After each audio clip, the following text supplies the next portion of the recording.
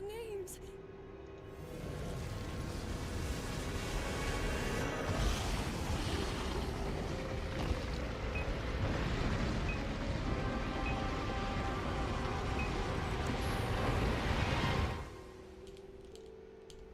Hello, Zarganzo. Why aren't you watching ZFG? He was just starting a run, baby! I don't know why he's starting a run so late, but you know, his loss is my gain.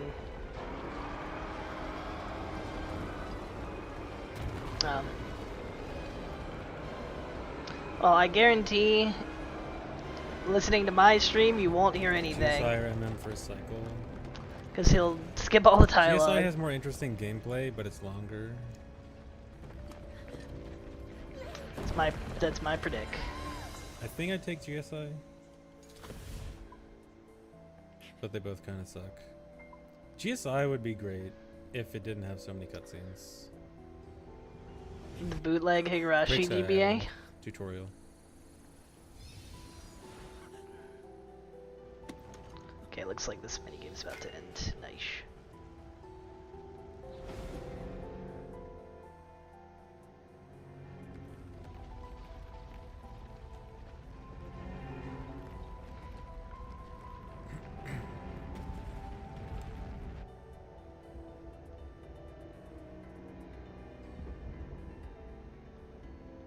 I think the IP thing was on a PC port, I thought.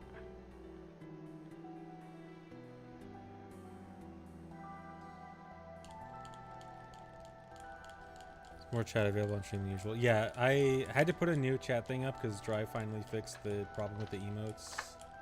The 70 emotes not showing up, and while fixing it, I just made the chat a bit bigger.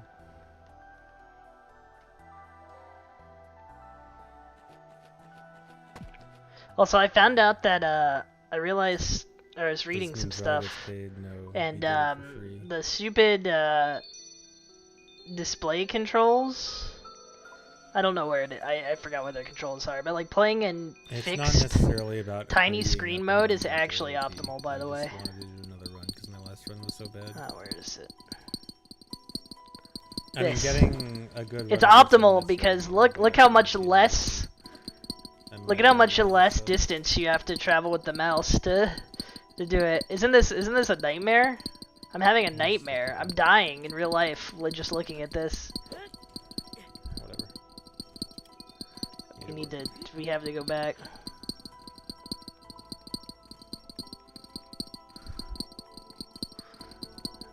But there's some sort of way to be able to move around the interfaces. I'm trying to find where that is. Resizable.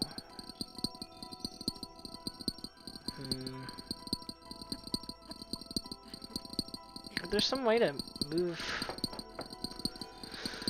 RuneLite move inventory window. Alt drag.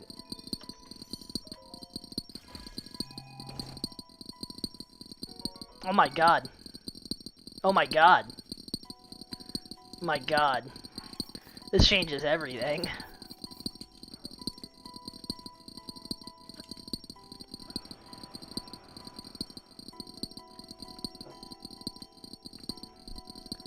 You could increase your mouse sensitivity, but that's gonna make you less accurate compared to just making the screen smaller.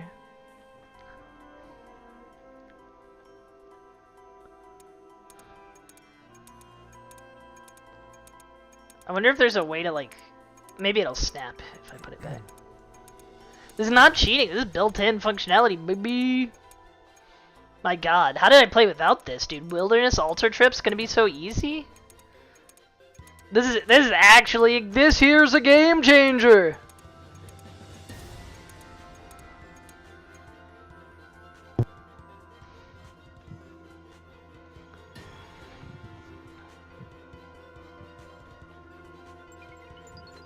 This guy's playing RuneScape. I've revolutionized the RuneScape industry. I figured out you can actually move the boxes around. Big if true, but it is true, so it's just big. That's what she said. If true.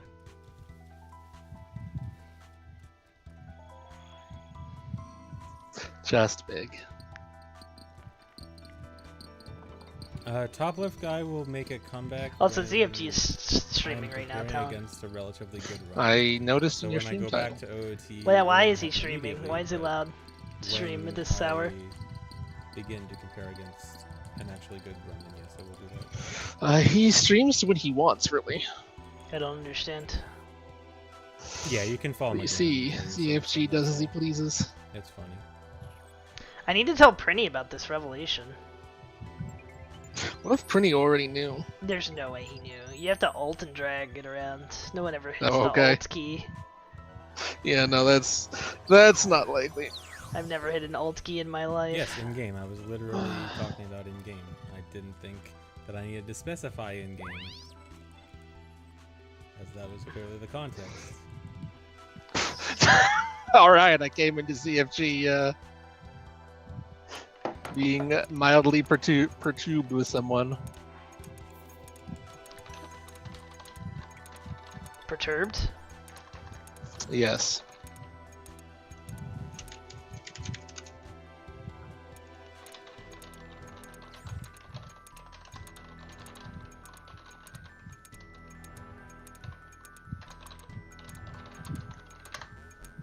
Alright, so they now glitch out the prologue Master Sword. I think so, yeah. How much time is that actually saving? It's still 3 hours. Keep that. I'm trying to hit the stairs there, so that the wing lands just on the top of the stairs. But it's hard to. It's easy to miss and either go to the top of the stairs or the bottom of the stairs.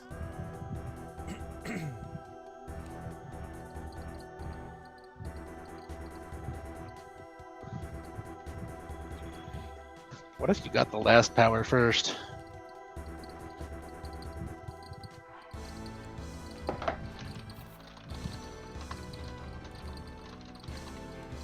Okay.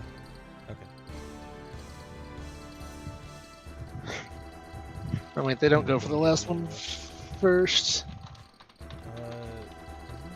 Do they? Okay, you know what? I've had an idea for a What? strat that I wanted to try that I'm not confident is any good. Yeah, Sen's the last power, isn't it? Because this run gives me a perfect opportunity to What? try You it. get all the power Try in it once. whatever order you want.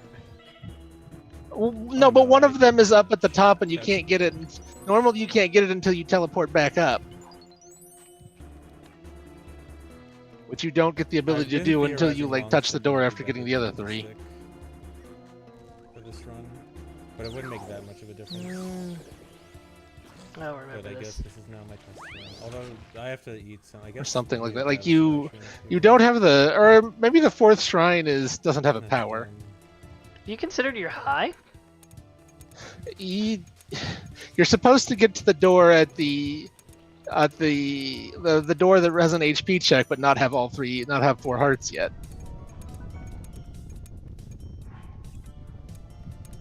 And then you get the tutorial on fast traveling.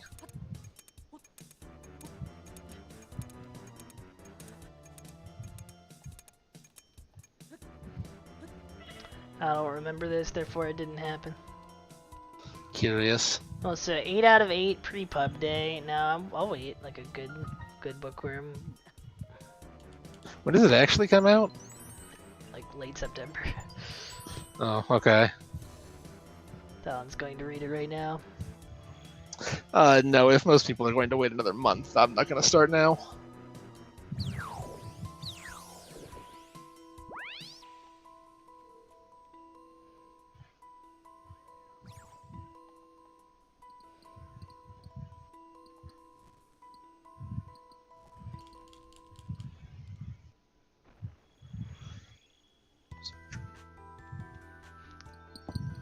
Man, my hand strain is gonna be so much lower this revelation. Heck, this is gonna make the gauntlet freaking easier. I can put my prayer switches right wherever the frick I want. Oh, it's the okay. Yeah, I do think there could have been It's at time least a bit more. rewind. items, That's the one especially, like, that's the one in that's up the there. sky. Yes. Yes. I mean, I don't think there should be It's that got much more cogs. because I do think Wait, but how do you? it'd be bad to have too much because the distances between the islands is kind of important. Wouldn't be able to get to the so that door it then. actually feels I'm difficult lost. to get to them. But yeah, I think there could You have can been just more ascend, between bro? those islands. Oh, the. I don't think you go all the way to that door. You meet him in front of like the well thing. Or something.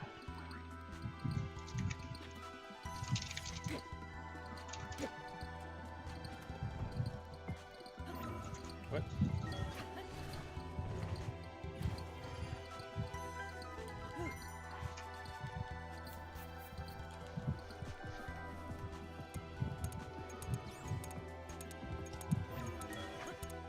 September 21st. That's when Bookworm comes out. Thank you, Sir Kenzo. Who let Zarkanzo in here? He's been yabbering at my chat the whole time because I actually said hi to him instead of not checking my chat. That's how you bait him. You bait him in.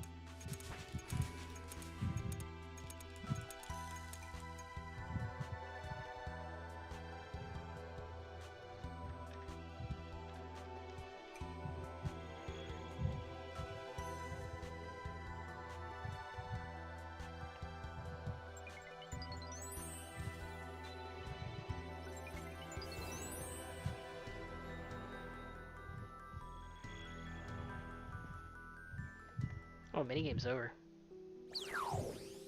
Thanks to him mostly. How long I got? Okay, I got the Okay, it is rewind up there, but then. Would you need that to get up to the door? Am I drunk? Yeah.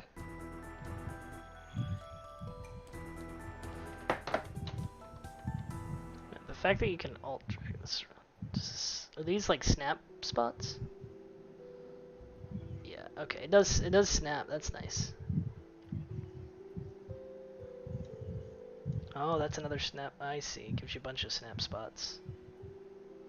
Do they just never get rewind? They have to, right? Yeah, I think he saved his. I think that's what the wing at the start was for. Is so a soft reset point was up there or something. Oh. Well, the soft repoint's already reset because he's been running around, though. Well, I mean, can he just But yeah, he uses it to glitch get back over up here there? to Who get cares? ascend. Just glitch back up there? I got myself confused. That's what led me down this at this point.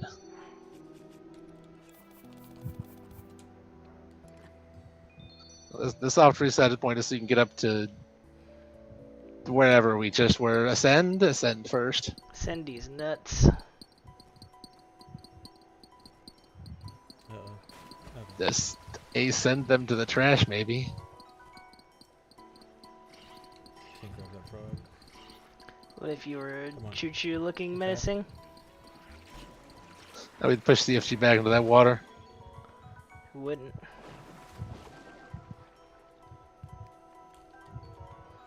Hi, amazing. Apparently, we need that choo-choo jelly. Curious. You need this choo-choo jelly, you need these 700 duped choo-choo jellies. Well, you gotta get that choo-choo jelly to dupe the 700 choo-choo jelly.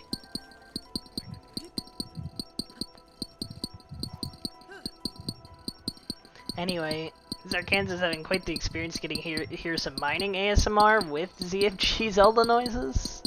Nice. This is everything Zarkanza's ever wanted. The only thing we need is like a ASMR, like white noise ASMR. Dee-dee-dee-dee. No. Can I do that? Whatever. It works. What if your duped frogs were escaping?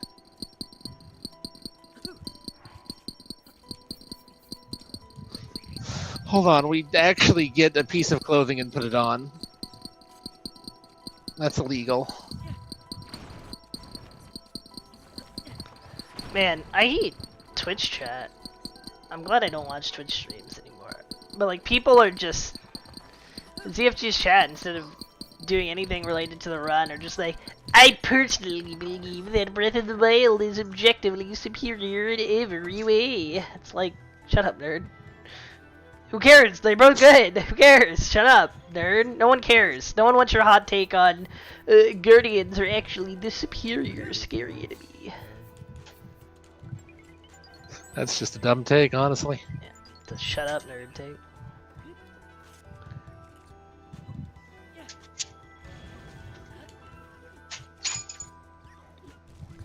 There was a lot of build-up without any payoff. I paid your mom off. Kid. Tips for Good first try.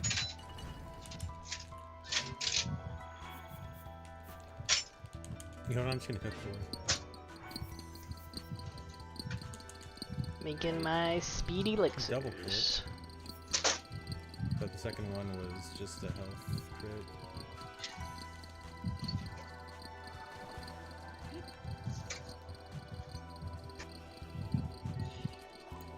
Oh, Sir Kenzo was saying something about the shirt.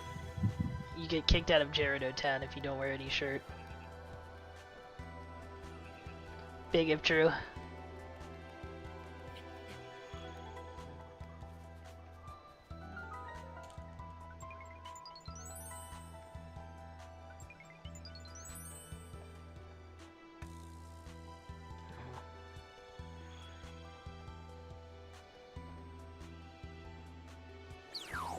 I guess the easiest shirt to get is that one. That's something. It makes me wear a dupe failed.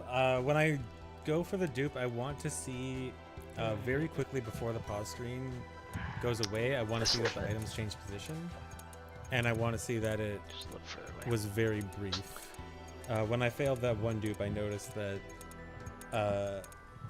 after the items changed position, that it was up longer than it normally is, and so I knew that I must have sorted early. There's another update? Is that true? Or is this one guy?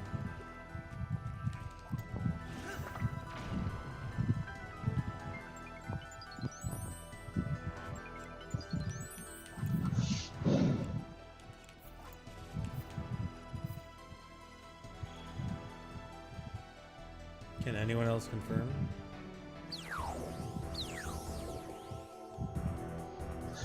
Wait, why are we loading into beneath Hyrule Castle?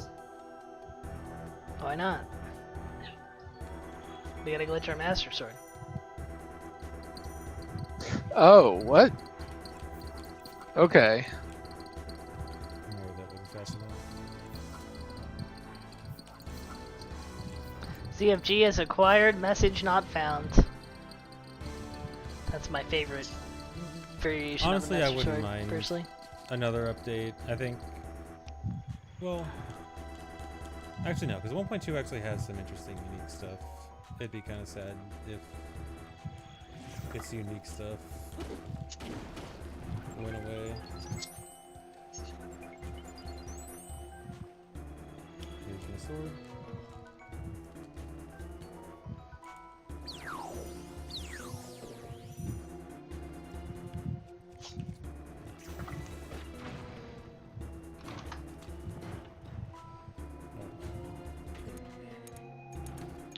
Remember that feel when Link hurts his little footy? Vowie ouch. What you get for not wearing boots?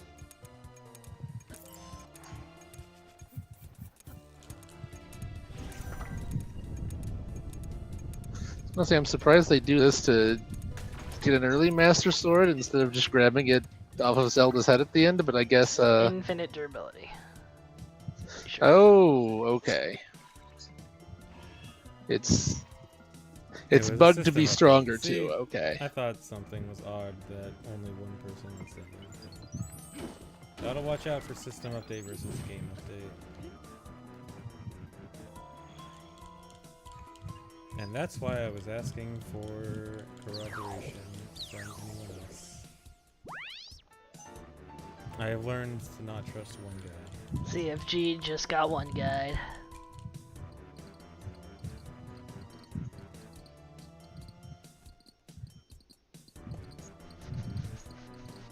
What chat does he actually read? Because it's clearly not his Twitch chat.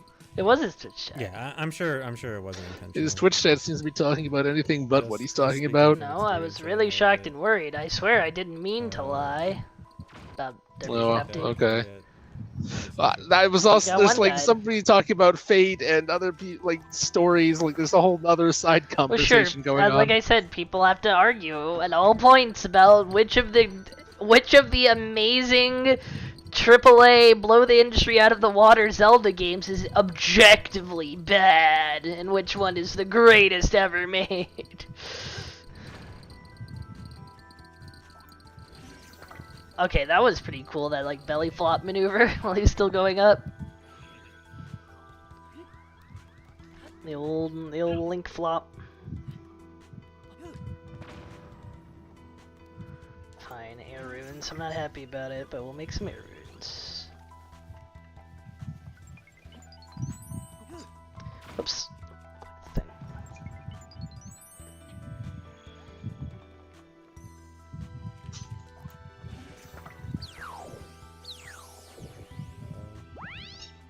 A little too far back. Should still be fine.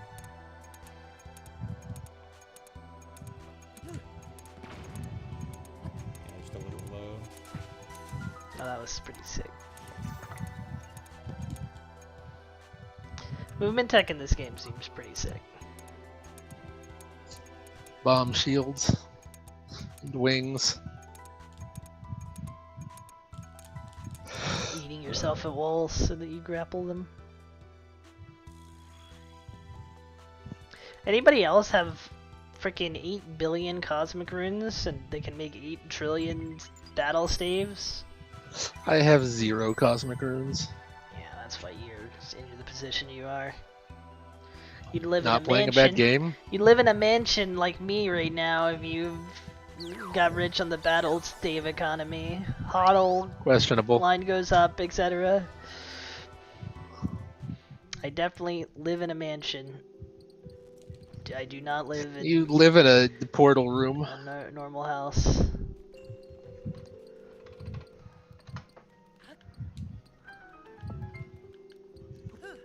Everything in your house is portals. Oh wow, dude! I'm surprised that portal opened. Oh, I forgot I can just close this menu. I don't have to stare at the open menu all the time unless I really want to. Kind of Who forgot needs that was a a button. paraglider? Paraglider, Wait, they get the please. paraglider now. I mean, The heck? I would assume you would want a paraglider for the all dungeons run. There's gotta be, it's gotta save like the 30 seconds it takes to get. I mean, maybe I had not actually seen him doing a full paraglider run. I just know some of the runs before they just didn't bother getting it. Any percent I'm sure does not, but this is not any percent. You see. That's why I didn't. This is not any percent. say they you see. did This is not before. any I percent, you see. wasn't. This is I not don't any remember percent, what. you see. Listen to me, you little shit. MGS2 on Switch is 30 FPS. Like, the human eye can't see more than 30 FPS. It's a statistical fact. Like, was MGS2 ever more than 30 FPS?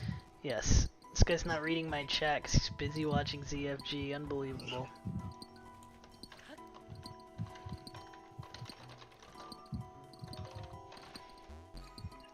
I don't believe you.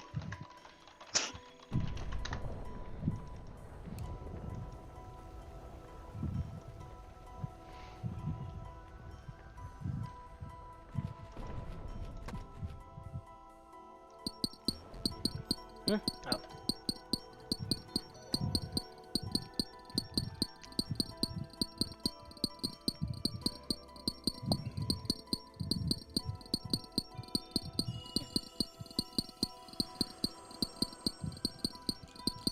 Yeah, but what if I just didn't read the chat though and went back to CFG. I have a question about Tears of the Kingdom, world's biggest plot hole.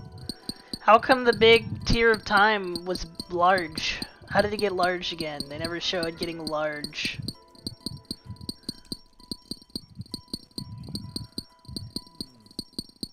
Worst Oh, you get tutorial? recall Skins here, tutorial is okay. Not the worst. I think the skins tutorial is very good.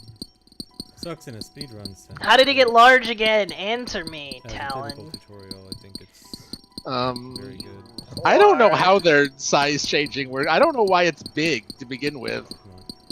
Because it's a secret stone. Shh. Everyone knows secrets are very large.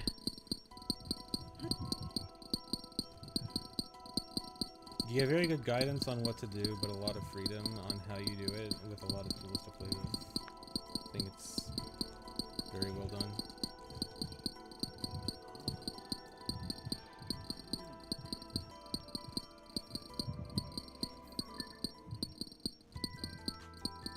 I mean, it was long. I get that. But I also think the game has a lot to teach you with the tools you get in this. Somebody said the tutorial took him 5 hours. There ain't no way. I mean, if you did I mean, a lot it of could. dicking around. Yeah, but the guy's acting like he tried to get out of it I and it took him can't 5 see hours. I think that's the thinking the tutorial's a bit difference. long, but maybe Yeah, if he I spent do all of think his time it's trying to get out of really it by trying to make sure the fall off and player get to the ground instead of really just doing understands what you're supposed the to. possibilities. Why do I keep getting that side off?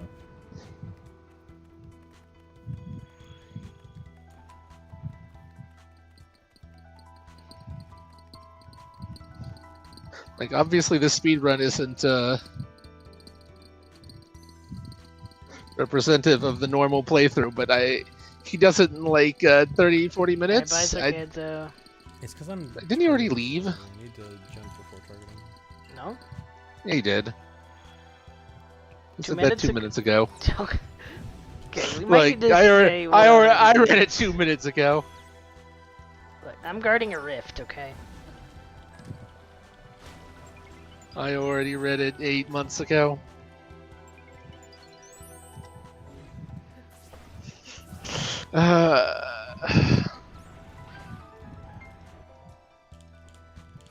The heck, you can't do that. Do what? He ultra hands one of the clock hands to pull them together instead of doing it a different way. Or you like recalling it. Seems legit. Yeah, Skyward Sword's intro is bad. Skyward Sword, all it really had to teach you was the sword swinging part, Skyward Sword is bad. which I think it's When are you tutorial for playing that it? was fine. Although, I know Oh wait, some I was thinking of Twilight Princess actually. but other than that, it did not have any reason to make its tutorial as long as it was.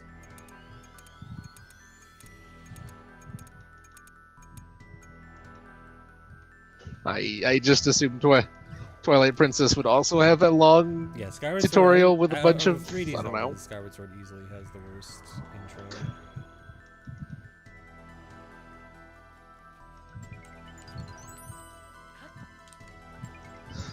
I'll play Skyward Sword when it doesn't need motion controls.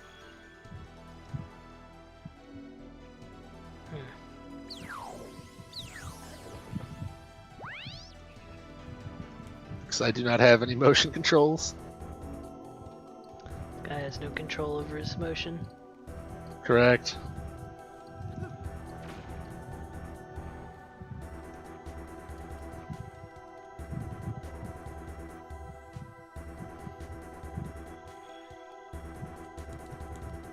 Smashing.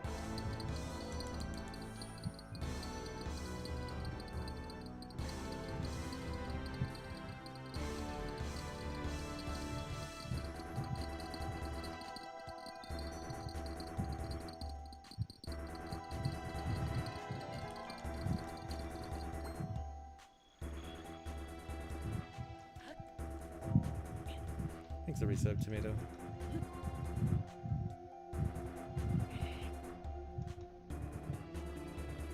What the heck is going on? Give me in one of these things. Yeah, Lilo, that's true. That time period sucked for a lot of Nintendo games. Wii Sports grannies.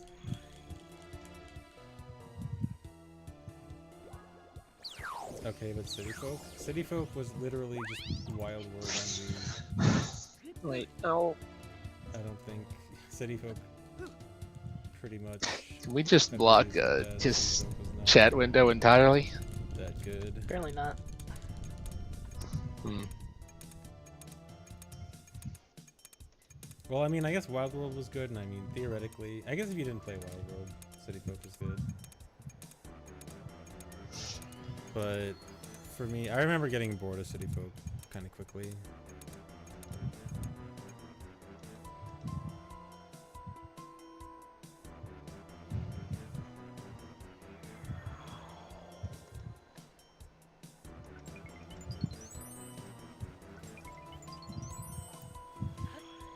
Dude, why is this happening?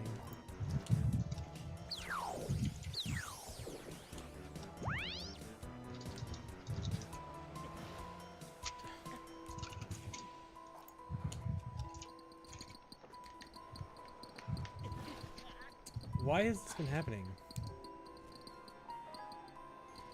This didn't start happening until today. The run is dead. I don't think the 3-hour run is dead. And there goes all my time. The run is No dead. longer ahead.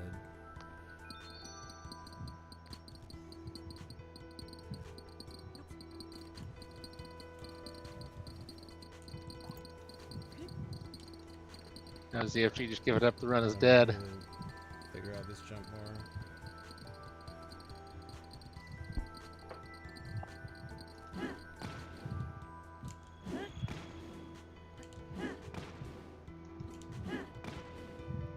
The heck are you doing? Doing this timing. At least that one will. No, I'm not gonna reset again. If I quit another run, I'm just gonna stop. for today. There's not gonna be another run.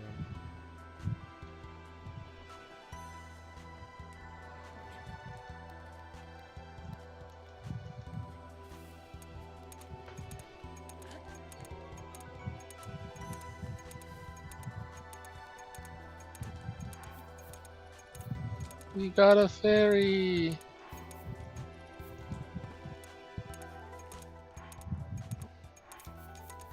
Duping fairies, that's against the rules, isn't it? Screw the rules. I've got 30 ferries. Can't dupe? Oh my god.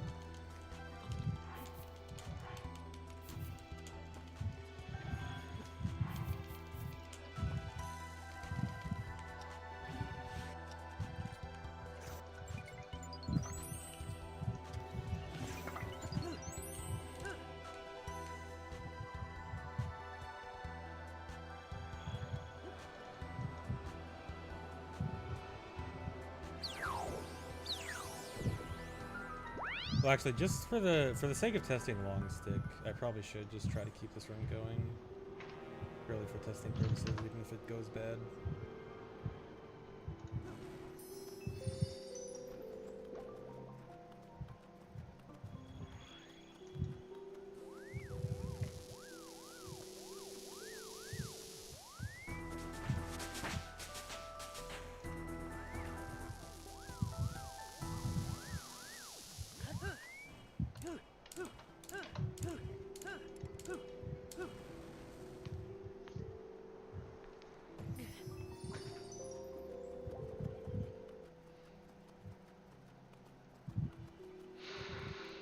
What if you duped ferries so you could kill yourself with fall damage?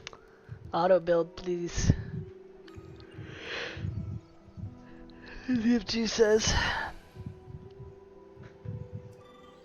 Yeah, long stick. I usually use a wooden stick for this run, but I've been thinking of a route that used long stick instead, because there's a long stick not too far outside bottomless pit.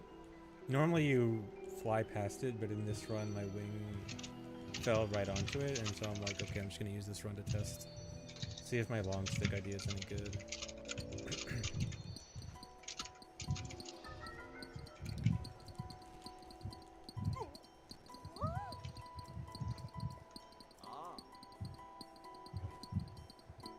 I mean, if this works, it's not gonna be that much faster. It's only gonna save a tiny bit of time. Every time, I always do this.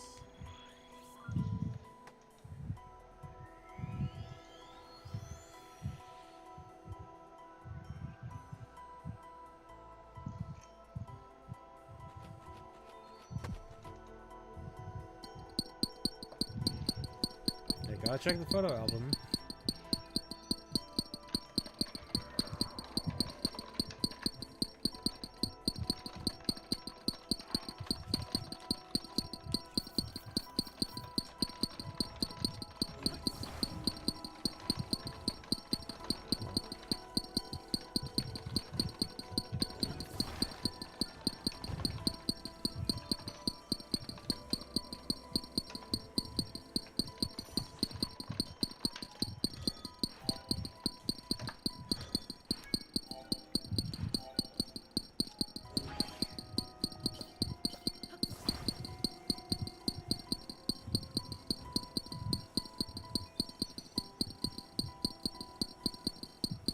ZFG away!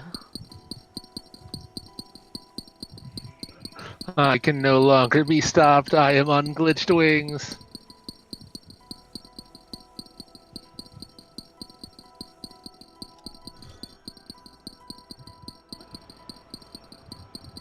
He's coming in for a landing.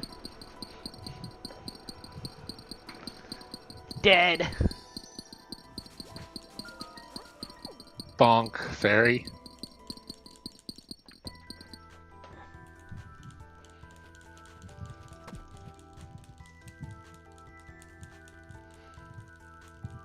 Dr. Purra, the swordsman just scattered his brains all over your lookout. It's okay, they're also in his head.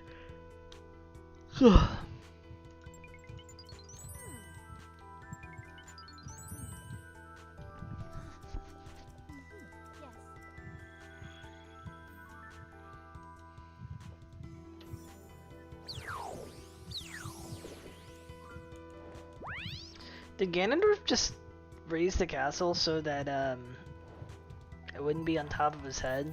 They just thought it was uncomfortable. Maybe.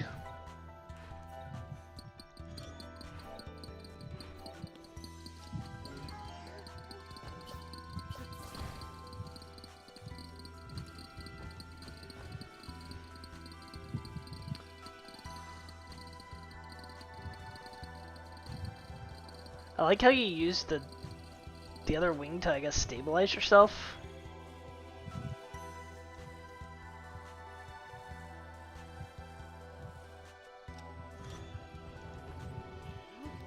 The game does not like this. The game's compliance is optional.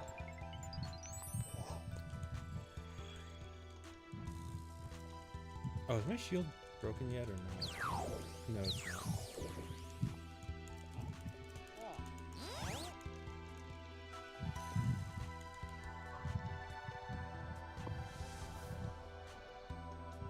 Message not found is the Master Sword you get in the prologue. We use a glitch to send it to a main file post-prologue, and it's a sword that never breaks. It never takes durability damage, specifically. And it ends up being a very good sword for this run.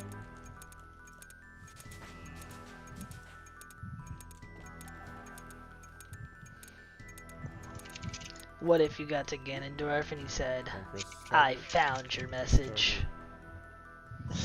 Oh Message My finger detected. really wants to press target. Then he deleted it. Target. Message deleted. I cannot press target. And he says, delete because this. then I will rocket off the wing. I'm supposed to break my shield before this, so I don't have to worry about it. Alright, there. Perfect. Man, having my full rune set means I get 30% more runes than I was getting before. From everything, all of the time, whenever I'm wearing it. Okay, from anything that crafts runes, I guess it's not literally Yeah, I every source hate of runes. not being able to target without shielding. But it's pretty nice. Oh, that's where the Hellion Shield is. My OOT brain can't handle You just light a torch. Yes.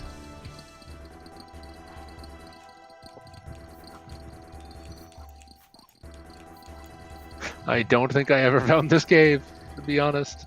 What's the? It's not the cave. It's the like port. Okay, Well, that's yeah, it's good. the like port And near the then that castle, right but like I never there found the was, spot to so get I in there. mentioned It's cringe, it bro. can't It was be like a hole in the damage, wall. You can get in there through the but water I did a as glitch well. to get it down to 1 durability anyway, and this gives it. No one has ever because it been has out on the the water. almost Is there breaking- water left even? Okay, well no, but yeah, I guess. It's I mean, just- I found it in the first game. I just didn't find it in this one. And I think so there's now another way you can get in. it's a 60 damage. Wait, now his weapon sword's low durability. that What the can't heck? break. And then coming up here, I'm going to juggle it 8 times. So I'm going to have 8 of them in my hand at once for 480 damage. And then that's without any fuse material. The fuck? ISG baby. Kind of finite amount of sword glitch, but the finite amount is large.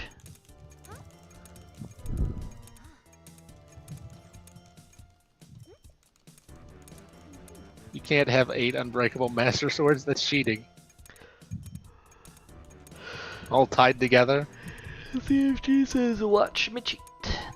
Yeah, it's cool to just dive bomb straight into the ground. I mean, there is a fall damage cancel we could use if we had to. But we get fairies before this anyway, so we might as well just use them. Don't have to worry trying fall damage cancel.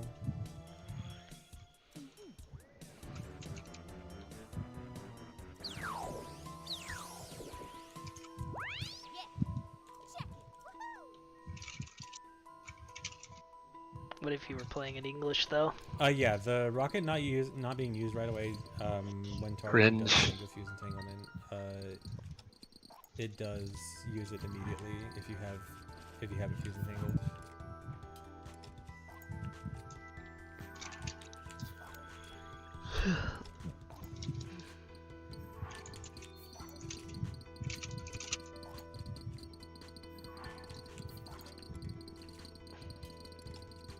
Can't CFG tell us Master Sword is running low on energy.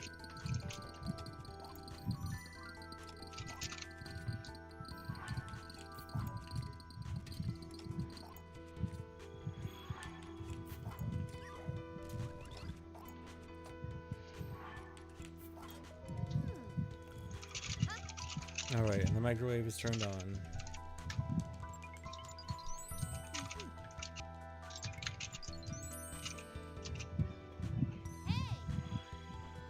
Pull the lever, Joshua.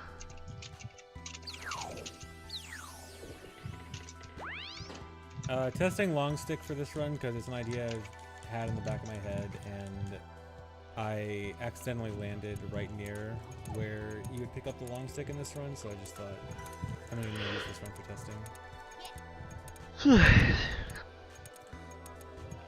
It wouldn't be a huge difference, it'd only be a handful. Doesn't matter if I use a really long stick. Zip. It's just gonna make Longer. fights very slightly faster, just because Zip. stabbing is a bit faster than slashing with a sword, No, we have to go longer. and also it has a little bit more durability, which means I could probably use it for Hyrule Castle, for more enemies in Hyrule Castle. Boing. Okay, Purah, calm down there.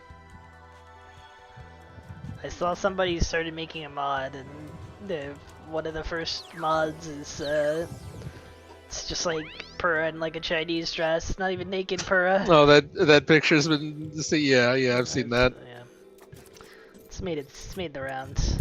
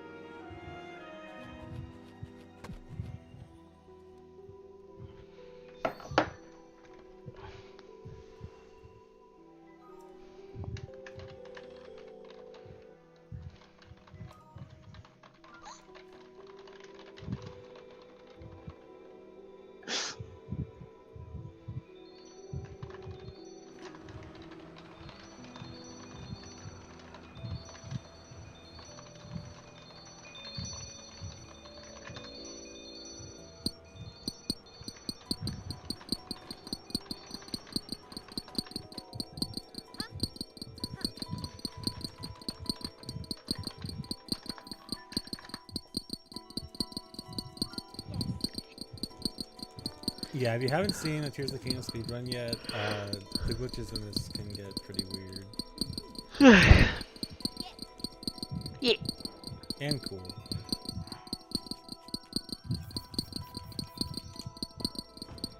Every time. I forgot. I need to not try to dupe there.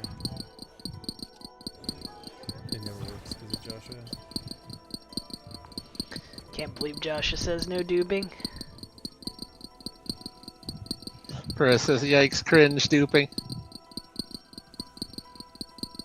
Game says yikes, cringe, going way too freaking fast.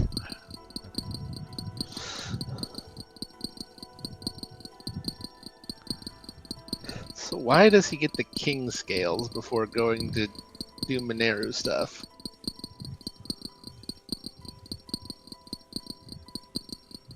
Actually, we may be heading for Goron Mountain, or Death Mountain. Do be looking like that.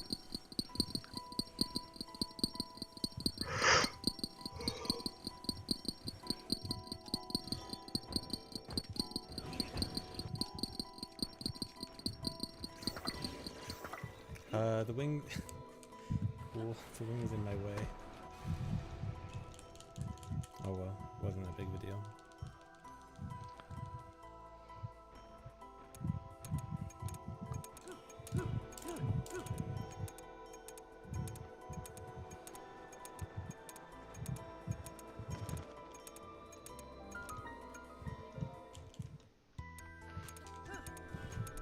The Marakuguk Shrine. I see, yes, the Goron City teleport. Gonna grab that real quick. Gotta talk to a high as heck Goron. He's just smoking Wings that Goron despawning pot. as We far better as be I'm starting aware, it's Goron, not specifically Zora. What are these lies, in CFG? the air, like doing normal wing flying stuff. The wings, when doing auto build cancel, one, they are not in their like typical state, so I'm pretty sure it just never activates the timer because they're not doing a normal. Or when thing, Zelda they're told just- you to become They're just Luchador. an object that is moving fast and not doing typical. Yeah, Luchador Gangster Other Man. than that, wings. I hate it when they're Zelda they tells do you have a to become timer, but their Lucha. timer's pretty long, and a lot of the auto build cancel slides are fairly quick. So Everyone knows Luchador Mask cause even mind control. hypothetically, the timer did come up. I don't know if it would, if any ABC slides would actually be long enough for the timer to expire.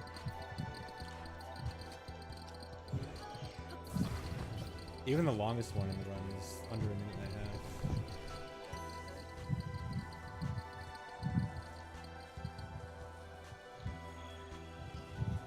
Okay, bye. These people need him.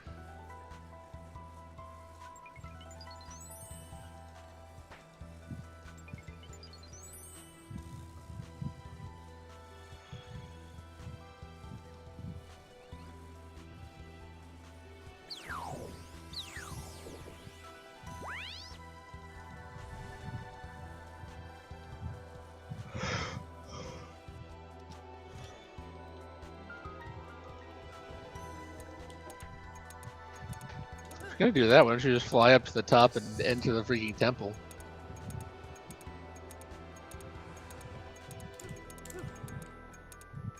You probably can't until you talk to Sidon.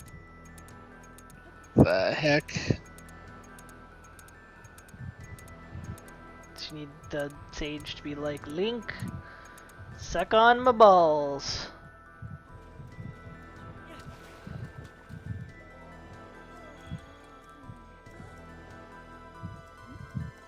Wait. Yeah, the freezing is just because you're going too fast for the game to keep up. You can use a choo-choo jelly to clean it? There's not really much you That's can funny, do about they do it, splash. aside from like, if you fly all the way to the sky, then you can like avoid ground stuff floating. But if you need to be closer to the ground, then you're not gonna avoid too much stuff floating.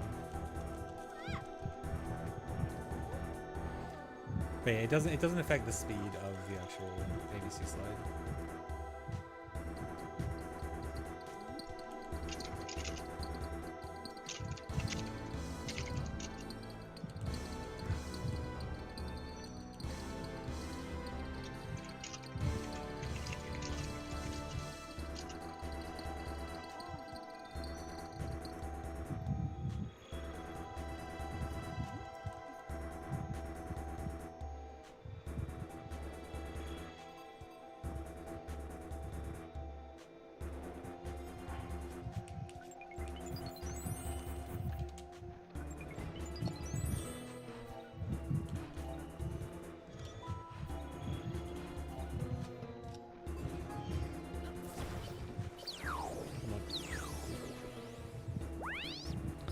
has too many wings.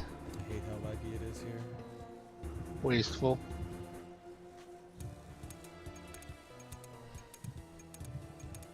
Sometimes it doesn't look that fast, and other times it looks really fast. Crash.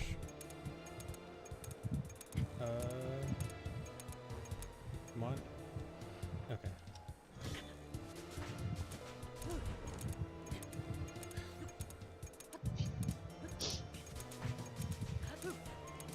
Very cool. Could have been worse, I guess.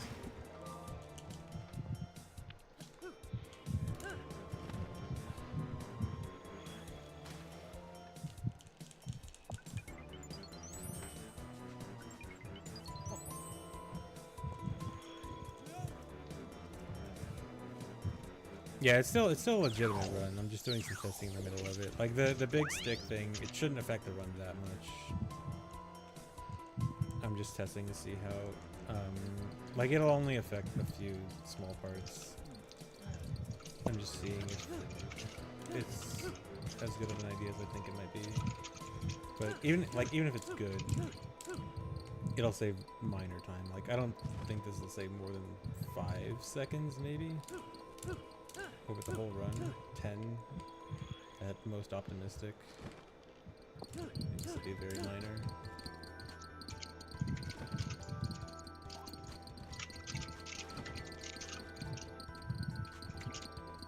What am I doing?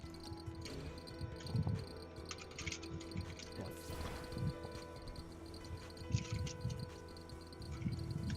It's so hard.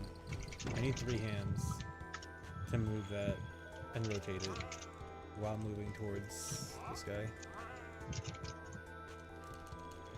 I like that Link's just continually threatening people with his Master Sword at all The times. rocket jumping thing is fuse entanglement. Don't you which dare is tell me I'm missing my Master Sword. Fuse the same right item here. to multiple things. I fused it to my I hand. have a rocket fuse to my shield and sword. You missed that I'm wielding the Master Sword. I'm gonna stab you with it. And that makes it so anytime I do a shield jump, the rocket activates on my sword, which causes you to get an instant boost instead of the very slow boost you get from a normal rocket shield.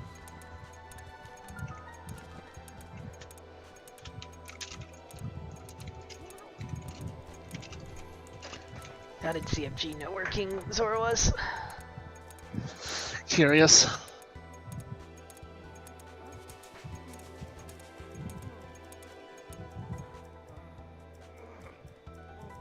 Seems awfully sus. Dang, lost this much time.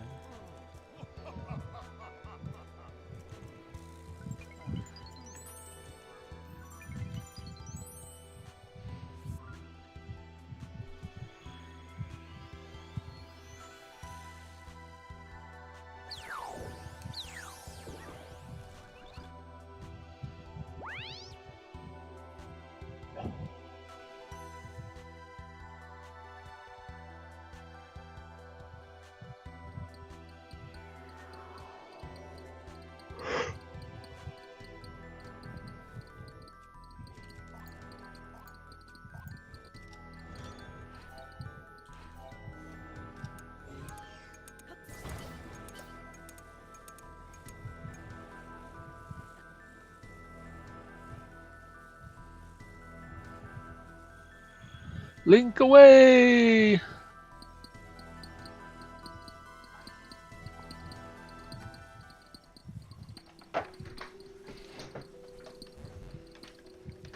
Link, no, watch out What for is that he? storm! Link! How do we cheat this, actually?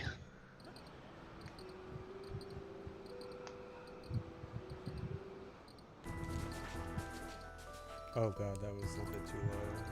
I think this will still work. Yeah, Wait. but I just have to be What? Oh, I see. careful. You know what? I see. This is cute. Can't see. Where am I?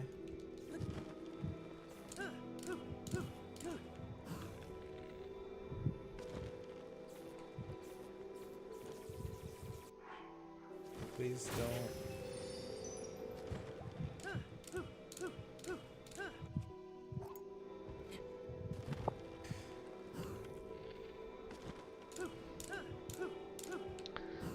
You done did it now. You done darn did it now. Please allow me to see.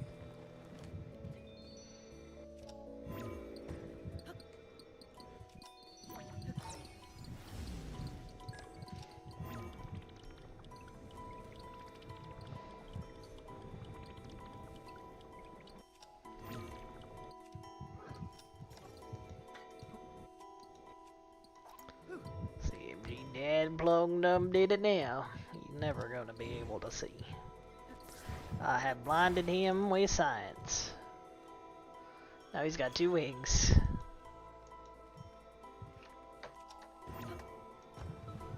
I think this run is dead.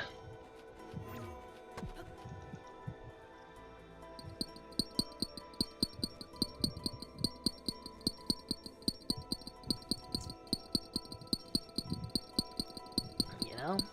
Dude.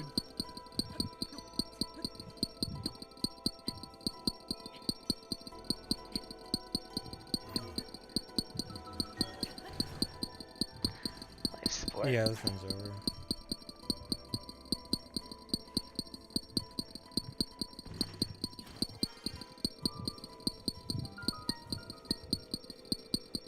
It's just a Joku shrine.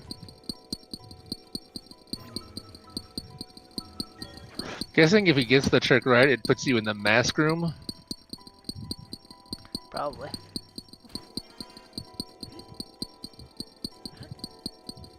What direction am I even going?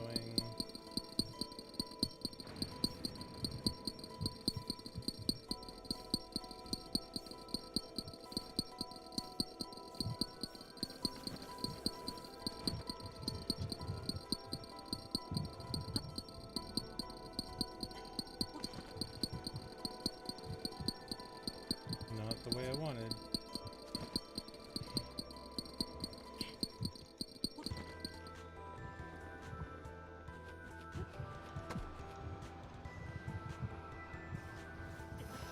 Okay, whatever. Well, the run's over.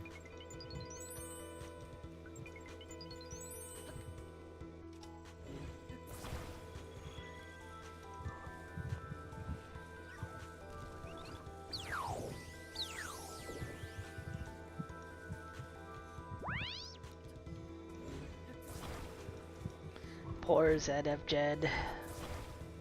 Did I find that Korok puzzle? There's a lot of Korok puzzles in the game. There are.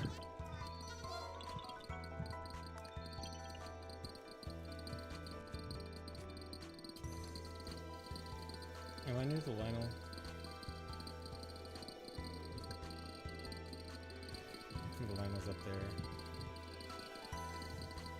You gonna press delete Lionel ZFG? I'd like to see delete. I'm gonna try something.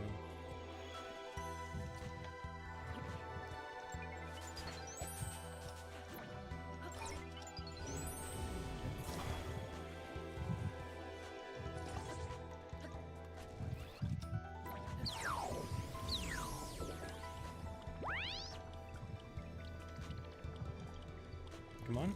CFG, why have you done this?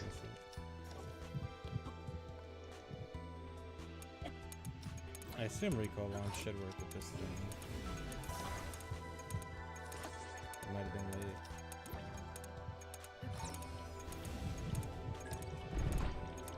There we go. Here, this is my backup.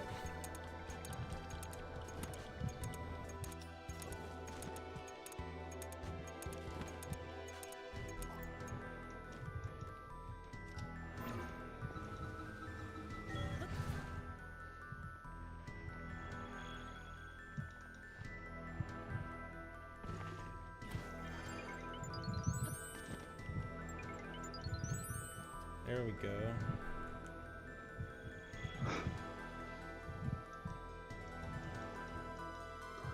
Only lost 4.5 No, minutes. that works on every version, I'm pretty sure, even the current patch. I lost my stick though, yeah.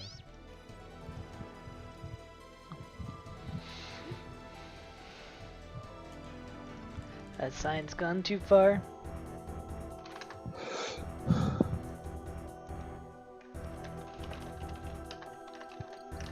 Actually, wait. I need to check. Is he actually gonna keep autosaves going? have been made. So I at least want to use the last decent autosave for testing later.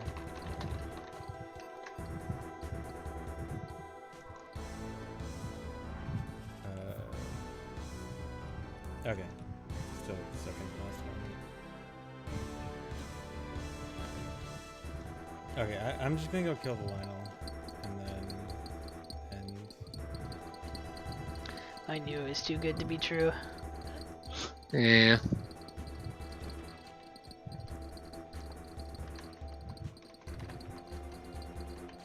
This game sucks. I'm gonna go delete a Lionel.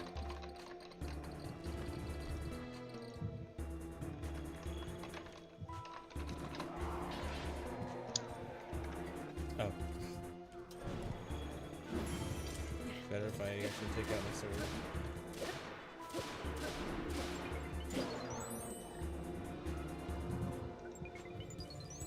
That's a pretty normal Lionel fight. That's how it looks like when I fight Lionels. Oh, yeah, you just slash it a few times and it dies. You know what they say, with Lionels like these, who needs more?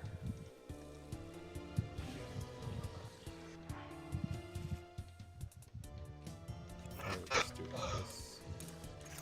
Oh, so wait, why would you want to glitch yourself a version of the Master Sword that Ganondorf can defeat, though? You glued it to your hand so you can't defeat it anymore. Overloads. Hmm.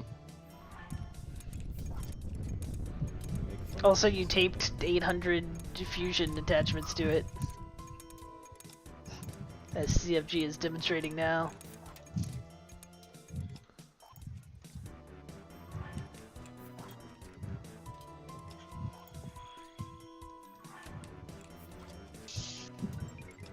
Make the hum even louder.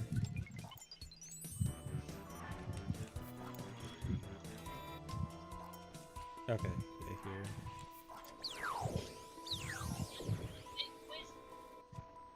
Oh, I think I can do one more.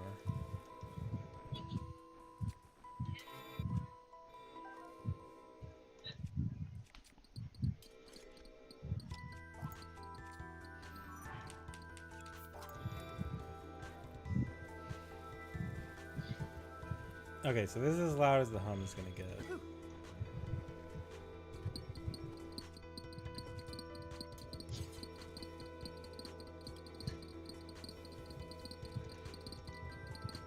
It thrums with the sacred power. Here, I'll kill one more Lionel, but now it's my extra overpowered sword. Find a silver Lionel. Should probably find that I think I Monero should be mask. doing He's 8 close to minutes like behind. 2,000 damage per hit now.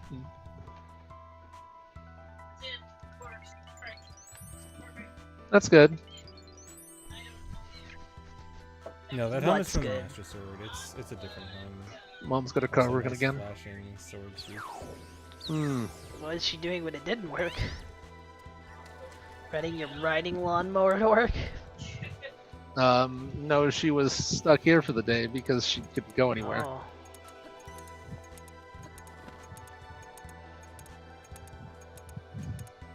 That's unfortunate.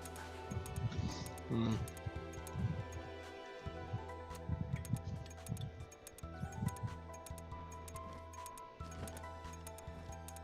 Okay, place your bets on how many hits this Lionel takes to die.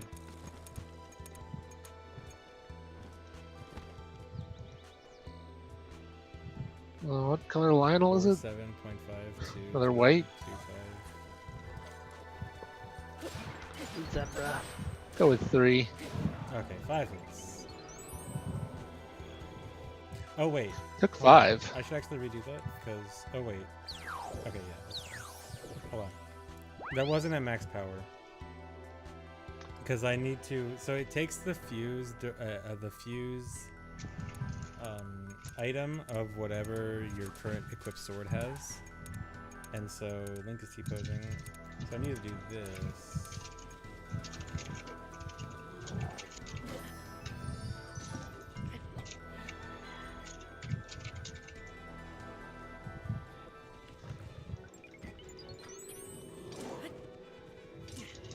Will this even parry? bomb. That was just me being bad. Okay, that seemed like I should have gotten the parry. But I could just do that. Okay, yeah, no. There's no parrying going on. I don't even have a shield.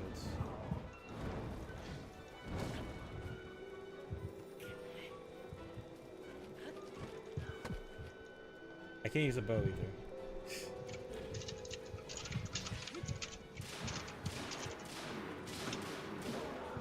Okay, that was still 5 hits, but I guess that's because I was using a weaker sword also. ZFG's self is gone?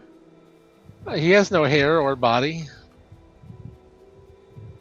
His hair, it's just, you know, very closely... Oh, okay, he found it. He found his body. I see. He left it over there. It's disappointing. The, he got the Stone of Soul or whatever. Soul There we Stone. go. Good as new.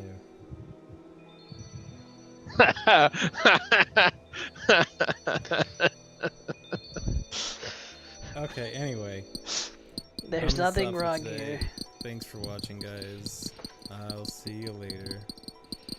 Let me see if there's anyone on the radio.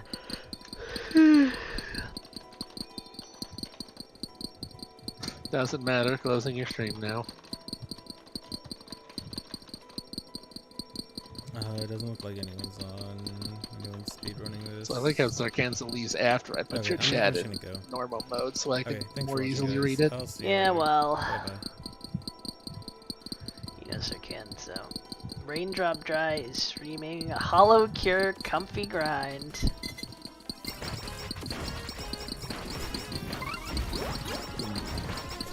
Oh, this is the Vampire Survivor game.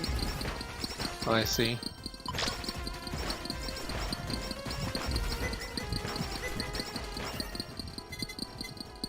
This game has a ridiculous amount of production value. What the actual heck?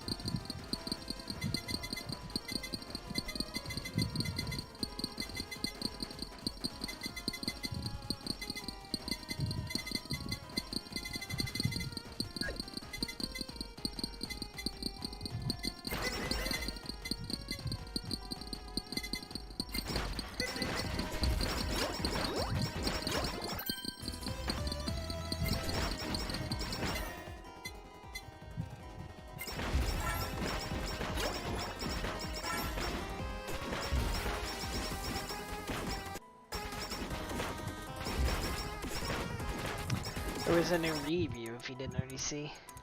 I watched it. Well,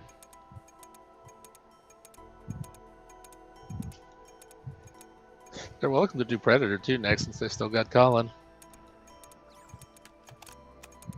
Clearly.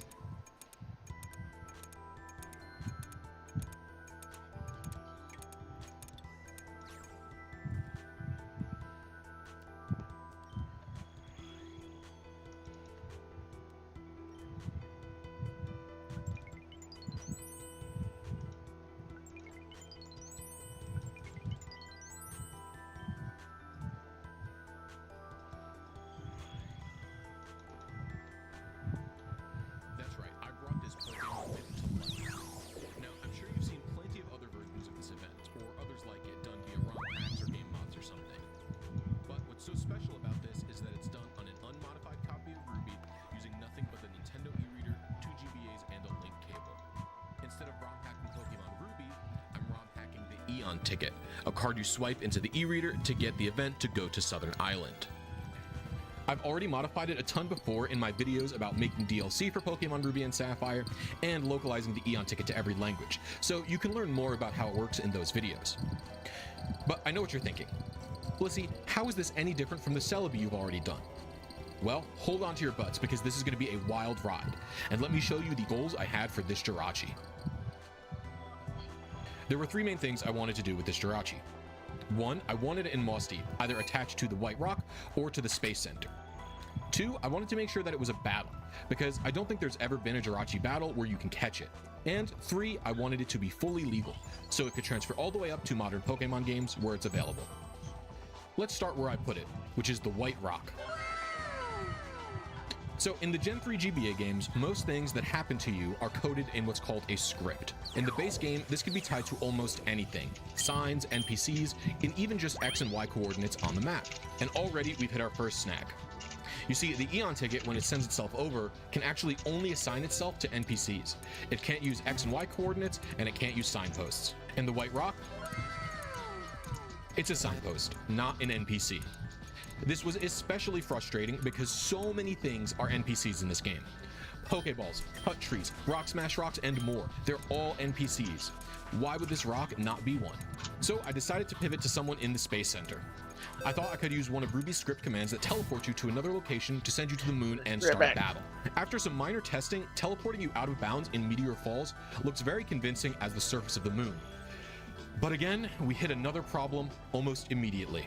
Every single teleport command in Ruby, Sapphire, Emerald, Fire Red, and Leaf Green terminates script execution. So I cannot teleport somewhere, do a battle, and then teleport away.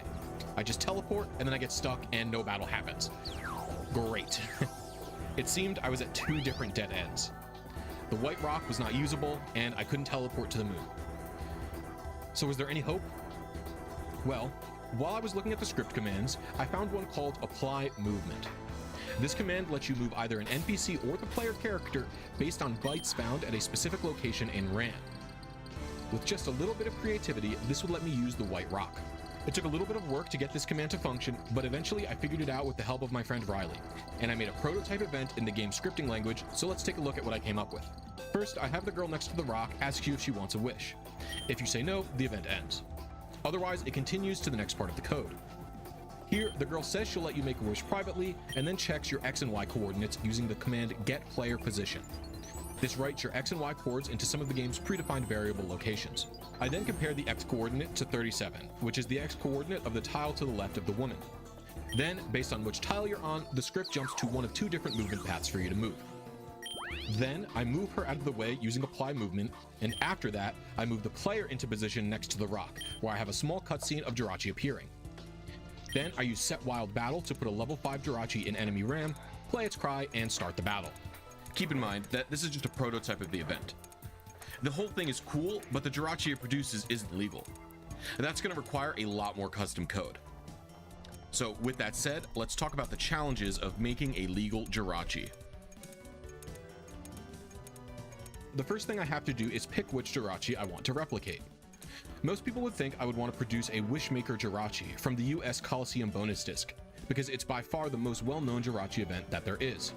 But this Jirachi has a secret, and that is, it's really boring. You see, normally a static gift Pokemon can have 4.2 billion different seeds it generates from. This is, as you might have guessed, a lot, and means that most people who receive a Pokemon would get a different one. But Wishmaker actually only has 65,535 seeds it can generate from. This is not a lot, and for shiny hunters it means two things. One, this Jirachi is actually not full odds, it's like 1 out of 7k, making it the only method hunt in Gen 3. Also, since Wishmaker has a set trainer ID and secret ID, the same 9 Jirachi are shiny every time. It doesn't change like it would with a normal Pokemon. This means that every shiny is a clone that someone else has caught before. Less of a big deal, but I think this makes the gift a bit less interesting from my perspective anyway. On top of this, every single one of these Jirachis has a completely garbage stat spread for competitive play. Not a single one of the 65,535 has a good stat spread and nature combo. It's actually insane. The solution here is to use the gift Jirachi from Pokemon Channel. For those who don't know, Europe and Australia didn't get the Pokemon Coliseum bonus disc for Wishmaker Jirachi. Instead, the PAL version of Pokemon Channel distributes a Jirachi for them. This Jirachi has a different trainer ID, trainer name, and generation method than Wishmaker. It has the standard amount of spreads you would expect, and it's also not shiny locked, so there's over 100,000 shinies available to players at Gen 3's full odds. In addition, there's plenty of good competitive Jirachi spreads available here. I've even RNG'd a few myself, so this was obviously the way to go. So what's the catch? Well, not only does it generate differently than a normal GBA Pokemon, but Channel Jirachi's generation method is weird. Okay. I know what you're thinking. Blissey, we've been here before. Your Celebi also used a different generation method compared to the GBA games. Just reuse the code from that. Well, Unfortunately for me, Channel Jirachi uses an entirely different generation method than a Ghetto Celebi. But why can't I reuse the non-RNG logic? Stuff like transferring to enemy RAM, encrypting, etc. It's because the Channel Jirachi RNG algorithm is so long that I'd run out of space if I reuse the Celebi code I made. I only have 995 bytes. That's not even a kilobyte to program all of this in. This includes the text, the scripting language, and my custom assembly code. Because Jirachi's RNG algorithm is so much more complicated than anything that I had done before, I needed a lot of help from my friend Xiao to make this work. The first thing we did was take a look at PokeFinder's source code. This is a Pokemon RNG simulator, and it helped us to understand how Channel Jirachi's RNG sequence worked. Then, Xiao wrote a version of that in C, which I then converted to GBA Thumb assembly. Assembly code is kind of awful to look at and read, but it's pretty much a requirement when you're working with such tight space constraints. It's the only way to ensure that the code is as efficient as possible. This is why I use GBA Thumb assembly over GBA's ARM assembly. Thumb commands are 16 bits, and while they're less expressive than ARM commands are always 32 bits, no matter how simple the command you need to do is. If we had to use that, we'd probably never have had enough space to make any of these custom events in the first place. And one of the main reasons assembly code can be so frustrating to work with is that it doesn't really have a lot of operations that it can perform compared to a modern programming language. When it comes down to it, Thumb assembly can do operations with 8 spots in the GBA CPUs, known as registers, and pretty much all you can do is load or store values to and from RAM into them, and then do math to the values that's contained in the registers. That's it. Okay, enough about what kind of code I used. Let's talk about what I actually wrote. I'll also have an example of Pokemon Channel side by side here so you can see what the Thumb code is actually replicating. So the way receiving a Jirachi in Pokemon Channel works is that you load up the game, and then it pulls an initial seed from somewhere in the GameCube's RAM. This can be any 32-bit number, which is between 0 and FFFF. So the first thing I did was pull an initial seed as well. The GBA's initial seeds are only 16-bit, but the current PRNG state is actually a 32-bit number, so I used that instead. So after Channel has the initial seed, the game loads the main menu. And when it does that, the 4 menu options here of New Game, Options, Continue, and Special are loaded in a random order. Jirachi is in the Options menu from the main menu. This means that every time we want to receive a Jirachi, we must necessarily go through the main menu, and consequently, the RNG advancements that it does to determine the menu's order. So that's the first thing my code is doing after getting the initial seed. An RNG advance in this context is taking the current seed, multiplying it by 343FD, and then adding 269 EC3 to it. So I load these values into some registers, and then do the maths to the RNG state, which is in register 0. The code to handle the menu order is a bit complex, but it loops the RNG advancement over and over until a location for each of the menu options is chosen. Obviously, I'm not actually placing a menu somewhere, but I have to simulate that. Once that's done, the game does a few more RNG advances. It's kind of weird. So the game does 4 RNG advances, then it does some math to determine if it should do 3 or 4 extra advances in addition to that. My best guess is it's doing some particle effects for when Jirachi shows up, but I don't really see any visual differences each time I load it. Very weird, but whatever, I implement it. Once those advancements are done, it's actually time to start building the Jirachi. And the way Channel Jirachi does this is also pretty unique. First, it does an RNG advance to determine Jirachi's secret ID, because that's random, unlike Celebi or Richmond Jirachi. After the secret ID is determined, it does 2 RNG advancements for the PID. First for the upper half of it, and then one for the lower. Once the personality value and the secret ID are loaded in, the game loads in Jirachi's trainer ID as well and attempts a shiny lock. This shiny lock actually fails every time because the developer who programmed it forgot how the order of operations works in C. I'll give you a moment to pause and figure out why this is wrong.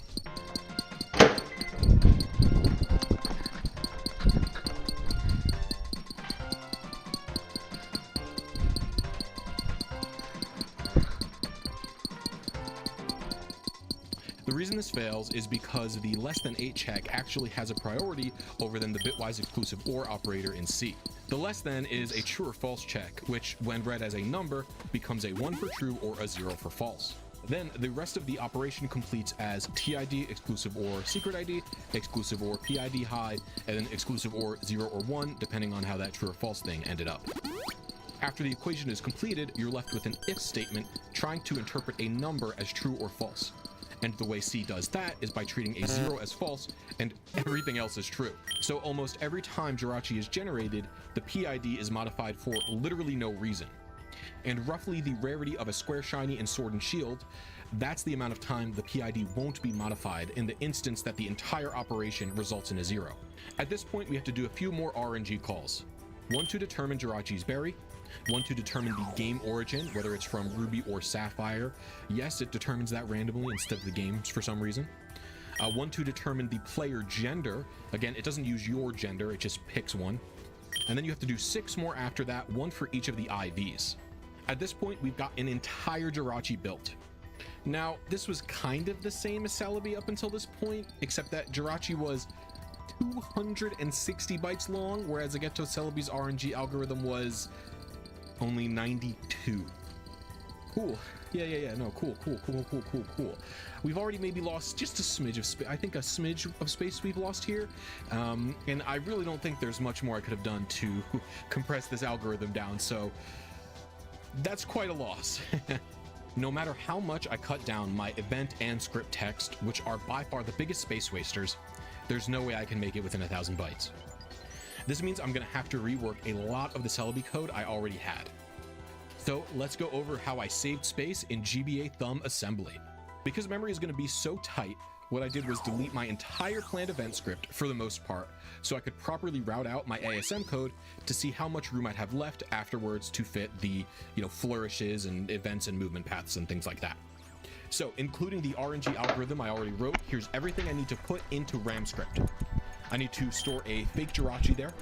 I need to copy Jirachi to enemy RAM. I need to fix Jirachi's substructure order. I need to fix Jirachi's checksum. I need to encrypt Jirachi.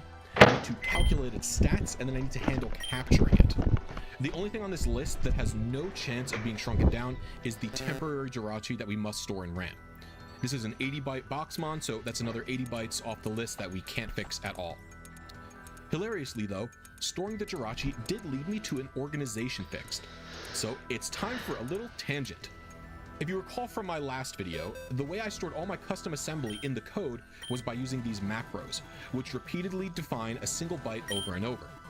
This worked well, but was miserable to read, edit, and debug. I mean, seriously, look at it. But one night, after having wrapped up on some of the work for this Jirachi, I had an epiphany while showering. This macro system supports defining a single byte, yes, but it also supports defining words and defining double words, which are 2 and 4 bytes respectively. All thumb code commands are 2 bytes, and all the info I need to store, be it the Jirachi or a location in RAM, well, they're 4 bytes long. So instead of looking like this, the raw byte code looks like this. You may think this is still terrible, but this is so much more readable to me that debugging and troubleshooting easily went twice as fast because I could actually tell what was where and what was what just at an easy glance. I guess the point of this tangent is, do not doubt the power of readable and organized code, because it can make your life way easier. Maybe I learned that a little bit too late as someone who isn't a programmer for their job. Okay, tangent over. Okay, so let's look at how we optimized copying Jirachi to enemy RAM and fixing the substructure, because I did both of these things at once. So the first memory copy is largely the same as Celebi was, where I copy from the start of the PID to the start of the substructures in enemy RAM. Now, because the PID has changed, the order of my substructures has likely changed, and I need to copy them over in the correct order. With Celebi, I had 4 tables that were 24 bytes long, Consider this more to each life defining outside where a the Rift. substructure should go. This wastes a I lot have of space considered that that. I That's why don't this have is my anymore. last game. And Xiao You've came up with convinced a way me. to encode the substructure position into one 24-byte long table. I don't believe you. This saves a whopping 72 bytes. What we ended up You doing should was, in 1 byte, encoding the substructure Would I order lie for the to you? PID type with 2 bits in the byte. Since our original PID is You probably the don't have your GAE item and yet, order, so... we use the Well, I don't have my lowest 2 item yet, bits but to I'm at determine where G goes, 75 for copy that over to crafting. enemy That RAM, was really all and I bit wanted to shift get the right byte now. to the right by Just 2. for a nice So now number. the lowest 2 bits contain Yeah, but you A's need that position, needle. and we rinse and repeat until I need all that 4 needle by the substructures are time I hit copied into 85 enemy root RAM. crafting. Okay, so How do you now think that I'm we gonna have get the 85 entire root Jirachi in crafting? enemy RAM, we have to fix the checksum, encrypt it, crafting and calculate its roots? stats. The first optimization here was The fixing the Rift. checksum. Last time we did this math Roll. ourselves by adding all the half words of the substructures together. Sorry, you have to do it The the problem, though, old-fashioned is that way. changing the SID like we did makes calculating the checksum Technically, a the lot more Rift in the complicated lore than it is used to really be. old. Beforehand, I was It's under like the ancient. impression that the calculate Boxmon checksum function didn't store the result of that So this operation is the anywhere, old-fashioned way. and that's partially true. It doesn't save the result to RAM or anything like that. Also, everybody knows I'm gonna get the needle from this set of rewards. Questionable. Questionable how many needles I get. 0. That didn't sound much like a question.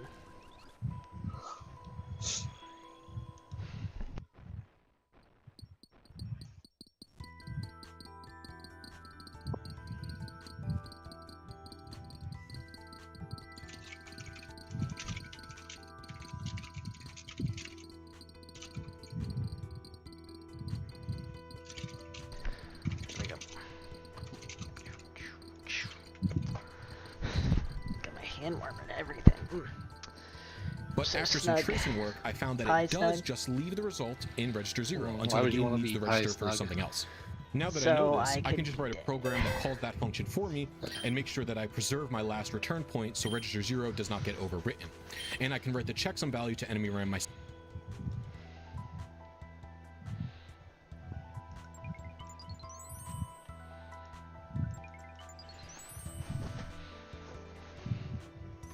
After it comes back. This makes the code even shorter than it was for my Celebi, because the game is doing all of the work for me. Once that is done, I use the same technique to encrypt the Jirachi as well as load in its stats. Now we've got a fully legal Jirachi ready to battle in enemy RAM. Yep. Boom!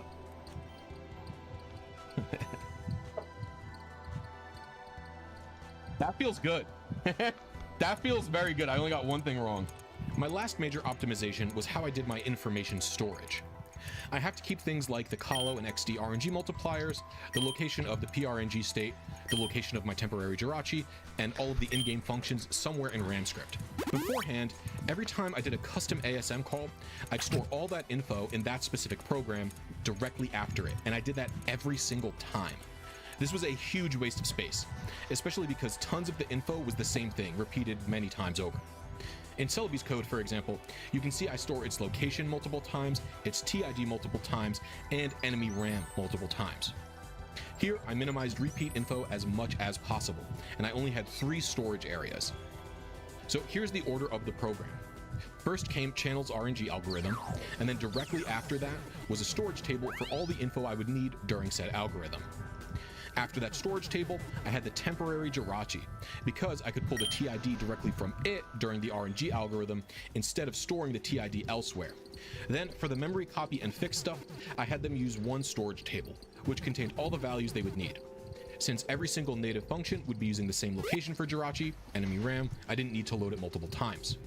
I had to do a lot more planning and debugging to figure out what value to add to the point counter every time, but it was so worth it to save space like this. Realistically, if I looked, I probably could have 75 run crafto. Let's craft these runes and then leave the heck out of this mimi game.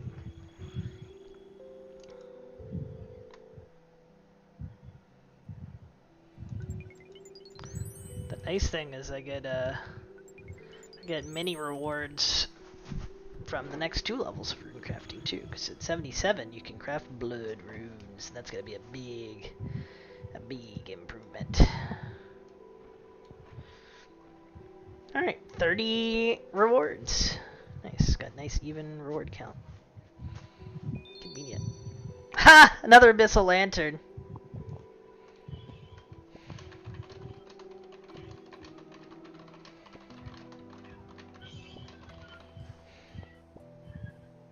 What are you gonna do with all those lanterns?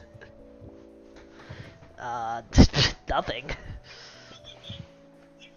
I guess I could put different logs in it if you really wanted. Hmm.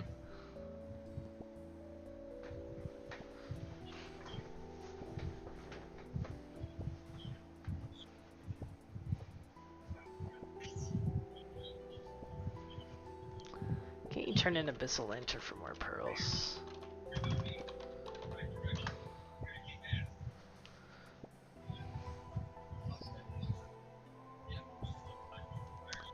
No Neeble. We got 3 body talismans though. Oh no, one of those is law.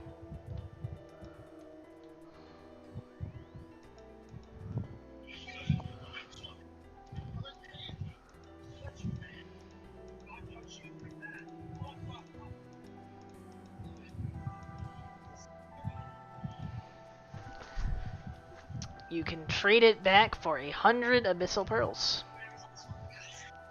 Free pearls, you say? Yeah.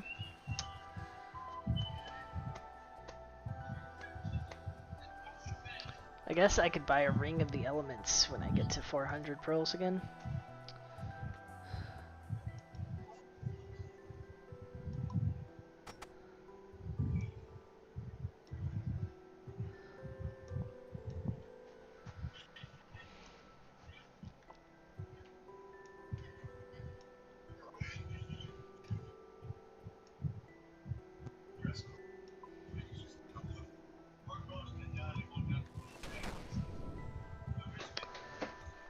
Alright, so that's that.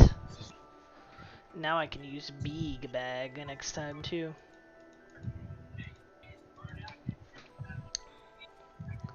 But 'tis enough. 'Tis enough for now.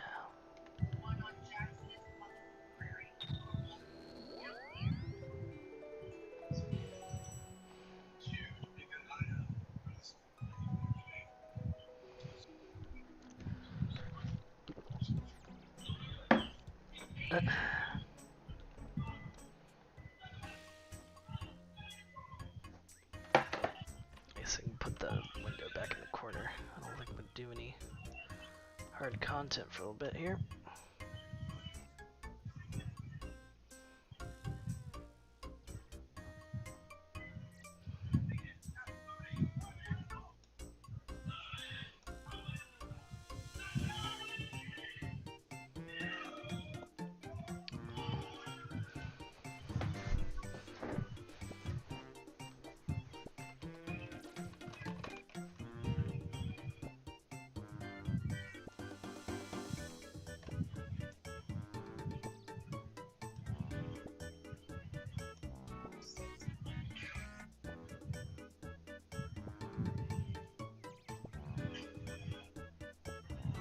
Maybe we put it like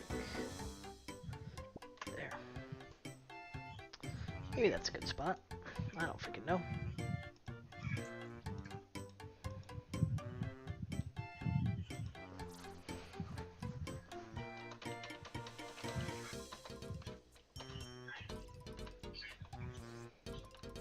Grow some Lantidime.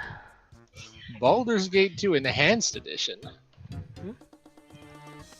Someone is playing Baldur's Gate 2 Enhanced Edition and not in your chat.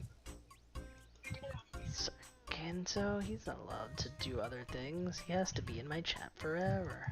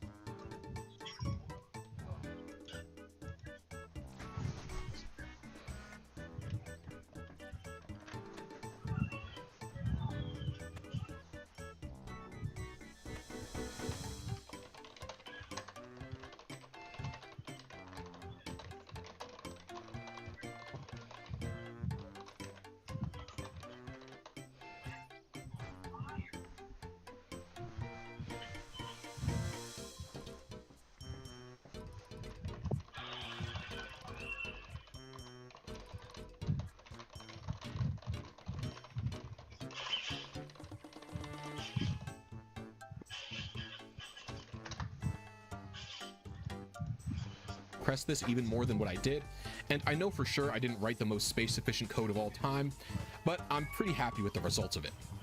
Now at this point I don't have any more optimizations to do, but I do have a bug fix from Celebi.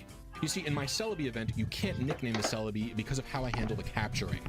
I require you to have an empty party slot for this event and the Celebi event because catching a Pokemon with a different trainer ID than yours will turn it into a bad egg, because the encryption key is changing.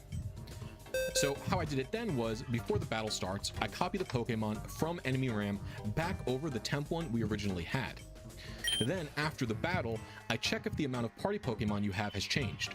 And if it has, I copy that one over the bad egg that's in your party before you have time to access it and see that it's a bad egg. This works pretty well, but because the Celebi's data is from before the battle, it doesn't have a nickname.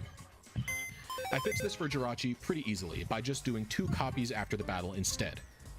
First, I let the game copy over the 100 byte Pokemon to your party, which bad eggs. Then I do a mem copy from PID to OTID. After that, I do another mem copy from after the nickname to the rest of the Pokemon until the substructures end. This lets the game copy over the nickname as well as the stats over naturally, and my brute force hacky solution copies the rest over. The remaining PP is still bugged and will still be at maximum values. I could have fixed this, but I think it wasn't worth it for the amount of space and RAM it would have taken up. At this point, we have a fully legal Jirachi capturable, and if we check the remaining space that we have, it's 180 bytes. Now, this is not a lot, but it is doable. The biggest space waster by far is text, so I have to keep that concise. But there are some script code optimizations I can make as well. The main thing I did was remove a bunch of if statements. Let's take a look at a small example, comparing my original example script I showed you earlier to the final one that I've developed. If we take a look at check spot, in the original I have 2 if statements. One goes to movement 1 if you're in one spot, and the other goes to movement 2 if you're in the other. But in the updated script, I realized we only needed 1 if statement. I just placed movement 1 directly after check spot, so that if the if statement doesn't go to movement 2, it naturally moves down to movement 1. Then I also realized that movement 1, where you stand to the left of the girl, only has 2 additional movements compared to movement 2. So instead of making it 2 entirely different movement paths, movement 1 just does the 2 extra movements, and then the game naturally moves to movement path 2 before finishing everything up. I apply this type of optimization all over the script as much as possible. And when all was said and done, I had just 3 bytes remaining. So yeah, it was a little bit tight. But with it done, let's take a look at the event in full. So the girl asks you if you have a wish, and if you say no, she is surprised and thought that everybody had a wish. If you say yes, she tells you to leave a wish tag on the white rock. Then the player walks to the white rock, and while writing your wish, the rock breaks open and you're surprised to see a Pokemon. Jirachi makes its cry and the battle initiates. You may be surprised to see that Jirachi is level 50 in the battle, and yet Channel Jirachi's encounter level is supposed to be 5. How is this legal? Well, I actually came to a realization while working on the Jirachi, and that's that Met level is coded into its miscellaneous substructure, and the way that I put it into your party does not change that. This means I can make the current level, aka what level it is when you battle it, whatever I want. And so I thought level 50 would be more appropriate for the 7th gym. It's a little bit higher than Tate and Liza, but I think it's still fine. In addition, I wanted this battle to be a challenge if you're not just going to catch it with a Master Ball. So Jirachi comes with a pretty good moveset of Psychic, Fire Punch, Calm Mind, and Wish. Fire Punch is also exclusive to the Emerald Move Tutor, so I save you some BP and give you an event move for this Jirachi. And I think that's it. The only other oddities to note about Jirachi are the same things that Celebi had that were weird. The Pokeball will always be a Pokeball when caught, not whatever you use to catch it. This is to keep the event legal. I already mentioned the PP remainder thing, and game origin and trainer gender likely won't match your own. This is because the Jirachi randomizes it itself, so... but I think that's it. Oh, actually, there is one more thing.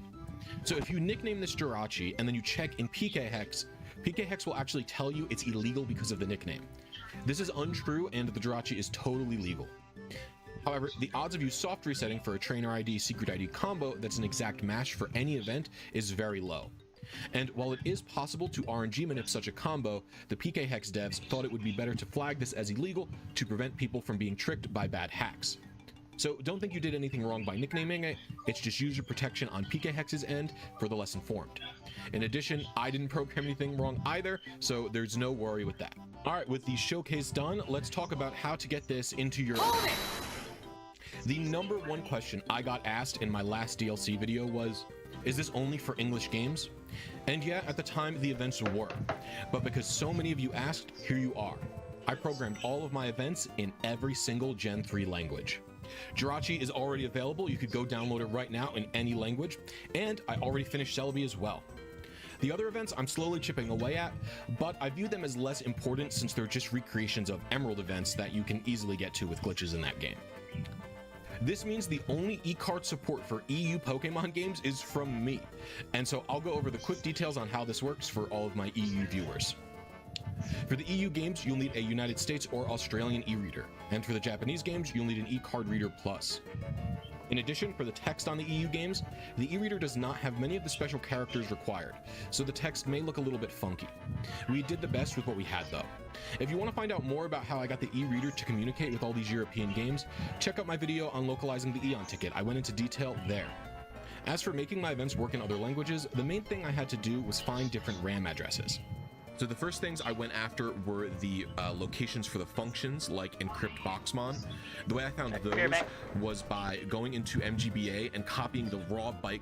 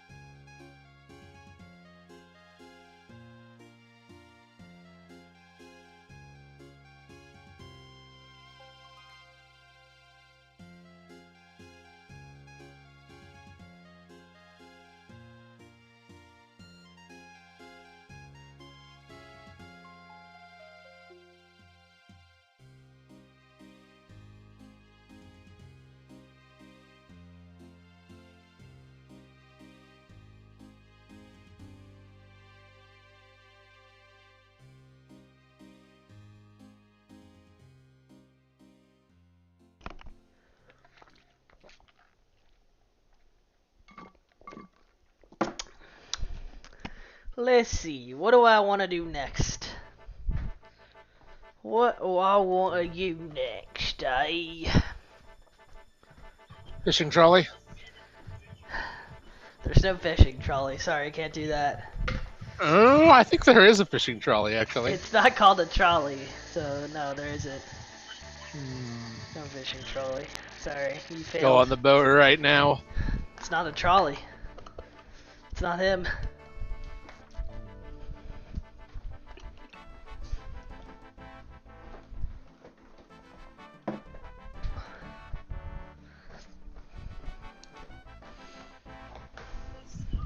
Let's Trawler, see. trolley, same thing. This guy looked it up. Not the same thing. Same thing. This is not even the same meaning.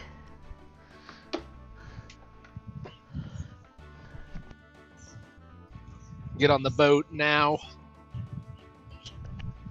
No. I will ask. I guess combat or skill. Tell me. What? Tell me whether to work on combats or skills. I'll let you decide. You be the judge. Go fight things. Okay. Let's do some bear rush. Let's do. Actually, how close am I to combat achievements? Rig up. 29 points.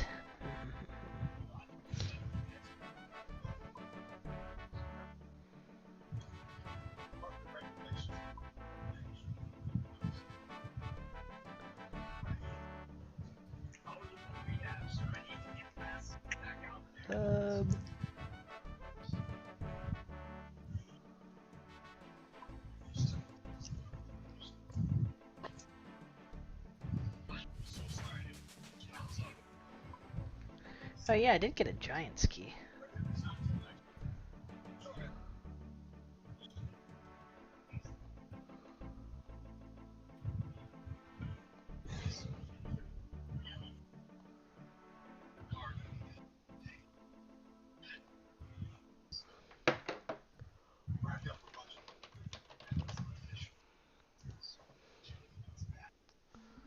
Maybe I will kill him.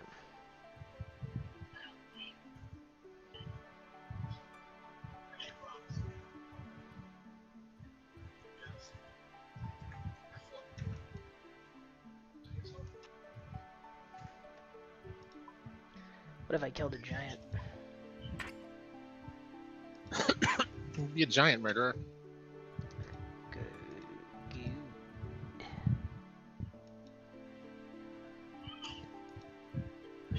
I love killing giants.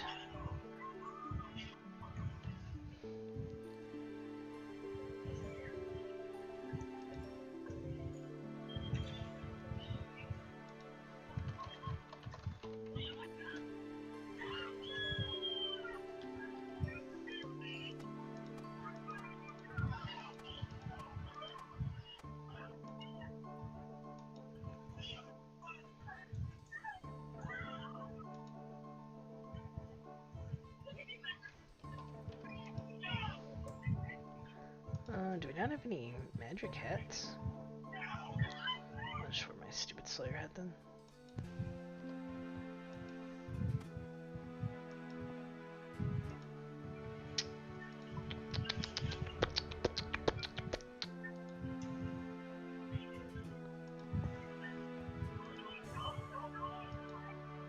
How do I cast? Devil snare, sucks my balls in the freezing air. That's how that song goes in Harry Potter. Questionable.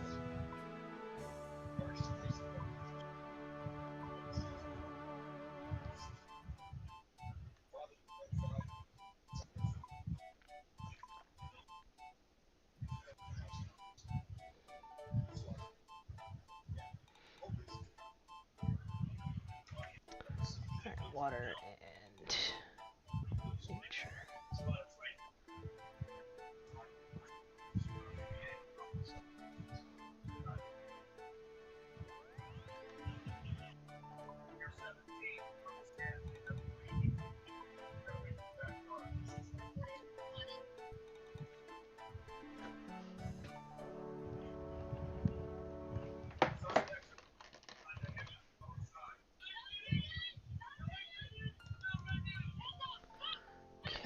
Giant's Key.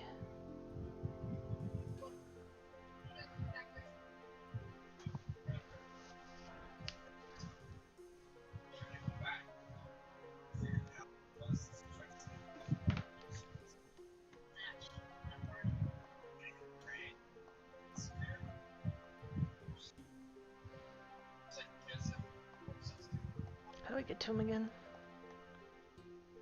Chill Dungeon. Okay.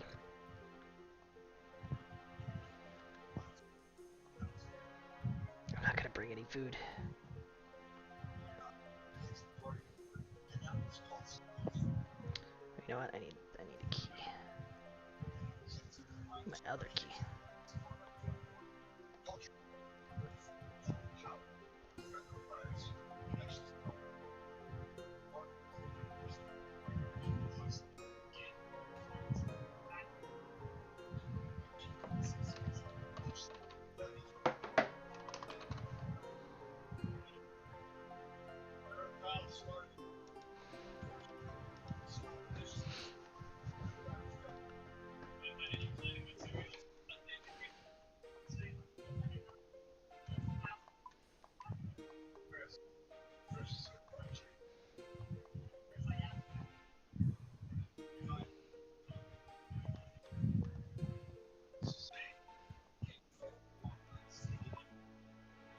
Oops, not that way.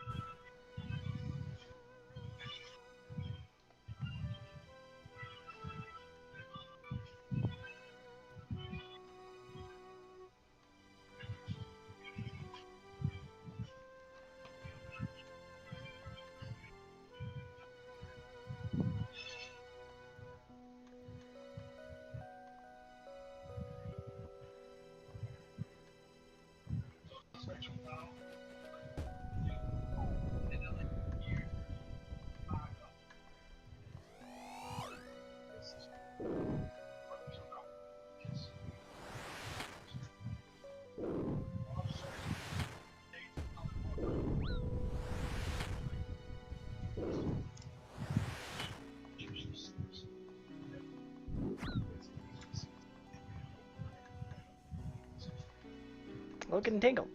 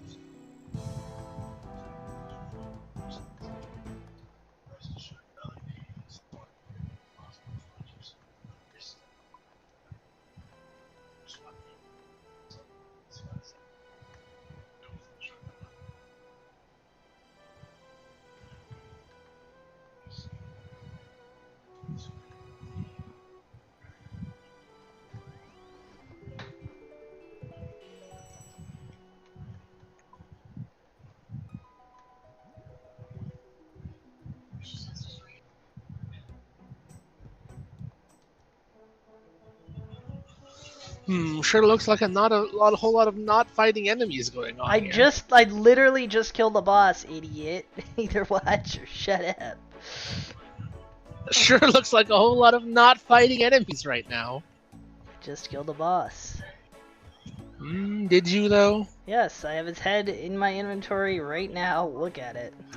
I see some fishes and a melon. That's an ensouled giant's head. I did some melon. I don't know what you're talking about. You absolute dummy. It's clearly a melon. I don't think you've ever seen a melon before.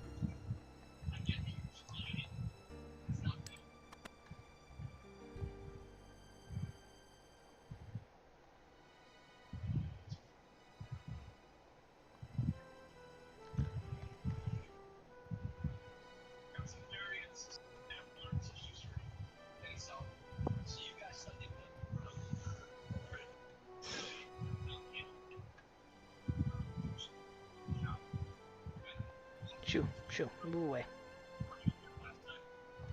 Thank you.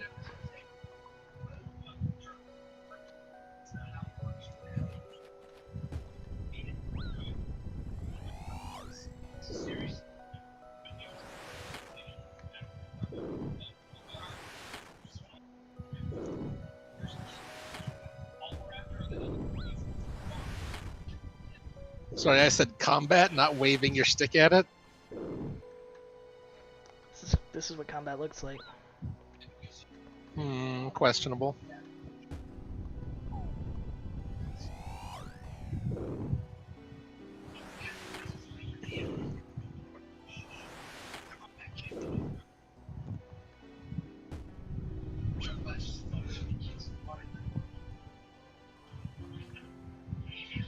Hello, cast a tangle.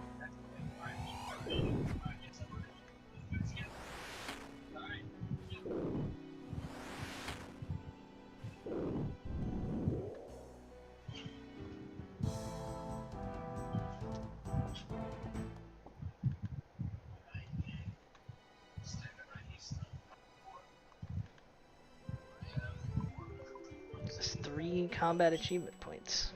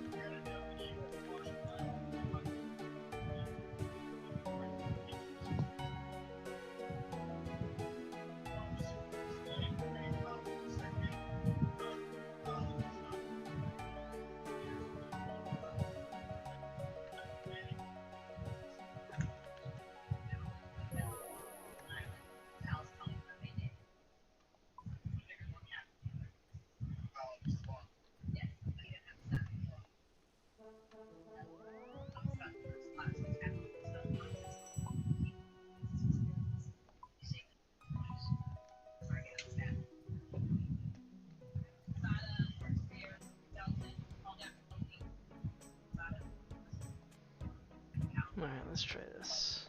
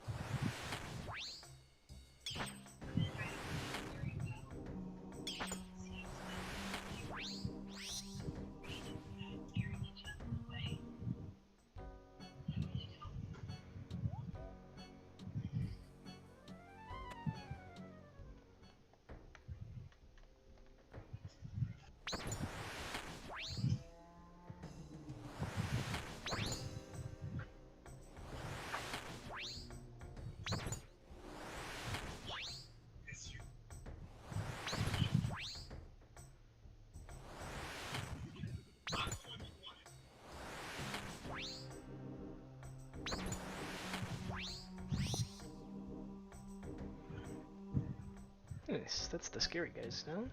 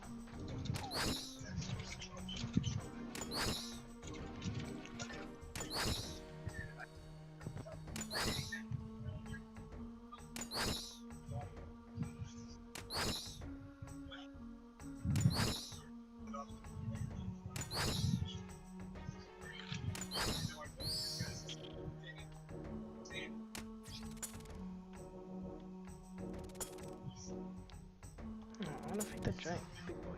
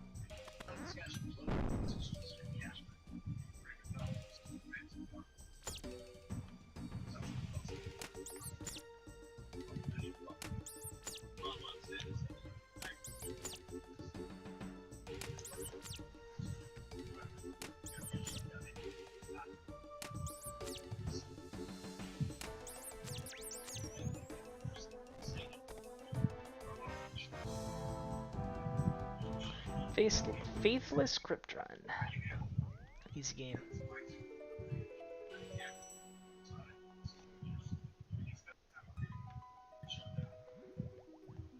Now I can go back to using prayer like a civilized man.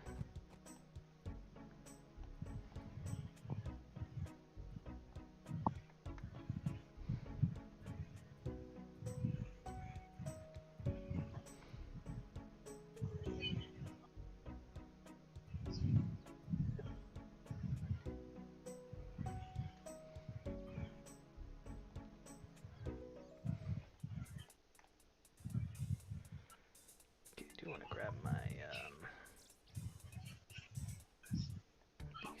skinny.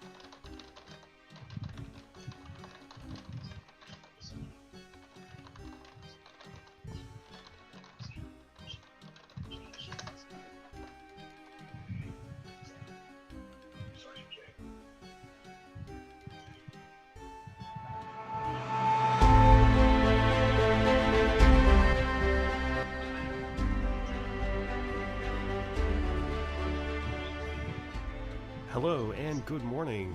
This is the Morning History Show for May 27th, 2023. I'm Dr. Sean Munger. I am a PhD historian and I also teach history online, in person, in various places. I'm an author.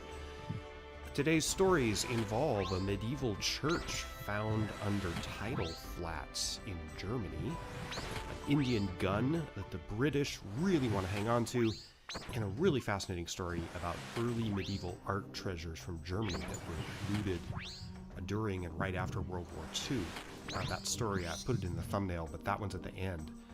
A really interesting story, so if you want to hear that one, either stay tuned to the end or you can fast forward. So, well, this podcast launched yesterday, and I am probably not going to do a show every single day. That would be just a gigantic amount of work. But I do want to be active in these early days. I want to build up sort of a back catalog so people who find the show later on can get a sense of what I'm doing here. Also, I need to get a sense of what I'm doing here. Again, shakedown period for podcast. I've done podcasts before, a second decade, maybe some of you know me from that. But I do want to thank the people who did listen to the first episode. You're in on the ground floor, and I hope you listen to more, so thanks very much. Okay, so the first story in today's show, reported by IFL Science. I hope you know what the IFL stands for. But this is out of Rungholt, Germany. And Rungholt, I had to look it up on Google Maps. It is an island, it's actually 2 islands, off the coast of northern Germany. And this is right near what I call the chicken neck, that thin kind of chicken-looking thing that connects Germany to Denmark. So Schleswig-Holstein is the German provinces up there. The German mainland coast that is nearest to the Rungholt Islands, it's a bunch of intertidal sand and mud flats, and that's actually important for this story. So apparently in the Middle Ages there was a settlement here where the Rungholt Islands now are, and in 1362 there was a huge storm that struck this area, and the storm surge totally swamped the settlement. Presumably, I don't know this for sure, but I'm assuming this is what turned Rungholt into a couple of islands. I don't know, but they sometimes call Rungholt the Atlantis of the North Sea. So here's what's in the news. Several outfits of researchers from Kiel University, Johannes Gutenberg University in Mainz, the Center for Baltic and Scandinavian Archaeology, sounds like a really interesting outfit to work for, and the State Archaeology Department of Schleswig-Holstein. They've been going out there to survey the tidal flats on Rungholt. And they've been using core samples and ground-penetrating radar and seismic instruments and that sort of thing. And they have begun mapping out the remains of the Rungholt settlement that is apparently trapped under the sand. So this town kind of sunk into the tidal flats of the North Sea, and then obviously has been covered by sand. And so now they're identifying what's underneath there. What's interesting, the residents of Rungholt knew that they were at risk, obviously, because among the structures identified are mounds and dikes that were intended to keep the sea out, and obviously that didn't end up working so well for them. But the biggest discovery here was the researchers found the foundations of a huge building, 130 feet by 50 feet, and it is probably almost certainly the church that was at the center of the town. So the storm that destroyed Rungholt is well documented. This occurred in January 1362, and an account of it appears in the Chronicles of Canterbury. I don't know the name of the person, an English monk who wrote this down, but the account goes thusly, quote, "Around the hour of Vespers on that day, dreadful storms and whirlwinds such as never been seen or heard before occurred in England, causing houses and buildings for the most part to come crashing to the ground, while some others, having had their roofs blown off by the force of the winds, were left in the ruined state." End quote. So this storm struck the whole North Sea area, England, what's now northern Germany, Netherlands, Denmark, all of those areas. And actually medievalist.net, really great site, they have some material on the storm of 1362, what they call the Great Wind of 1362, and I'll link that in the description, as well as the main story. So pretty interesting stuff. Okay, next story is about British colonialism, which is probably going to end up being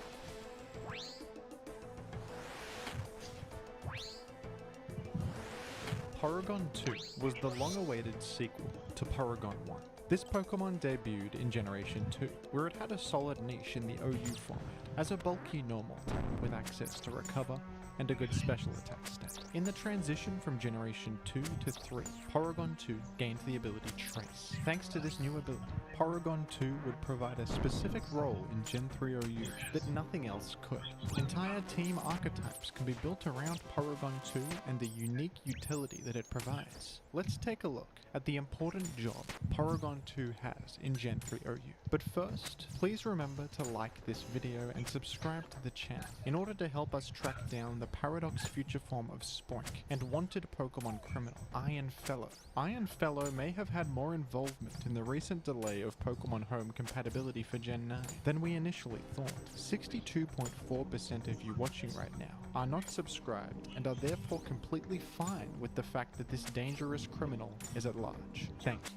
Porygon 2's ability Trace allows it to copy the enemy's ability after it switches in. This ability, combined with Solid Bulk and the moves Recover and Ice Beam, make Porygon 2 the hardest counter in the format to the commonly used Pokemon Dugtrio. Dugtrio is a popular choice in Gen 3 OU thanks to its ability Arena Trap, which prevents grounded Pokemon from switching out against it. Dugtrio can be used to eliminate common targets like Tyranitar, Celebi, Metagross, and Blissey, but Porygon 2 has the ability to give Dugtrio a taste of its own medicine. Porygon 2 will copy Dugtrio's Arena Trap, preventing it from switching out. Porygon 2 can actually repeatedly use Recover and stall all of Dugtrio's Earthquake PP, eliminating it while staying at high health. The ability to reliably eliminate Dugtrio like this is a very unique quality. In Generation 3, many archetypes are built around trappers. Magneton can trap and eliminate Skarmory, so it's commonly used alongside teammates that are countered by Skarmory. Dugtrio can trap and eliminate Blissey, enabling teammates that hate Blissey like special attackers. And Porygon 2 can trap and eliminate Dugtrio, enabling teammates that are weak to Dugtrio. Pokemon such as Tyranitar, Celebi, Metagross, Jirachi, and even lesser seen choices like Raikou or Blaziken love having Porygon 2 as a teammate. The tier's most common fighting types, Heracross and Brother, also both get eliminated by Dugtrio's Aerial Ace, so they are commonly seen alongside Porygon 2 as well. Grounded Pokemon have a bit of a rough experience in Gen 3 OU, especially if they're weak to ground. Spikes are very common, and Dugtrio really makes life difficult for a lot of Pokemon. But Porygon 2 can kind of turn the metagame on its head and make grounded Pokemon that get trapped by Dugtrio really good all of a sudden. You usually need to sacrifice one of your Dug-weak Pokemon to get Porygon 2 in and eliminate their Dugtrio. But once you do that, the rest of your team becomes a lot scarier. What's nice about Porygon 2 is that beyond this role of trapping Dugtrio, it's also just a solid Pokemon on its own merits that can provide valuable defensive utility to a team. Porygon 2 is a great answer to Dragon Dance, Salamence, and Gyarados, thanks to its solid bulk and access to Ice Beam and Thunderbolt. Salamence and Gyarados are both common checks to Heracross and Breloom. Helping out against these Pokemon is another reason why fighting types in Porygon 2 work well together. With Trace, you can switch straight into Flygon, copy their Levitate, and become immune to ground. You can also do the same against a Claydol Earthquake. You can even switch nicely into Jolteon as you trace their Volt Absorb. Porygon 2 can also be a nice buffer against Blissey. You trace their Natural Cure, meaning you can safely take a status effect and heal it off by switching out.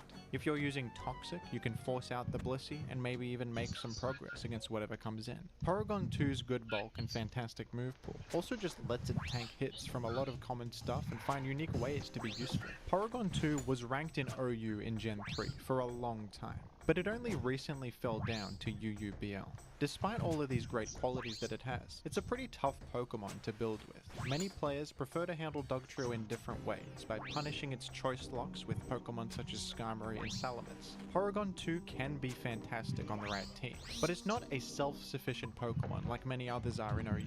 Porygon 2 is an enabler for a specific style of team, and it can't just be thrown onto any team without consideration. While a similar argument could be made for Dugtrio and Magneton, the team styles that they enable are considered stronger and more consistent in the metagame. All that being said, Gen 3 OU is a format where the metagame shifts quite a lot. At the moment, a lot of top-level players are building teams that rely on Dugtrio to handle things like Tyranitar and fighting types and enable their defensive teams. Porygon 2 really punishes teams like this, and I think this Pokemon could see a bit of a resurgence because of that. Porygon 2 is always there to prevent people from over-relying on Dugtrio too much. Even if it's not ranked in OU, it has a role in the format that no other Pokemon can fill, and will always does in fact cop to the fact that there is an extraordinarily large large amount of evidence for evolution. But he's still a young Earth creationist. He believes the Earth is like roughly 6,000 years old. He holds to the idea of the biblical kinds and that there's a limited amount of change that can happen between animal groups. All that jazz. The reason Answers in Genesis hates him so much is because Todd Wood doesn't toe the Answers in Genesis line. He does think that there are dinosaurs that had feathers, and thus he thinks that modern birds are dinosaurs. He accepts the number of the human and chimp genetic similarity, and he doesn't buy the Answers in Genesis screed that there's no evidence for evolution. In fact, Todd has talked before about how he thinks that that stance is what causes a lot of people to leave the faith entirely because they go to college and realize how much they've been lied to. And so, Answers in Genesis can't tolerate this amount of what they perceive as compromise from Todd Wood. And by compromise, they mean he doesn't agree with everything that they say. And for that, he simply must die. So, moving on to this next section, Christianity is objective and historical. Harry says many have a Christianity that is primarily self-centered, focused on what Jesus can do for them and the wonderful plan he has for their life. While it is true that Jesus does wonderful things for every believer and that we can rejoice in the personal relationship we have with our Creator through worship, prayer, and studying His Word, the personal aspect of our faith rests on historical events. So that's a little oxymoronic. The personal aspect of our faith rests on historical events. The faith rests on what can be proven. Now, my understanding of faith is that it's belief in things that cannot be seen, right? Blessed are you who believe with seeing, but, more blessed are you who believe without seeing. So, this seems to miss out on, a pretty big part of Christianity, in my opinion, from what I understand. The Nicene Creed, which summarizes key biblical truths of Christianity that we must assent to in order to be Christian at all, lists the historical events of What God's if you had creation boundless of the world, possibilities? and Jesus being born to the Virgin Mary, crucified under Pontius Pilate, buried and raised from the dead. It further expresses a belief in the future return of Jesus and the resurrection of Probably the dead waste them fighting as objective bloodworms. events. So, let's look at the Nicene Creed. Because it's easy to find, right? Here it is. The only thing in this whole section that has to do with even remotely creation or, what could be maybe interpreted as creation is the section that says, through him all things are made. That's the only thing that you could potentially link to Genesis. And watch this. Through him all things were made via evolution. Done.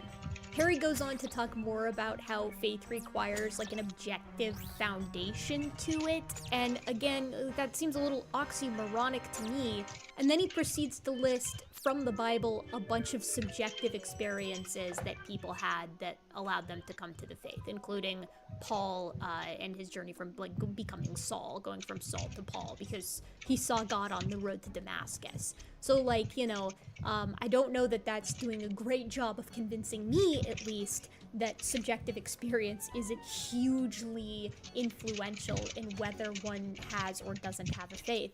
And he seems to recognize what's problematic about this, because he goes on to say worse than classifying his own faith as subjective, Wood implies that it is valid to be a Richard Dawkins type scoffer, that's my favorite Pokemon type, if someone doesn't have that personal experience. This brings up huge questions of theodicy, because if someone who lacks a personal experience with Christ is justified in skepticism, how is God just when he sends the unrepentant and unbelieving scoffer to hell? Yes, Harry, you are describing both the problem of evil and the problem of divine hiddenness in one concise sentence. These are both problems that have existed for centuries because of how unsolvable they are. Harry continues to talk about how having a faith that is grounded in a subjective experience is bad, and then he spends these two paragraphs basically going, yeah, but I did read the rest of Todd Wood's book, and he does seem like a good guy, and he is definitely a young Earth creationist for many of the same reasons that Answers in Genesis holds the young Earth creationist position. But then they go, we nevertheless have to call out Wood's claim of a subjective basis for his faith, because it is dangerous to teach others that such a faith would be acceptable. And no, I disagree with this wholeheartedly. A subjective faith, a faith that's based on personal experience, is basically immune to debunkings, unlike young Earth creationism, which is rooted in objective mistruths. right? So when people hear that, they grow up being told that this is the truth and that their faith rests on these foundations, and then they, go to college and it turns out those foundations are the equivalent of a wet paper towel, well then they lose their faith. Todd Wood knows this, and that's why he admits that there is in fact a lot of evidence for evolution. He simply proposes that there is also reason to be a young Earth creationist. Answers in Genesis doesn't do this, and that's why they're just hemorrhaging followers each and every year. So then Harry says, this is especially true in a postmodern society, which teaches that people's subjective experiences are everything. So this is a little peek at what's going to be coming here, right? We got a little culture war buzzword here, don't we? Harry finishes this section by being perplexed at Todd Wood in general. Of course, that's not going to stop him from having like 2 or 3 additional articles that are basically just pot shots at Todd Wood. Todd is going to be the target of a lot of these articles in general, which, that sucks because I know this probably hurt Todd Wood's feelings, and I like Todd Wood. Again, I think that he is a good guy. And I mean, the solution to the whole subjective, objective faith thing is just like, don't be a young Earth creationist, right? Like, have a subjective faith with objective aspects that map with reality, that actually accept the reality as we see it, making it work with scripture. But like, can we just appreciate that this whole series is starting off by just attacking Todd Wood's faith, like pretty mercilessly, I think. It's going to continue to do that, like I said, so without further ado, let's get to the next article. The next article is titled, Do Humans and Chimps Share a Common Ancestor? And our little blurb at the top here has a human looking at human DNA and a chimp looking at chimp DNA, and you can see 99 is crossed out, and then 98 is crossed out, and then 84 is crossed out, and then 80% is checked off. Now, who do you think that this article is predominantly going to cite for these numbers? Yes, that's right, it's Jeffrey Tompkins, one of the worst young Earth creationist scientists out there due to either his incompetence or his intentional deceit, what you might call scientific misconduct, right, Nathaniel Jeanson? Now, I already made an intensive 2-hour-long video explaining precisely why Jeffrey Tompkins is incorrect. Initially, in his work from like 2011 to 2015, he claimed that humans and chimpanzees were 70 to 80% similar, and from his 2015 work onward, really his 2018 work is sort of the main one for this claim. He supposes that that number can be narrowed down to about 84%, so chimps and humans are 84% similar. Now, in my 2-hour video, I replicated his methodology for both his 2015 paper and his 2018 paper. In fact, I also did some in-between papers as well. The whole experiment took me several months. Now, I would encourage you to watch that video because it's very funny and it took me a long time, and I think it's pretty robust in its refutation of pretty much all of Jeffrey Tompkins' work concerning this given topic. But here's the long story short of it. Humans and chimpanzees are about 99.1% similar to one another when we're just looking at protein coding regions. When you compare the entire genome, it's about 95 to 96% at present.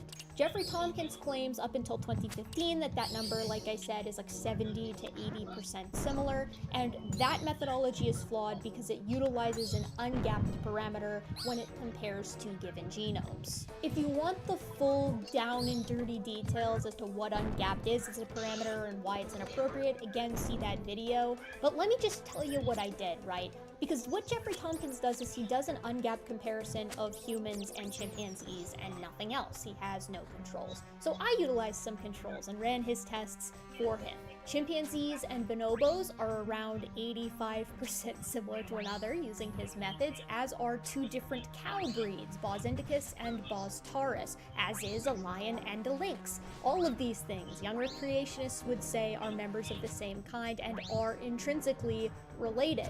But the best of all was when I tested two different human populations. I compared a Han Chinese population member to a Japanese population member, and their similarity was also about 84 to 88% similar to one another. So it's safe to say that Jeffrey Tompkins' 2015 methods do not work. As for his 2018 methods, his problem there can be seen just by downloading his own CSV files. When you do so, you realize he actually doesn't weight any of his sequences when he comes up with that final 84% number, meaning a sequence that is 300 base pairs long between a human and chimpanzee that might be 84% similar is going to be weighted as exactly the same as one that is 30,000 base pairs long and is 99% similar, which is of course inappropriate and something that you learn in high school. Check out my video, you can see my work. I show you exactly what I did so you can run all of this for yourself if you so desire. Now let's read this article and see if we can't squeeze a little bit more content out of this subject matter, shall we? So really quickly, I want to point out something really funny here that betrays a lack of one's understanding of the Answers in Genesis literature, like as written by someone who is supposed to be an expert on the Answers in Genesis literature, because they have an 84% crossed out and then an 80% with a check mark next to it. This is out of order. Jeffrey Tompkins actually said it was 80% first, and then his 2018 work is what changed it to 84%. So they don't even have their own ordering correct. But of course, if they change it to 84%, that might give the illusion that the number is actually going up, and they can't have that. So this editor's note is again by Harry Sanders, but the rest is a repost from Georgia Purdom from 2019. So, editor's note. One of the commonly used stumper arguments for evolution is the supposed similarity of human and chimp DNA. If evolution were true, this would make sense, as chimps are one of our nearest relatives. A biblical view, however, would deny this relationship, as Genesis 1 and 2 makes it clear that animals reproduce after their kind, and most importantly, that humans are very distinct from animals, having been created in God's very image. How do we respond to arguments that humans and chimps have DNA that is 99% the same? Simply put, hogwash. Yet sadly, there are some within the young Earth creationist circles that would be quite comfortable with percentages this high, accepting the confusing claims of evolutionists and misleading those who trust the science without looking critically at the claims. For example, Todd Wood, in publications ranging from 2006 to 2016, has continued to hold such a position of high DNA similarity despite the fact that we at Answers in Genesis have been questioning and downgrading such high percentages since at least 2003. Dr. Georgia Purdom, who holds a PhD in molecular genetics from the Ohio State University,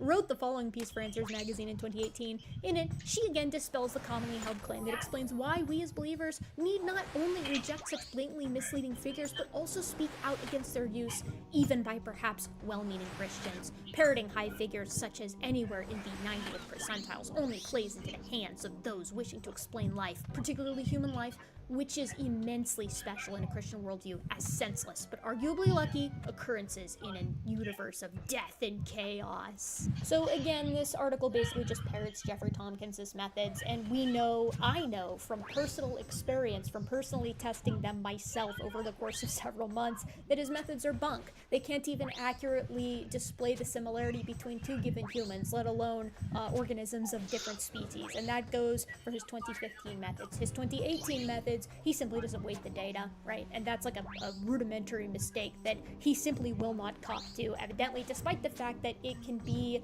shown to be the case by using his own published CSV files, which is absolutely hysterical, gut-busting, one might say.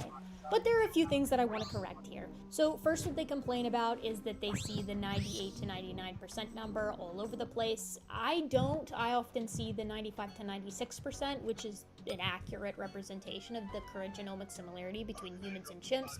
This number is again for protein coding regions only. And like, what's interesting is that they cite relative differences, the myth of the 1%, and they say that the evolutionists said genome-wise comparisons between humans and chimpanzees are quite similar, but studies are showing they're not as similar as many tend to believe, and then they cut that off. That's because like the next several sentences detail that it's not 98 to 99%. That's for protein coding regions. It's actually 96%. But of course, they're going to cut that part off because that's what they always do. Then they talk about specifically at the sequence level, some of Jeffrey Tompkins' work rears its ugly head here. At the expression level, this one is kind of interesting because it talks about epigenetics, and there's a sentence in here that says, another study showed major differences between human and chimp epigenetic markers in brain cells. Over 1,000 genes had major differences, and many of those differences led to an increased expression of those genes in humans. What they won't tell you is that the majority of the genes that were investigated in this study actually showed increased methylation in chimps, not humans. But that's why they're very careful with their language here. The research also showed that abnormal patterns of epigenetic markers in humans typically lead to disease. So how could these markers change and evolve over time if so little change is tolerated? Well, because it depends on the change, you guys, right? Like, changing your car's color is going to have less of an impact on it than changing its engine, for example. And then they basically just go on to talk about, like, scripture again, which, you know, we've heard this a billion times at this point. They talk about how it's important to discuss how you're going to actually sum up and total your differences, something that I have Jeffrey Tompkins on camera as saying he hasn't actually considered when asked, like, how should you tally up differences, indels, or, like, single nucleotide polymorphisms. He said, I never really considered that before. So, and that's their guy. That's who Purdom is citing here pretty much every time. As a last note here, I want to point out that when they cite these new differences, these new numbers that are better than the old numbers, the ones that come from Jeffrey Tompkins, who again is not good at doing this. He is an awful mammal geneticist. And again, see my 2-hour video explaining in depth why. They just leave footnotes, and you have to hover over them to see that they're from Jeffrey Tompkins, a young Earth creationist, who is again bad at genetics. To summarize that post, no, humans and chimpanzees aren't around 80% similar to one another genomically. The number is actually 95 to 96% when looking at the whole genome, and upwards of 99% when looking at protein coding regions. See my video again for a detailed explanation of why. Now let's move on to the next. So the next article is titled, Why Birds Are Not Dinosaurs and Why It Matters. And in our little doodle up here, we have a bunch of passerines, like cute little birds, and then arrows pointing at them that says, dinosaurs? Huh? You think these cute little birds are dinosaurs? What a fool you are. And it's like, okay, put a picture of a cassowary up there, or like a boa, or an ostrich, or an emu. Or really just the feet of any raptor, right? The feet of most birds. There are so many different birds that are reminiscent of dinosaurs, to be quite honest. And when I say dinosaur, of course I'm using that in like the colloquial sense. What we tend to think of when we think of dinosaurs, non-avian dinosaurs. So let's see why it matters. Why birds aren't dinosaurs and why it matters. One of the primary points of contention between us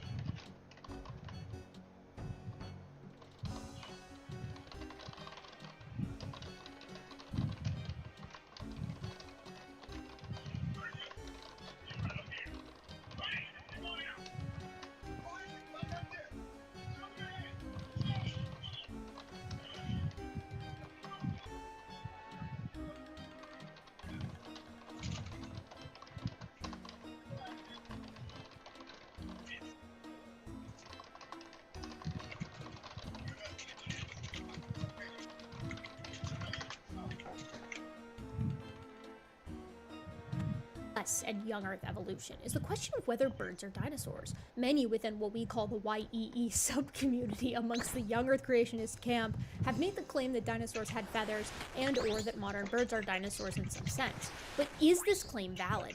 We submit that no feathered dinosaurs have been found and that dinosaurs and birds represent distinct groups that do not and cannot overlap. Okay, so problem number one, right?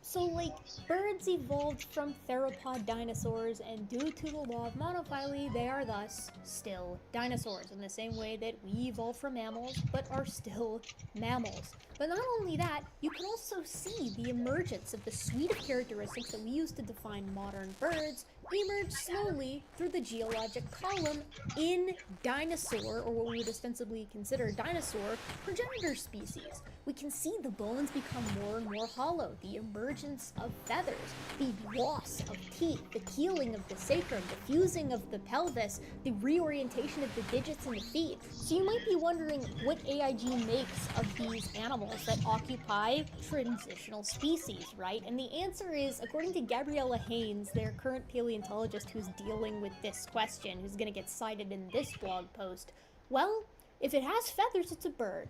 And if it doesn't have feathers, and it's like a dinosaurish looking thing, then it's a dinosaur. And like, what?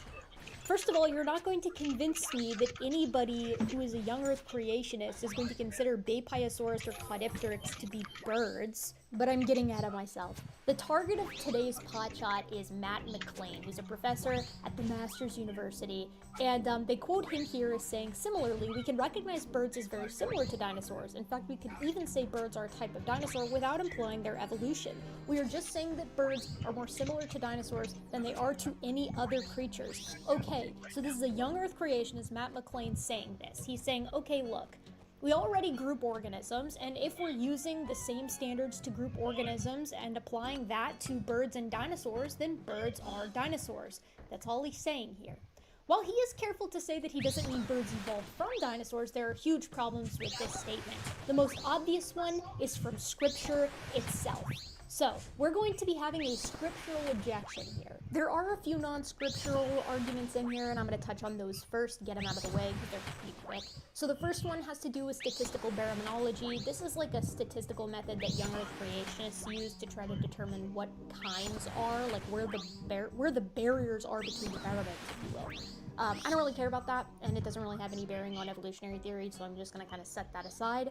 Next, they talk about how some of the proposed feathers are actually just fibers, and they cite Alan Fiducia for this from 2007. So a lot of the pictures that you just saw in that little slideshow gag a couple of minutes ago were from more recently than 2007. So I'm afraid you're going to have a more up-to-date argument as far as writing off the feathers, because we now have so many unambiguous feathers and so many unambiguous dinosaurs. That's going to be my gripe with that.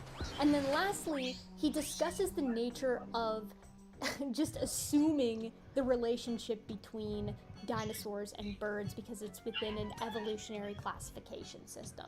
So he says using evolutionary dinosaurian classification, which includes birds, is very problematic and represents an unnecessary seeding of ground to evolutionary narratives, as well as confusing the narrative for the churchgoer. So we're assuming that the average churchgoer is an idiot. That's what Harry F. Sanders III likes to do.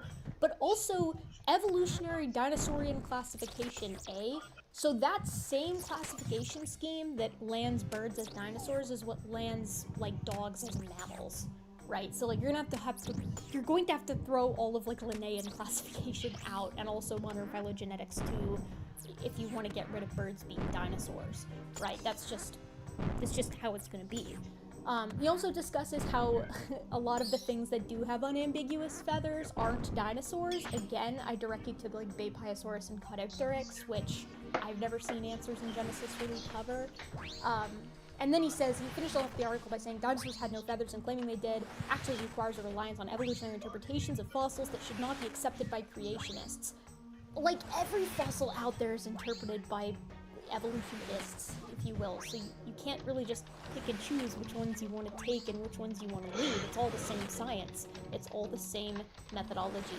But worse than all of this, right, arguably, is the absolutely insane logic and leaps that are done in the scriptural interpretation, like in this article. And I say that as somebody who's not into scripture.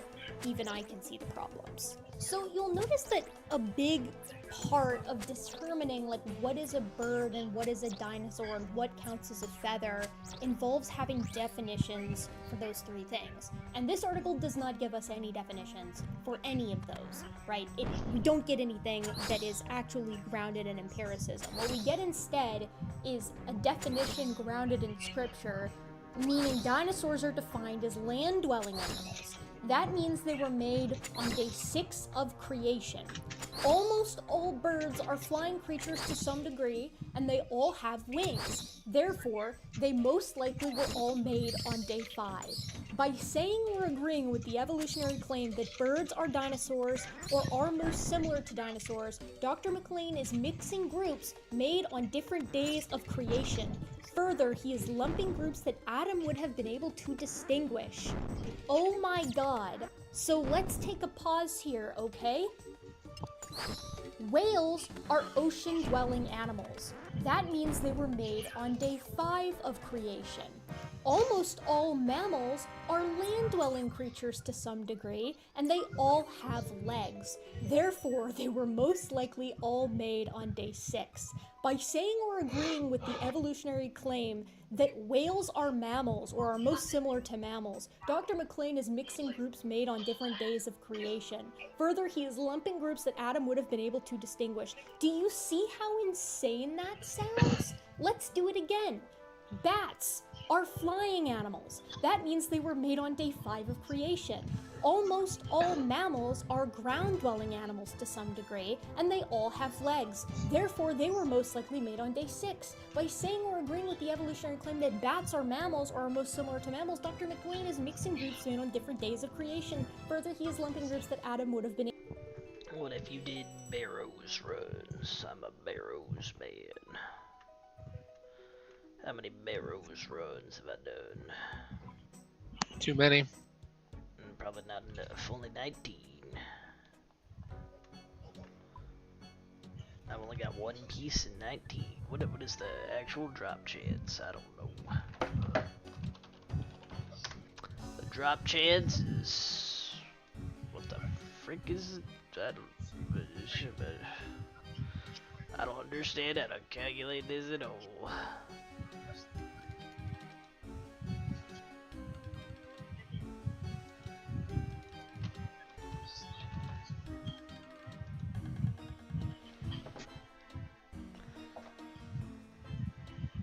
One per 14.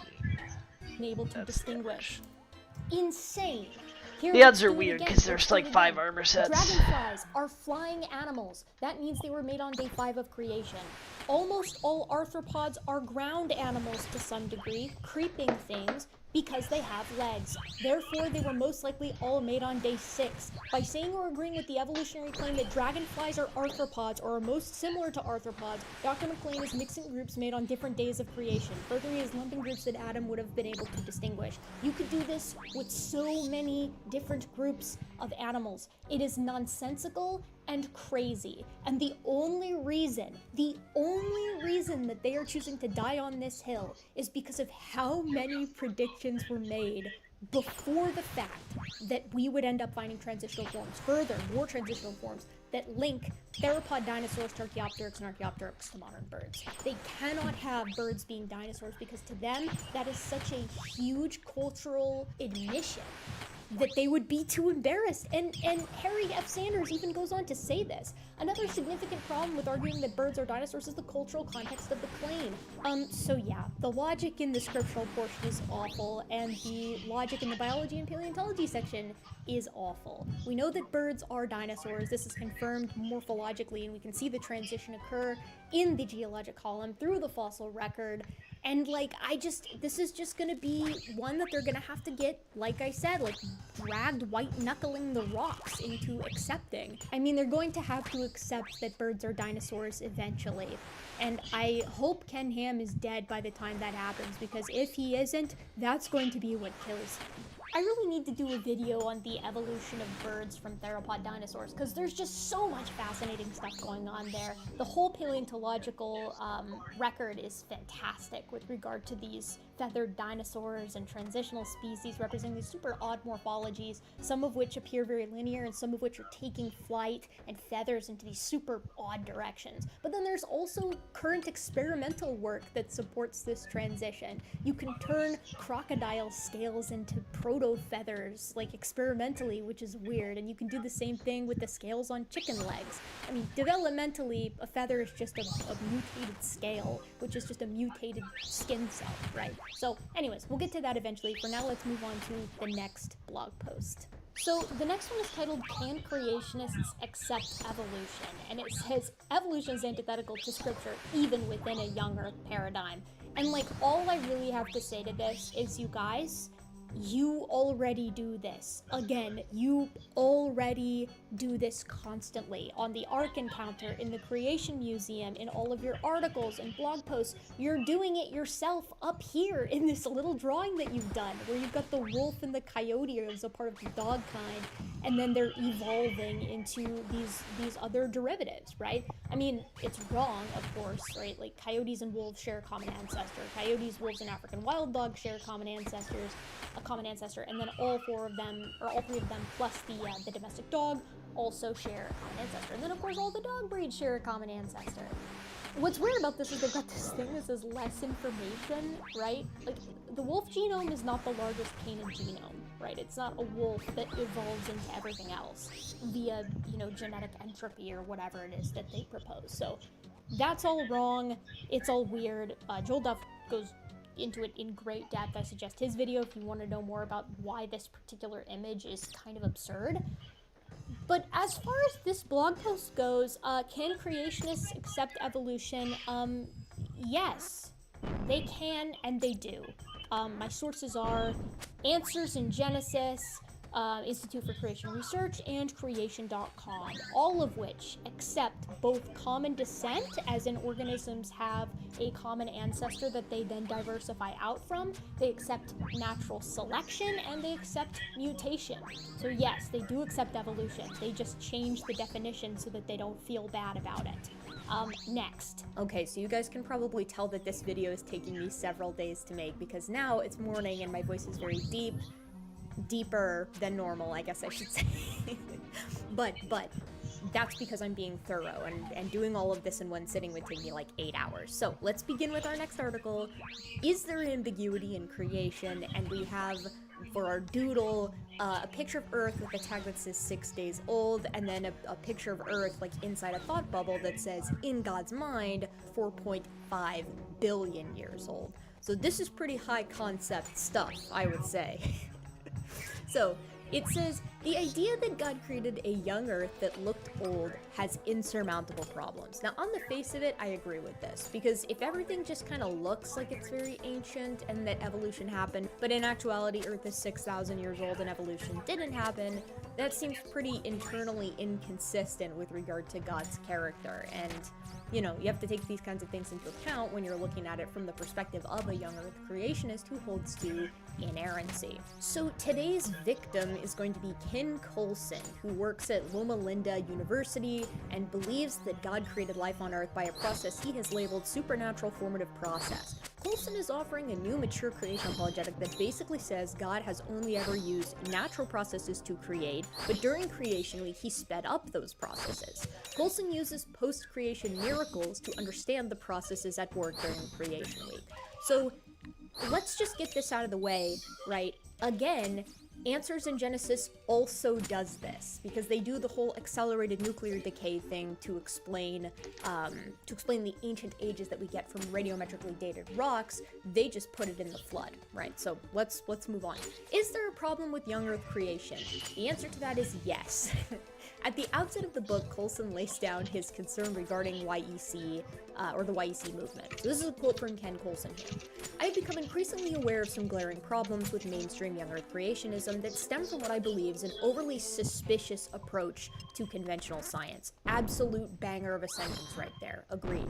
Exacerbating the problems are a plethora of online young Earth creationist websites that are hosted by well-meaning Christians who are neither scientists nor theologians. I appreciate this because, in part, this is a pot shot at Answers in Genesis, and they deserve it. These websites claim that the scientific evidence abounds for the youth of creation and that a belief in millions of years is nothing more than propaganda cooked up by biased evolutionists out to wantonly deceive the world at large. In their mind, a YEC interpretation of nature is obvious, and only a fool would fall for the secular view that believes the Earth is 4.6 billion years old, emphasis on original.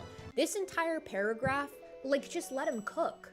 Coulson is incredibly astute here in noting a lot of the trends that those of us who aren't young Earth creationists, and that's putting it lightly, have recognized for quite some time, in the young Earth creationist community, right? A lot of it is about sowing mistrust in conventional science, and because they need to sow that mistrust, they can't even allow for the possibility that they might be wrong. To them, they aren't just right, they are obviously right, and that is, indefensible. So our guy here, our author, Harry F. Sanders III, says it is easy to attack, and this is his response, right? And he's mad. It is easy to attack nameless websites hosted by neither scientists nor theologians, but the content on Answers in Genesis website is reviewed to be both scientifically and theologically sound. Okay. Friendly reminder that Jeffrey Tompkins published his work in the Answers Research Journal. So no, I would not say that everything at Answers in Genesis is scientifically sound by any means. In fact, I would say that frequently they let content in there that is not just wrong, but scientifically bankrupt. We are not suspicious of conventional science. Absolutely wrong there, Harry F. Sanders. Answers in Genesis constantly calls conventional science like the fallible word of man and points to hoaxes in order to create not just doubt, but like potential malicious intent behind conventional science. Like as if the entire thing is grounded on nothing but trying to destroy young Earth creationism. Like, guys, they don't think about you that much. But we do recognize the difference between the sort of operational science that investigates present phenomena and historical science which seeks to explain non-repeatable events in the past. Furthermore, the conclusions of most secular scientists regarding origins, historical science, only allow for the naturalistic interpretations of evidence because their naturalistic methodology rules out a belief in God a priori. There's so much wrong with these handful of sentences here, right? Historical science is acting as our stand-in here for like paleontology and geology and aspects of astronomy. And the reason that this dichotomy is being presented is because Answers in Genesis frequently likes to debase historical science, as it were, so those categories that I just mentioned, despite the fact that they run under the scientific method just as what Answers in Genesis defines operational science does, right? Great example, Neil Shubin, right? So he wanted to investigate and find the missing link, quote-unquote, a transitional species that bridges the gap between lobe-finned fish that lived during, like, the Devonian and the tetrapods, land-dwelling tetrapods that lived during, like, the latter half of the Devonian or like, the Carboniferous. And the way that Neil Shubin tested his hypothesis is he said, okay, so we have these lobe-finned fish and we have these ancient tetrapods. What differences do they have in their morphology, and what would we expect a transitional species to look like? And also, given the geography, like the configuration of the continents, during the time period that we would have expected this transition to occur, where would we expect to find this fossil? And he concluded that it would be in Greenland, right? So he helmed out this expedition. He helmed an expedition several summers and went out to Greenland and dug around, and eventually he found Tiktaalik, which met the precise expectations laid out by Neil Shubin for what we should expect in the precise location of where we would expect it if tetrapods truly did evolve from lobe-finned fish and did so during this time period, right? That is a fulfilled prediction. That is a fulfilled prediction that was that came to fruition via experimentation, and that experimentation was go out and look, right? This is done in geology every single time we use basin modeling, which incorporates radiometric dating, to find fossil fuels. So every time you fill up your car, you're showing the validation of radiometric dating, a quote-unquote historical science. And I just don't understand why this cannot be grasped by Answers in Genesis and by folks in Answers in Genesis. But this part too, right? The conclusions of most secular scientists regarding origins only allow for naturalistic interpretations of the evidence because their naturalistic methodology rules out a belief in God a priori. Wrong. What it rules out is miraculous intervention by an entity that cannot be empirically studied, right? If it's supernatural, it is not of the natural. It can't be investigated by natural means. If you want to just plug a miracle in every time you don't understand something, then you're not doing science, period. So this isn't like, again, a vendetta that secular science has for young Earth creationism. It just ceases to be science, right? That's why it's not incorporated. And because we don't, to my understanding, have any evidence of miracles being at play since we've been doing, like, the scientific method. So does the Earth look old?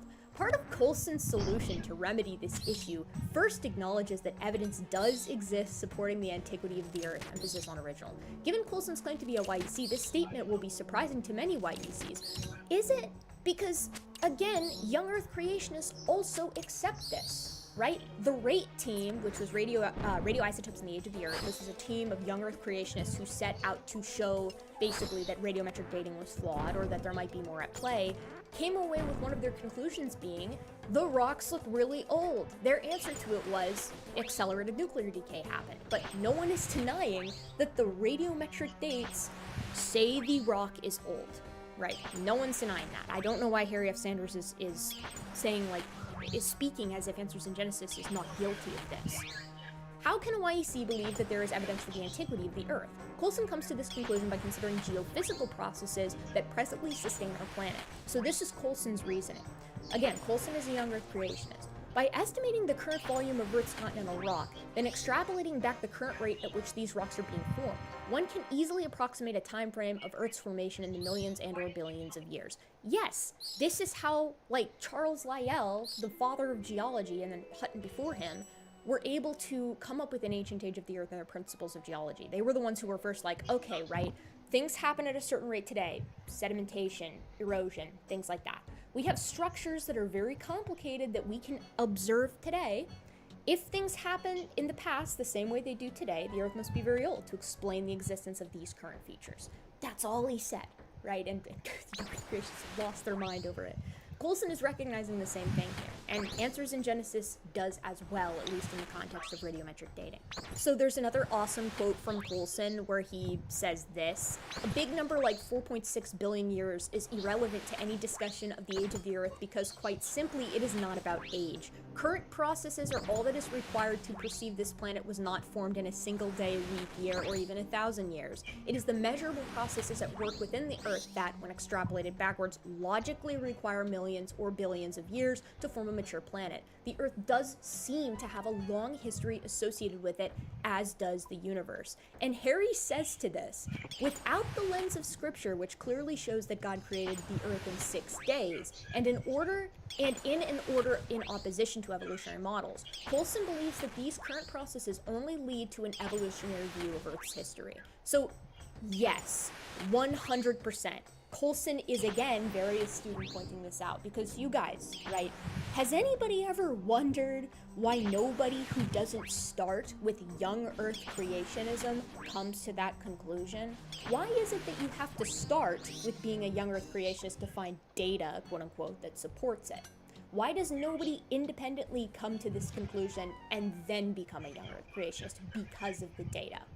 That never happens. To my understanding, it has never happened. So, you know, I could be wrong on that. Maybe there is a young Earth creationist out there who claims they were convinced by the evidence first, by the data first. But I don't think that that is the case. So, Coulson is basically saying here, like, yeah, you kind of have to have some faith here, and you have to have a proper starting point, as it were. Answers in Genesis says the same thing. They do their worldviews, their starting points. So, like, I don't know how Harry is getting away with throwing rocks in this massive glass house. So, we continue down to the section that says ambiguity and creation. Part of Coulson's SFP apologetic is to argue that there is ambiguity embedded in creation. This is needed for his creation apologetic to work. Coulson does rightly point out that God does save through the foolishness of the cross rather than through human intellect, and that general revelation cannot lead man to the saving knowledge of God. Okay, so Harry is agreeing right here, right? Like, you can't look around and come to the conclusion of young Earth creationism. Then he says, but when it comes to the created universe, Coulson believes that it makes perfect sense for God to construct the universe without physical evidence of the miracle that brought the universe into existence. Coulson's belief in ambiguity in creation comes from the fact that he believes God did not put an official stamp on every one of his creatures. And then Coulson makes another awesome point. Think about it. If God wanted to prove beyond a shadow of a doubt that he was the creator, then he would have stamped "made by God of the Hebrews" onto the buttocks of every child ever born using the language of every nation that ever existed. This would be unambiguous. It turns out that there are many theological reasons why God chose to veil his authoritative title as creator. So now, this, to me, is a little weird, right? Like, the problem of divine hiddenness is a real philosophical, moral issue that I think Christianity has to face. I think most religions have to face. But Coulson is also pointing out something important here, and that faith is a central tenet within Christianity. So, like, why would we expect creationism to be obvious? That's Coulson's argument, which runs very contra to what Answers in Genesis is always saying, which is that, look at it, it's obvious. Young Earth creationism is clearly true, and, like, they're delusional on that, obviously, but you know, if we're being internally consistent again within the Bible as they interpret it, it doesn't really make a lot of sense. But this is what Harry says. Now, Harry F. Sanders is a pre-supper, right? So he believes that everybody already basically believes in God and like accepts the Christian God. Or believes in the Christian God, that he's real, that God has like stamped it on their heart, but that the ones that don't believe, they actually do, but they just want to sin. Right, like that's basically the Harry F. Sanders presupposition, and as evidenced here, God has shown he is the creator by stamping knowledge of his existence on his creatures. Part of being made in the image of God means that mankind inescapably knows God. It's not that mankind knows that a God exists, but they know the one true creator God. The problem is that fallen man does not submit himself to the knowledge of God, but suppresses the truth in unrighteousness and worships and serves the creature rather than the creator. Mankind's denial of God's existence is not done in ignorance, rather it is evidence of his suppression of knowledge of God within him. This is why we are, as Paul says, without excuse for denying God's existence. Furthermore, embedded in every living creature's DNA, a coding language that specifies the physical form and functioning of that creature. Now, I don't personally know how Harry F. Sanders deals with, like, what the Olmecs were doing, or what the people who lived before the Hebrews were doing, or what the people that, you know, were living in China during the crucifixion of Christ were doing. Like, are those guys, they just also all know, but are suppressing the truth and unrighteousness? Like, that seems super, I mean, it is super uncharitable and also unreasonable. That is, I don't think, a defensible position to hold. But also, like, then we just move on and tag at the end to this. DNA is clearly the stamp of the creator. It's complicated, therefore it must have been designed. I think this is an awful argument and always has been. There are things in nature that look like they were designed that we know for a fact weren't, like natural arches or the complexity of new ecosystems that form on like volcanic islands that get colonized by organisms, right? Complexity does not equal design, especially when you have a known natural mechanism that can account for it. Then there's just a ton of presuppositionalist nonsense, right? I don't care about the presup argument. I think it's really lazy and really bad. They're basically like, how can you trust your senses? And it's like, okay, so I presuppose that I can trust my senses and that natural laws are consistent through space and time. You guys just presuppose one additional thing, that God is responsible for all of those consistencies. I don't care, right? Like, I don't care about that. You're just adding an additional presupposition as if that's not turtles all the way down, because then anybody else can say, well, what gives you the right to presuppose God? And then they say, because my interpretation of the Bible says that I can. And it's like, okay, so buckle yourself in for the next section here, like the next part, because this is kind of wild. So Coulson is arguing that Adam was created as a mature adult in the Garden of Eden. So God didn't make Adam as a baby, he made him as an adult. And Coulson is evidently using that as to say, look, it's not going to be unreasonable to say that this was the case for the entire Earth or the entire universe, the illusion of age. So this is Coulson's argument, Sounds right? like Consider Adam's good. skin. Skin requires regular bouts of sunlight to protect it from burning. Rather than create Adam with perfect skin, it may be that God exposed Adam to sunlight so that his skin developed to the extent as some other 20 to 30-year-old men. So that's what Coulson is saying. And then Coulson also says that, evidently, that an archaeologist could not differentiate Adam's bones, which were miraculously created mature,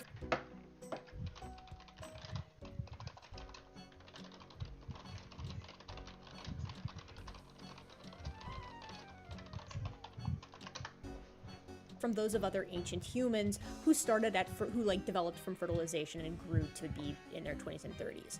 But then Harry F. Sanders says, children have growth plates in their bones that fuse when development is finished. Adam's skeleton probably would not have had these characteristics because he never had to grow from a baby to an adult. And we can use other of Adam's physical characteristics on day 6 as a way to differentiate created maturity versus characteristics that would imply a history that didn't take place.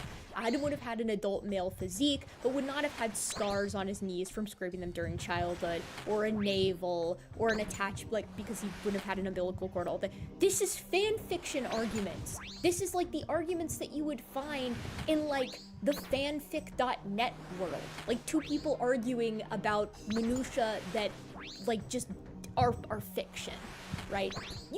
There's nothing that says Adam did or didn't have a freaking belly button. On what basis is Harry F. Sanders or Coulson, for that matter, arguing on this, right? I understand Coulson's perspective. I get it, and he makes some good points, and Harry F. Sanders makes some good points. But neither of them are right, because the Earth does look old, but it is not actually young, right?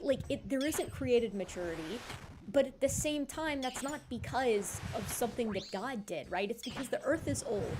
Guys, Coulson's argument isn't biblically consistent, but Harry F. Sanders' argument isn't reality consistent. And that's the majority of the rest of this article. It's just Harry F. Sanders being you don't know what went on inside the mind of God. And it's here's the quote here, human beings cannot begin to comprehend the mysteries of what goes on in God's mind. Really? Because you guys do that a lot over there at Answers in Genesis, Harry. You guys do that a lot. You say a lot of stuff this would be the logical conclusion, that God wouldn't expect XYZ because that would be unreasonable, right? You guys do this non-stop. As is typical for the Harry F. Sanders articles, we finish with a dunk on their own flock that says, as we've stated before, we are concerned that the average churchgoer will be confused by seeing someone who claims to be a younger creationist, yet is accepting of evolutionary assumptions in conflict with scripture and unnecessarily. No. I noticed that there was no argument in this particular article, nor actually in the entirety of this series, that makes the case that the Earth doesn't look very ancient, because it does, and in every aspect of exploration of the Earth's age, it appears to be incredibly ancient. In fact, independent ways of measuring that corroborate one another. Statistically, the odds that every single one of those methods, the dozens and dozens and dozens of methods that tell us the Earth is extremely ancient, are all wrong, and they just kind of happened to hone in on one another, right? To home in on one another, rather. That's statistically 0. The next article is Ken Ham's direct pausing of the series. It's titled Pausing for 11 Warning. And basically what they say here is they're we felt a burden to write these articles because we think that it's going to create a domino effect. A small error can result in big issues over time. But that kind of sounds like evolution, right? And mutations can accumulate and cause major morphologic changes over time. But what he says here is, while the series has been running, we have received quite a few emotional negative responses with accusations of ad hominem attacks by our authors. Some have claimed they're being produced by a single author, which is not the case. These are ministry statements, right? So what's curious here is again, the timeline of things. So it was published by Harry F. Sanders, and then Joel Duff pointed out that this is by Harry F. Sanders, and then the name disappeared and they've become a ministry statement. And again, we'll get to why I and others think that is here in a little bit. Ken Ham really wants you to know that the negative responses to this series are all emotional, right? They're not rational, they're not logical, they're not critically thought out, they are emotional. This sets the stage quite nicely because now the reader sees this and they're well, if the responses were emotional, they're probably not coming from, a good place, a place of concern, a place of sincerity, and thus they can be written off entirely. So, Ken Ham says, these responses reminded me of what happened a few years ago when Answers in Genesis decided on a particular shape for the life-size Ark at the Ark Encounter attraction, because it wasn't exactly the rectangular box-like structure that has been popularized in creationist literature. Some people became very angry at us, despite the fact that the Bible only gives us general dimensions, not shape. One person accused me of not being any different from Hugh Ross from Reasons to Believe, who compromises God's word with Big Bang, millions of years, and other evolutionary ideas, because we departed from the box-shaped structure. I have been in the Ark Encounter again, and the box-shaped structure is not the only extrapolation going on in that attraction, as Ken Ham put it. Another person said they would no longer support us financially. Oh no, he'll never recover from that financially. These same sorts of things happened when we published a series of articles on arguments creationists should no longer use. For example, people were so angry at the suggestion we should give up the vapor canopy idea, you would think we had committed some heinous crime. Christians need to recognize that models, even those based off of scripture, are subject to change. Scripture itself, however, is not subject to change. So then, boy, what you might be thinking here then, what this seems to be saying is that perhaps the interpretation of scripture changes over time. Something that Answers in Genesis would accuse Biologos and Reasons to Believe over being heretical for doing so, for having a different interpretation of scripture. We also need to acknowledge there is no neutral position in the way people view things. Everyone has a worldview through which they interpret the world around them, and that worldview is based off of presuppositions, so there you see where that previous article was kind of rooted. We've written on this in various articles such as Science, Worldview, or Neutral. As Christians, our worldview should always be founded on God's word. Addressing the issue. Now, I earnestly believe after checking with others, taking counsel in the wisdom of many, as Proverbs 15:22 instructs, and spending considerable time in discussion with our researchers at AIG, they have found what they call young Earth evolution ideas, where Christians have accepted some false evolutionary assumptions that have led to what we believe is error in numerous areas that they believe and teach. So this current series of articles on young Earth evolution has an overarching theme of responding to instances in which we believe some creation researchers have, for unknown reasons, accepted various secular evolutionary assumptions unnecessarily. It's not unnecessarily, it's because those ideas are right. We believe this is opening a door to undermine biblical authority that could lead to others accepting more evolutionary assumptions and eventually giving up biblical authority. This is just Ken Ham speak for not being young Earth creationists yet again. Now, if our assertion is correct, then this is a very serious issue, and we need to take this very seriously indeed. Some of the main items we are concerned about are summarized as follows. Many have used terms and definitions influenced by evolutionary worldview to support the hypothesis that dinosaurs had feathers. So please keep in the back of your mind as we read these, that again, Ken Ham accepts so many evolutionary ideas that it is crazy. Just remember that. Certain creationists are using the term evolution in a way that causes people to think secular evolutionists are correct in saying the evidence supports molecules to man evolution. There are creationists who accept the order of fossils in the geologic record as having been the order in which certain creatures came into existence. These have great implications on how one interprets the fossil record and post-flood boundary, which has in turn great implications on how one understands the origins of whales and other creatures. You have Pachycetus on the Ark, Ken! What are you talking about? Some creationist researchers use the term evidence to imply the supposed evidence found in nature, rather than certain interpretations of that evidence, supports evolution. And lastly, despite some of what is stated in these young Earth evolution ideas, the evidence confirming the creation account in Genesis isn't ambiguous. It's overwhelming. That's why God's word states that he made it evident to all, and he's the creator, and people are without excuse if they don't believe. But this is not just evidence for creation itself. Evidence confirming the flood and a young Earth are also overwhelming. Okay, so continuing onward, thank you, Ken, for all of that. There are a number of concerning ideas, but the above gives a summary of what our scientists, researchers, and writers at AIG, as well as others outside our own ministry, Harry F. Sanders, understand that we should always be suspicious when a secular world proclaims anything at odds with a plain reading of scripture. Suspicious. So here's Ken Ham just confirming precisely what Coulson just said in the previous article that they were raking him over the coals for. Like, you're just doing the thing you said you're not guilty of. Not all of what they say is untrue, of course, but there's a spiritual component that cannot be overlooked.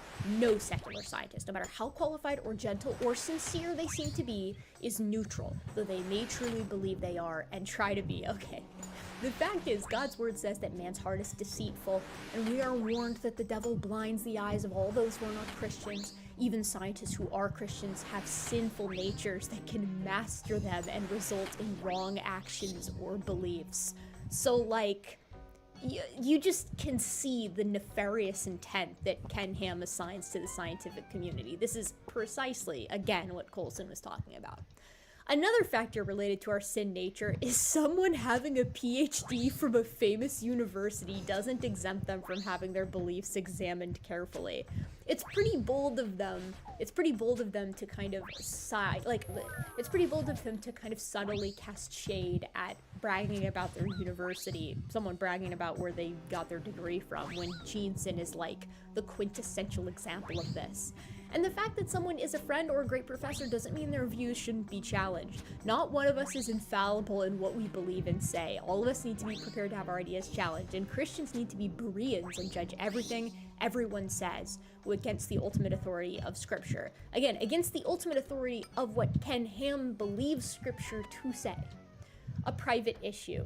So why are we making these articles our staff have written so public? Well, the proponents of YEE ideas have certainly made what they believe and teach very public, and we're aware of people being influenced or confused by their ideas, so this is not a personal issue. So again, AIG thinks that their own followers are actually idiots. One person said that this is a Matthew 18 issue for me because I'm the CEO of Answers in Genesis. But Matthew 18 has to do with personal issues between two people in a church situation, so he's real mad that he's getting any pushback from this at all. AIG has been accused of personal attacks because we have quoted various creationists in detail the views that they are publicly stating, views that impact people. Critiquing their beliefs is not a personal attack. I would challenge everyone to stand back, let go of all the emotions we might have, and consider carefully what our staff have researched and are claiming, and certainly what they state can be quoted, referenced, and challenged for the purposes of understanding the issues clearly to help us lead to the right decisions. The right decisions as long as they're in line with what Ken Ham says. So there's a big quote here, and then we get to the challenge. So here is my challenge to everyone. Consider carefully what our staff have researched and written. Check it out diligently. Yes, we encourage our readers to be Berean with what they read from us as well. And yes, we have back and forth arguments. But let's not just react negatively because one of our favorite researchers is being challenged concerning something they are teaching. Let us hold Scripture in such high regard. Again, Ken Ham's interpretation of scriptures. This is his sort of comment on the entire situation as it was when this was published, halfway through the publication of these articles. And like, these articles did not go over well with people. In fact, Marcus Ross actually did an interview on the What Your Pastor Didn't Tell You podcast, or I guess it's a YouTube channel as well. And he had some very interesting and, again, astute things to say. I've also been watching the reactions on Facebook when Ken tweets one of these, or not tweets, but Facebook posts one of these things. And most of the responses are immediate and like, no, we don't want evolution in our church and whatnot. But most of the people aren't reading these articles, even when Ken links to them or whatever. I think most people are thinking that somehow theistic evolutionists are infiltrating, and that's what Ken's talking about with these articles. I don't think they even recognize what the distinction really is here, that young Earth evolutionists are really young Earth creationists that AIG simply doesn't like. Marcus Ross, of course, has been the target of these potshots himself, and he talks a little bit about what that's been like. And I hope that's actually what they continue to have, some confusion on here, because it'll take the heat off of some of my friends who are being signaled here, and having nasty emails sent their way or things like that. I mean, it's not pleasant when one of the largest evangelical websites in the world says you're a dangerous person. This is doing severe harm to real human beings, many of whom have worked with Answers in Genesis in the past. So he says something really interesting about Kurt Wise here, something that I certainly didn't know, and it's really kind of sad. Kurt Wise was instrumental in the construction of the Creation Museum. He and Ken Ham were on good terms back then, And if you go in the Creation Museum, a lot of what you see in the signage and the way things are arranged a bit, these have Kurt Wise's fingerprints all over the place. They're never going to be able to get them all off, despite the fact that they're trying to say basically Kurt is a dangerous person. You know, they can scrub people from the contributions they've made on their websites and all these sorts of things, and it's causing a lot of pain within a fairly small group. I mean, Young Earth Creationism is not like some massive community. It isn't. So the implications of that are really huge. Answers in Genesis is actively scrubbing the contributions of some of these targets of the Young Earth Evolution series from their website. I mean, what? So to throw these bombs, these grenades, out in the middle of a community like that is very, very painful. And the Answers in Genesis and the writer of these articles, Harry Sanders, they don't care that this is harming people. They're out to harm with this. And I don't want to see that reciprocated. I don't want to see some sort of war where everybody's fighting at everybody. Despite the title of this video, which I believe has something akin to creationism wars in it, I think Marcus Ross is right here. I don't think that this has turned into a war. I think if anything, it's more of like a targeted hate campaign from Answers in Genesis outwards. Everybody who's being targeted is being perfectly civil and kind about it. Then Marcus Ross points out something that we've been saying here on this channel for a very long time and multiple times in this video, which is that everybody's got some evolution going on. Whether or not you think, you know, that the family is the unit of the created kind, or the genus is the unit of the created kind. No matter what, everybody's got some speciation going on here. But apparently, if you say that evolution has a lot of evidence, if you say that evolution has a few things going for it, then you're a dangerous young Earth creationist. I don't think so. I think you're an honest one.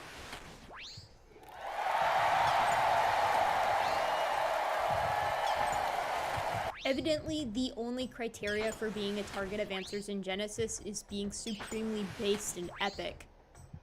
But I've seen plenty of evidence about the evidence from the rock record and from paleontology, from biology, and evolution makes sense of a lot of it. I think that's fair to say. I think that's honest to say. There's a reason why the vast majority of scientists in the world think that evolution is correct.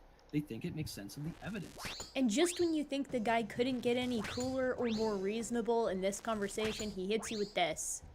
Personally, I'm all for uphill battles. That's fine. That's fine. I've been doing a lot of those. But simply telling people the truth that evolution is well evidenced is important to do. And if we tell them that evolution has no evidence at all, and that we have to avoid all statements of it, this is going to set up people catastrophically for a fall when they get to school. It's just not the reality out there. I hate to say it, it was kind of cool. I don't know why Marcus Ross is a young Earth creationist. I would love to have a conversation with him about it at some time, but I mean, he was just really spitting fire there, wasn't he? He seems like a really thoughtful person, and I'd love to pick his brain as to why he holds the beliefs that he holds. But I mean, this is the guy that Answers in Genesis is going after. That sweetheart is the one that they are trying to take out to nuke from space. What is going on over there? The next article back at the regularly scheduled potshots is Walking Whales on Noah's Ark, and this one also has no listed author, which means it's a Harry F. Sanders publication. Could well evolution fit within biblical creation? For most animals that needed to be taken on Noah's Ark, the criteria seemed rather straightforward. They needed to be terrestrial, or what is termed as, at the Ark encounter, land-dependent, air-breathing, and either flying creatures or crawling, hopping, walking, slithering creatures, as recounted by the creatures which perished outside of the Ark, per Genesis 7:21 through 28. We'll come back to that verse. I've clicked on it and I have it available in another tab, and we'll need to be reading it in a second because there's something important in there that I think is being skipped over. That sums up the human passengers as well as the vast majority of reptiles, amphibians, and mammals which were on the Ark. If there is any fuzzy area here, it is definitely the term terrestrial or land-dependent. What about semi-aquatic animals? Could most of them survive outside the Ark, or did they need to be on the Ark? And what of animals which are now completely freshwater or sea-dwelling but may have speciated out from more terrestrial members of their kind? Good question. Let's see where this takes us. Semi-aquatic animals included on or excluded from the Ark, and I just went crazy with my scrolling there because I'm too excited, Otters are listed as being on board Noah's Ark in our Mammalian Arktines article, yet other marine otters are mostly aquatic, so may not have had a need to be on the Ark. However, it was determined that if they are of the Mustelidae family, kind, which is mostly terrestrial, so other marine otters would have likely developed their aquatic lifestyle post-flood. Most birds are also semi-aquatic, or even mostly aquatic, yet all bird kinds are listed as Ark passengers. The same can be said for turtle genera and most crocodilians, which are mostly aquatic creatures, yet they were also included as being on the Ark. This holds true for sea kraits because some species within that genus, Laticauda, I guess I should say, are more terrestrial. So like, just for your understanding, right? All of this is Answers in Genesis speculation. All of that is adding to scripture and interpreting it in a very specific way.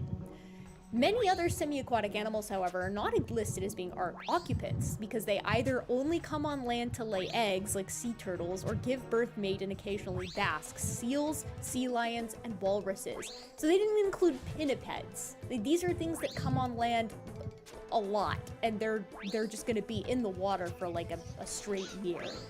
And then there are fish that spend considerable amounts of time on land, like the Pacific leaping blenny, lungfish, and mudskippers, none of which are listed as Ark passengers, even though the lungfish are definitely air-breathing and frequently live on land.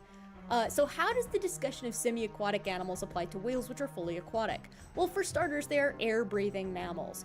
And there are some young Earth creationists who believe that, like the marine otter, whales come from a biblical kind that was terrestrial or semi-aquatic at the time of the flood. Like some young Earth creationists, like your organization, Harry, Answers in Genesis has Pachycetus on the Ark again. If the marine otter can adapt to an aquatic lifestyle after the flood, why couldn't whales? Another aspect that drives this walking whale concept is the fossils of all modern cetaceans are found in the Upper Eocene, if late Archaeocetes like Basilosaurus are included, to the Oligocene, modern toothed whales and baleen whales, and higher strata, which are viewed by many young Earth creationists as post-flood. If whales existed as obligate marine creatures before the flood, why are there no fossils of them in flood strata? This is a really good question, and one that does not get answered in this article sufficiently, because like we find tons of air-breathing marine reptiles all throughout what would be proposed as flood strata, and given the fact that these marine reptiles, many of them, are built in a similar way to some of these larger later cetaceans, there's absolutely zero reason to believe that they are not going to preserve in similar ways if they're literally living at the same time contemporaneously in the same areas, or even in different areas, right? Like, that's just not going to stand in and of itself. But let's continue. We got this nice picture here of some of our members of Cetacean Evolution. This is because some researchers conclude that perhaps some of these creatures proposed by evolutionary biologists to be King of the Pirates. He's gonna be king. Of whales were in fact semi-aquatic whales, which diversified into modern whales post-flood. I have never seen a One Kurt Piece. Wise has summed up his thought in a few articles Never read a One Piece. chapters. And remember, Kurt Wise is the one that our friend Marcus Ross just got done telling us was completely scrubbed from a lot of Answers in Genesis, which is interesting because that would mean that this is one of the only places that you can find Kurt Wise mentioned on the site in an article that is slamming him. Kurt Wise's quote here works quite well for summarizing some of Hey guys, how's it going? Today I'm going to show you guys how to kill skeletal wyverns, but before I start this video, if you're looking for some more Slayer guides, please check out the description box below for a full list of all the guides I have posted thus far. Enjoy the rest of the video. So I've broken up this guide into 3 different sections. The first section goes over the information about the monster, as well as the recommended items I would bring. The second section goes over the armor selection, depending on the attack style you want to use. And the third section goes over each of the locations and all the necessary information needed to get you going on your Slayer task. So let's quickly go over the information charts for skeletal wyverns. Looking at the combat info, they have a combat level of 140, they have 210 hit points, they are only in one location, which is in the Asgarnian Ice Dungeon. They have 3 different attack styles, including ranged, melee, and an icy breath attack. The max hit for its ranged and melee attack is 13, while the max hit of the icy breath can hit over 50. But this attack is similar to a dragon's dragon breath attack, in which if you wear the correct shield, the max hit of this hit is brought down to 10.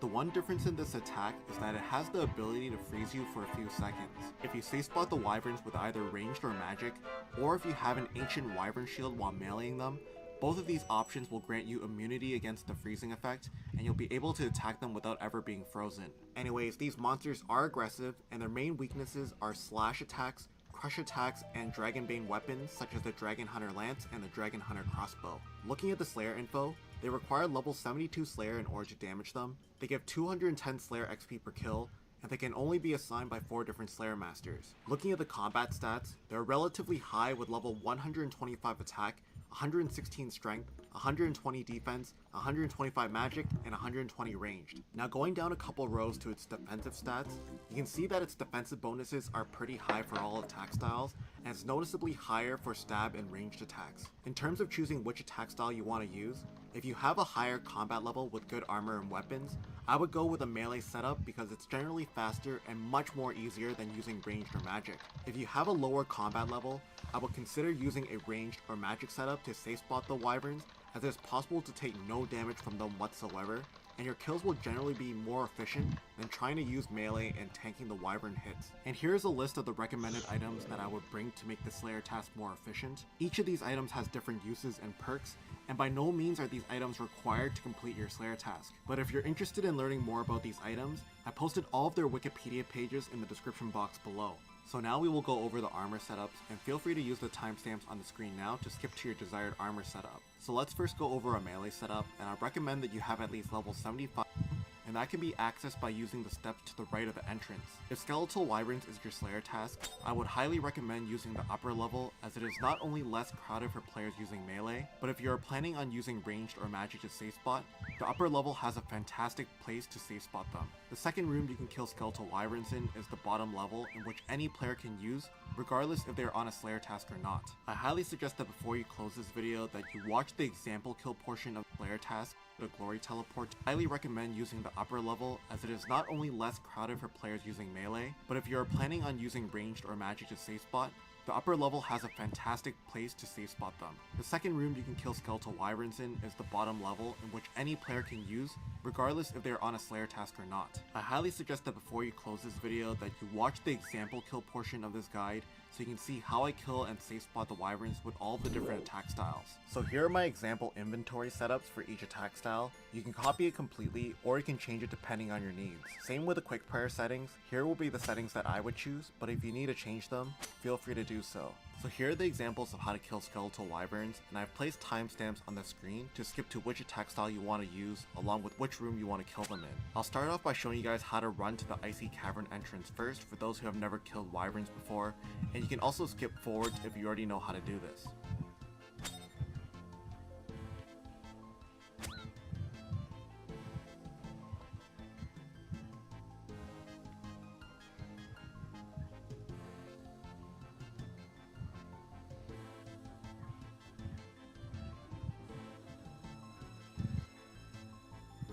So if you're using a melee setup and you're using the Slayer only upper level, it's very simple. Just drink a dose of your stat boosting potions, turn on your quick prayers, and you can enter the Icy Cavern. Just climb up the steps directly to the right, and you can run northeast into the room filled with the Skeletal Wyverns, and you can run up north as much as you wish to give yourself some space.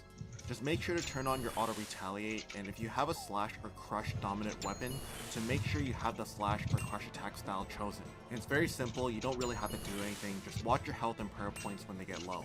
If you're using the Slayer only room on the upper level for ranged or magic, it's super easy to safe spot the wyverns. Once you enter the Icy Cavern, you can climb up the steps right next to the entrance, and stand on the floor tile that I've already marked. As long as no one else is also using the same safe spot, you can go ahead and drink your stat boosting potions and activate your quick prayers, and then attack any of the wyverns on the western side. If you get pulled in by the wyvern, just stand on the marked floor tile until it's in position, and then you can go ahead and kill the wyverns safely. If you need to loot, you can either use the telegraph spell if the wyverns are still aggressive, and after about 10 to 15 minutes when they aren't aggressive onto you anymore, you can just run and pick it up without taking any damage whatsoever. If you're using a melee setup and you're using the bottom level in which anyone can use, it's very simple. Just drink a dose of your stat boosting potions, activate your quick prayers, and then you can enter the Icy Cavern. What I would recommend is to run to the most western side of the bottom level, because the wyvern just south is where a lot of safe spotters like to kill them, so Once you get here, just make sure to turn on your auto retaliate, and if you have a slash or crush dominant weapon, to make sure you have the slash or crush attack style chosen. And it's very simple, you don't really have to do anything, just watch your health and prayer points when they get low. So here's an example of how to safe spot wyverns in the southern room with either ranged or magic. And this room is usually used for people who are not on a slayer task. So the first step is to de-aggro the wyverns, and to do this, all you need to do is stand outside the cave entrance, and then turn on your protect from missiles prayer, and then run to the southern wall and touch it, and then run back north and exit the cave. After you have done this, you have to stand outside the cave for approximately 10 to 15 minutes before they become unaggressive to you in the whole room. So while you stand outside the cave, just do something else in the meantime, like watch a video or do some chores or something, and then just rotate or right click on some of the skeletal wyverns every few minutes or so it doesn't log you out of the game. And just keep that in mind, like I said, 10 to 15 minutes before they become unaggressive to you. So once the time has passed, you can turn on your protect from missiles prayer to double check that they're not aggressive to you.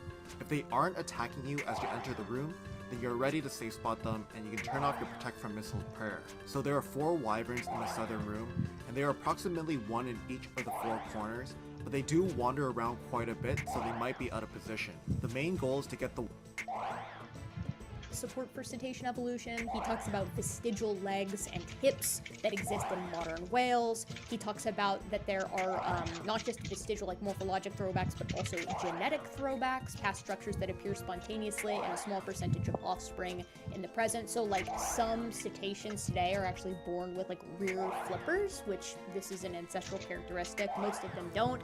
Some of them do, which means that they have the code within them that can sometimes be erroneously turned on to give them this previously held ancestral condition. It's the genes still exist in there. And I don't think that Kurt Wise talks about it here, but they also have like every gene needed to smell, like olfactory genes that mammals typically have a ton of that are reduced in a lot of different modern mammals. Like primates have a reduction in a sense of smell. We don't emphasize it as much as vision. But the same is obviously true for cetaceans because you can't smell underwater, not with a mammalian setup. So what they do is they have all of these genes and they're just all turned off. None of them work. So why are they there? Why do they have the genes for smelling above water if they didn't previously or at some point smell above water in their lineage? He goes on to talk a little bit about the morphology, saying there's a strong stratigraphic series of Archaeocete genera claimed by Gingrich, so Ambulocetus to Rhodocetus to Prozuglodon, or similarly aged Basilosaurus, followed on the one hand by modern Mysticetes, and on the other hand by the family Squalodontidae. Yeah, Squalodontidae, and then modern Odontocetes. So basically what he's saying is you have this series that goes Ambulocetus, Rhodocetus, Prozuglodon, or Basilosaurus, and then a split to modern Mysticetes and modern Odontocetes. So that's 10 battle stabs just dropped from the Swyvern. It's like that same series is also the Logic series. Ambulocetus with the largest hind legs, Rhodocetus with hind legs 1/3 smaller, Prozuglodon with 6-inch hind legs, and the remaining whales with virtually no to no hind legs. Toothed Mysticetes before non-toothed baleen whales, and squalodontid Odontocetes with telescoped skulls but triangular teeth. So basically the teeth are the last thing to evolve in modern toothed whales. They don't have the heterodonty that we see in mammals, so all their teeth are these little cone shapes. So it has the telescoped skull, the modern skull, but triangular teeth, and then we have modern Odontocetes with telescoped skulls and conical teeth. This series of fossils is thus a very powerful stratomorphic series. Because land mammal to whale transitions, theorized by macroevolutionary theory and evidenced by the fossil record, is a land to sea transition, the relative order of land mammals, archaeocetes, and modern whales is not explainable in the conventional phylogeology method. Furthermore, whale fossils are only known in the Cenozoic and thus post-flood sediments. This seems to run counter to the intuitive expectation that whales would have been found in or even throughout flood sediment. At present, creation theory has no good explanation for the fossil record of whales. Put excellently, I couldn't have said it better myself. He finishes by saying, during the development of some sperm whales, the fetus develops portions of hind limbs and pelvic bones and subsequently reabsorbs them. True. Other modern cetaceans have other bones in embryology and sometimes adulthood, which suggest hind limb vestiges. This suggests that modern cetaceans have latent genetic information of the development of small hind limbs. Could this mean that Basilosaurus, for example, which has hind limbs and a pelvis, is actually an early post-flood representative of some cetacean barramen, and that modern cetaceans of that barramen are actually descended from it or something similar to it? So what Kurt Wise is suggesting here is like, yeah, we have to make sense of whale evolution. because all of the whale evolution occurs in post-flood rock, according to young Earth creationists, then you had to have had a terrestrial whale that lived on the ark. And the reason for that is because you don't find any whale fossils in any of the post-flood strata, and all of them in the post-flood strata. So this is a reasonable argument if you're a young Earth creationist, at least in my opinion. Now, I don't think you have enough time for it, but that's a different conversation.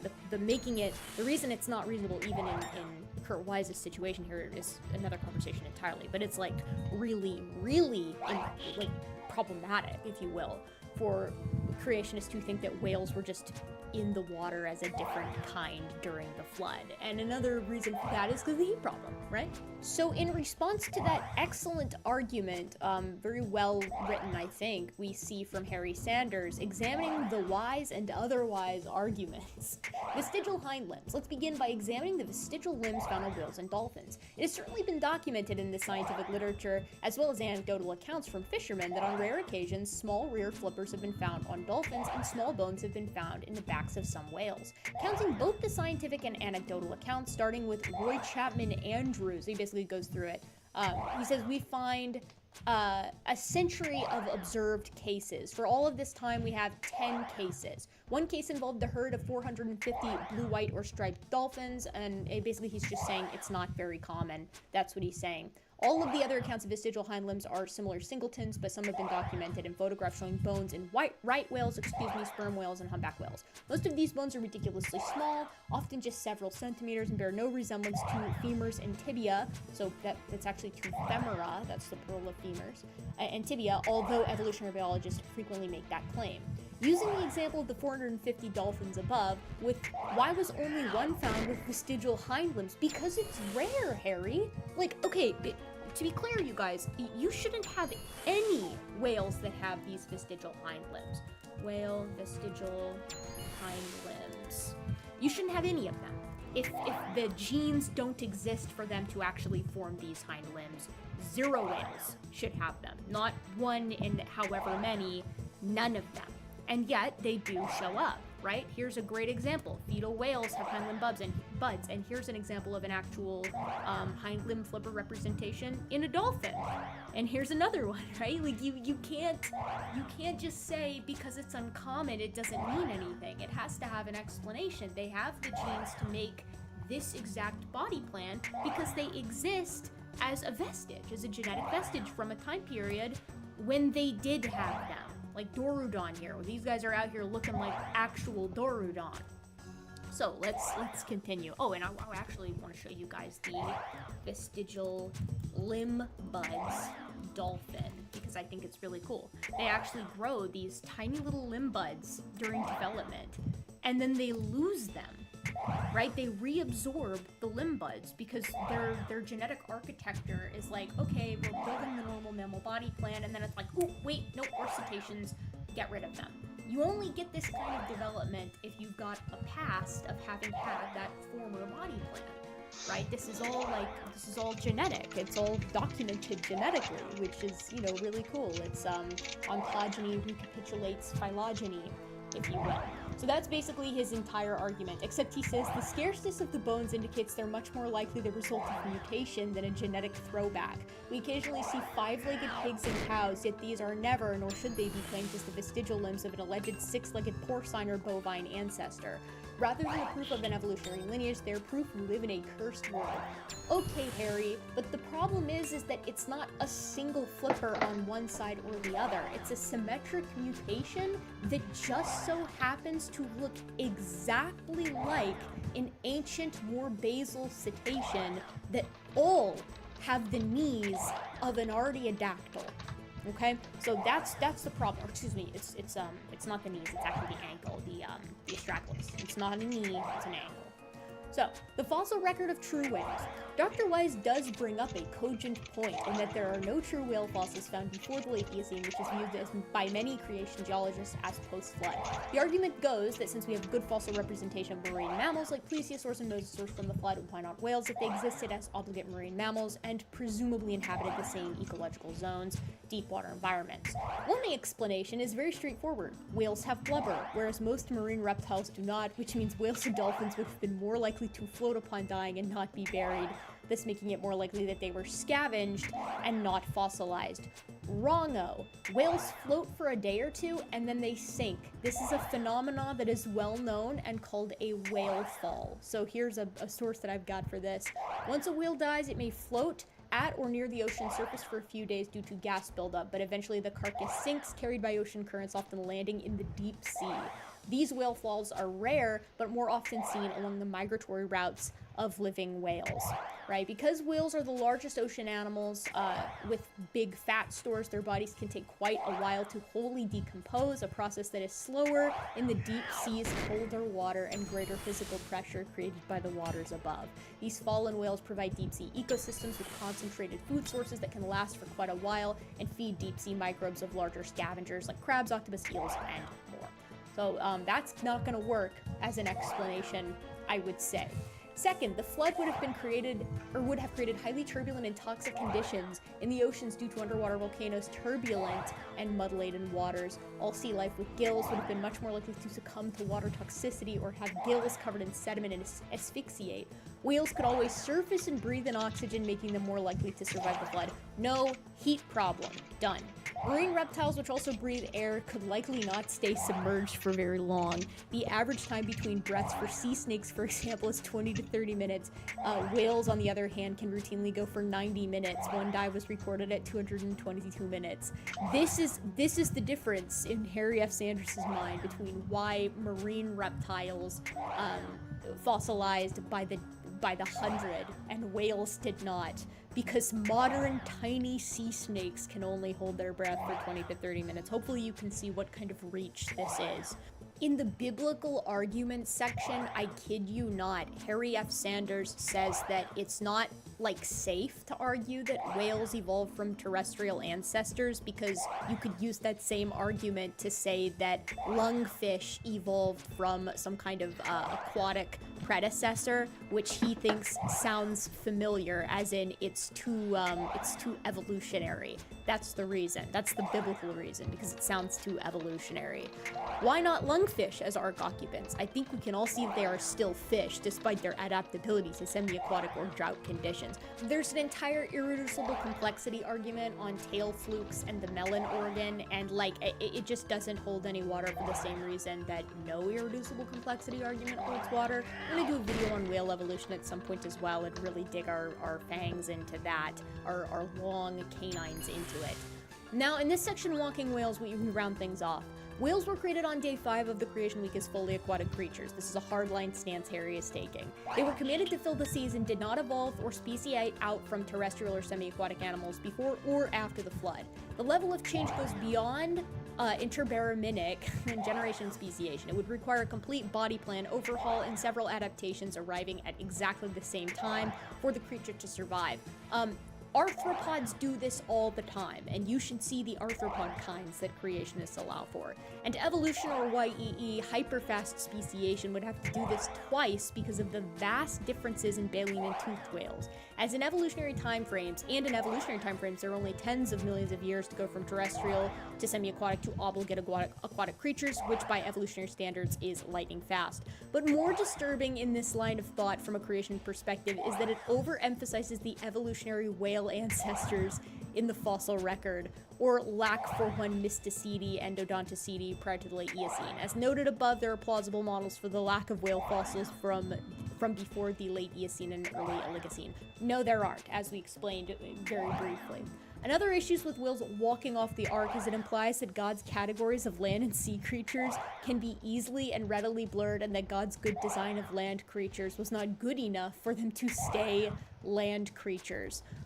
But this doesn't work for, like, the otters, right? For your mustelids, for your pinnipeds. Like, while some may point out that pinnipeds and sea otters are in the same category, they are not, nor would they ever be described as obligate sea creatures. They still mate and bear live young on land, although sea otters can sometimes give birth in the water and still spend considerable time basking, socializing, and even fighting on land. Sea otters have also been noticed going onto land to rest, groom, and Nurse. Oh yeah, Harry? Then why aren't they on the Ark?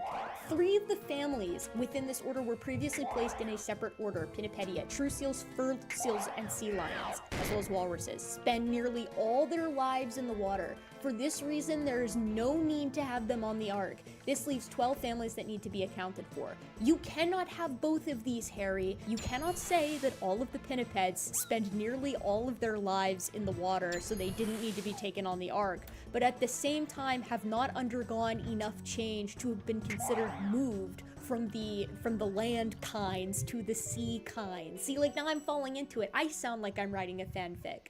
Because it sure does seem to me that pinnipeds are identical to this argument that you've had here, right? For pinnipeds, their land design wasn't good enough for them to stay land creatures. They moved into the sea, and as you described it, or as your bosses here described it, can be considered to spend nearly all their lives in the water. If they can blur the line, why can't whales? I'd just like to point out too, going back to that verse, right, that it seems like everything on the earth died, not just everything on land. And all flesh died that moved on the earth. Birds and cattle and beasts and every creeping thing that creeps on the earth and every man. It all in whose nostrils was the breath or spirit of life. All that was on dry land died. So he destroyed all living things which were on the face of the ground, both man and cattle, creeping thing and bird of the air. They were destroyed from the earth. Only Noah and those who were with him in the ark remained alive. And the waters prevailed on the earth 150 days. Like, to me, it seems to be saying, yeah, everything on land died, and everything on the earth died. Only those who were with Noah on the ark remained alive. So, like, to me, right, that would not only include whales, but it would include pinnipeds and otters and sea turtles. A lot of things. Finally, falling back on the outdated ontogeny recapitulates phylogeny argument to argue that a few individual cetaceans have limb buds which gets reabsorbed during the early embryonic stages as proof for either an evolutionary ancestor or terrestrial or semi-aquatic land creature lineage is lamentable. As Dr. Jake Herbert has said, YEEs tend to play up the supposed evidence for evolution while playing down the evidence for creation. Is it because the evidence is truly equivocal and we as creationists have been overstating our position, or is it because YEEs are philosophically opposed to even the possibility that the evidence could strongly favor creation? This is so paranoid. Biblical creationists cannot afford to get this wrong. Affirming a recent creation and global flood is meaningless if one claims that evidence for these things is ambiguous or equivocal. Biblical creation is true, and the scientific and historical evidence strongly confirms this. So we just didn't even touch the limb buds thing. Didn't even talk about it. And that is the end of this article. Weak. Now, creationists have never had a good answer for the whale evolution problem, right? And we're gonna do a video again, as I said, on this soon. But that article in particular was particularly pathetic at arguing against it. Now, let's take a look at the next article, because I'm real excited for this one.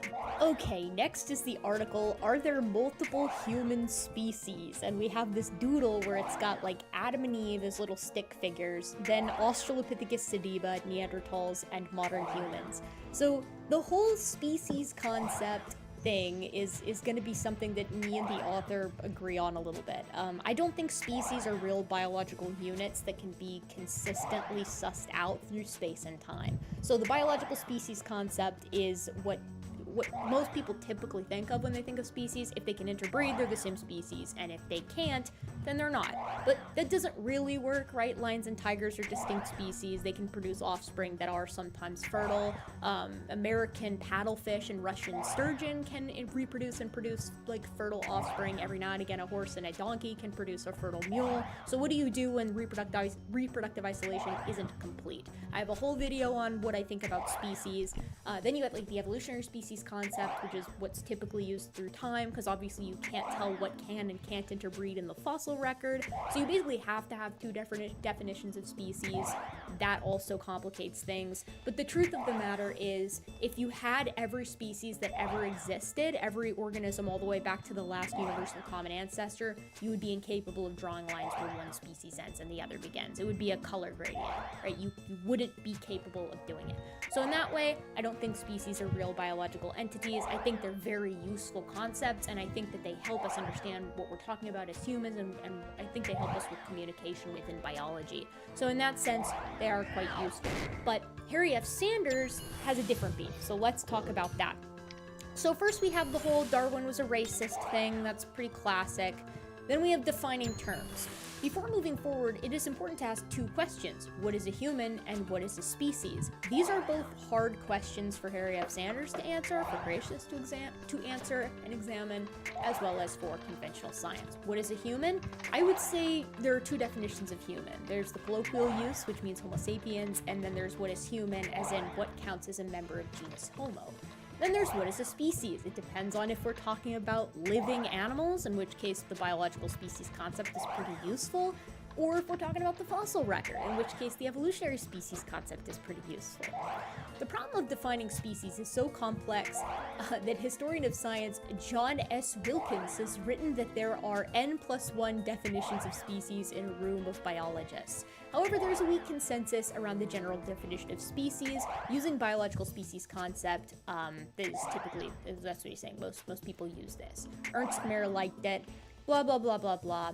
And then we also don't get a definition of human from Harry F. Sanders here. He's mad because the crux of this article is that Harry F. Sanders is mad because Todd Wood advocates for a pluralistic view of species when talking about humans. Todd Wood accepts that there are multiple human species. He thinks Neanderthals are distinct. He thinks Denisovans is distinct. He thinks Australopithecus sediba is human and distinct. Same with Homo naledi, etc., Homo erectus, heidelbergensis, quote unquote, as it were. And Harry F. Sanders doesn't like that. He says about Todd Wood that Todd Wood wants to apply multiple definitions of species simultaneously to define groups, and he insists that when he says human species, he only means in a biological sense, not that they are somehow less than human, as all human species are descended from Adam. This is, however, somewhat of a self-contradictory position. Species do not tend to be defined simultaneously using multiple conceptions in biology. Wrong, right? Because we sometimes use the biological species concept and we sometimes use the evolutionary species concept. And these two things can bleed into one another when we're talking about like recently extinct organisms. So if Dr. Wood wishes to combine multiple conceptions, he must defy the normally accepted pattern of taxonomy and thus not be defining species in a biological sense. Again, wrong. We're not going to be doing it in a biological sense as in the biological species concept with hominins because they're extinct. It's hard to tell which ones could interbreed. Alternatively, he could define species in a biological sense, but he then must choose the conception of species he wishes to use. We get another Harry F. Sanders classic that all creationists who read Answers in Genesis simply must be stupid. The average audience will not know that a creation speaker means species in a biological sense. They hear the word species and assume different animals like lions and wolves. When they hear different human species, they hear that not all humans are the same. Some might even hear evolution. Dr. Wood argues he doesn't want to pander to the ignorance of the masses. However, as a former college professor, he knows that you cannot teach a concept unless the students understand the concepts that underlie it. Further, he is here assuming that the evolutionists are right and that multiple species of humans have existed in the past. It is also perplexing for him to point out that the biological concept of species is flawed and then appeal to it in order to have multiple human species. The biological species is flawed and all biologists recognize it, but they still use it because it's one of the best that we've got for clarity's sake. Like, this is Harry F. Sanders, frankly, being ignorant of how the species concepts work. Like, I recommend you read Zachos et al. 2016. This next sentence reveals that Harry F. Sanders doesn't have the first clue about how evolution works, which I know we tend to say a lot as people who, push back against young Earth creationism, but I happen to know that Harry F. Sanders has a background in biology, so there's no excuse for this. He says the implications for this idea of multiple human species is astounding. It applies that man has been progressing upward through history until he arrived at modern Homo sapiens.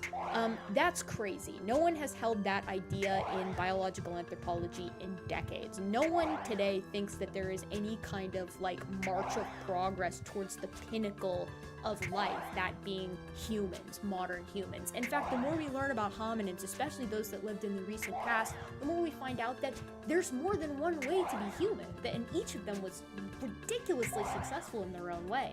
In fact, if you want to define success as how long you've lived on the planet, pretty much every hominin has done better than modern Homo sapiens is projected to do right now. Neanderthals, for example, lived from 400 to 800,000 years ago until just 40,000 years ago.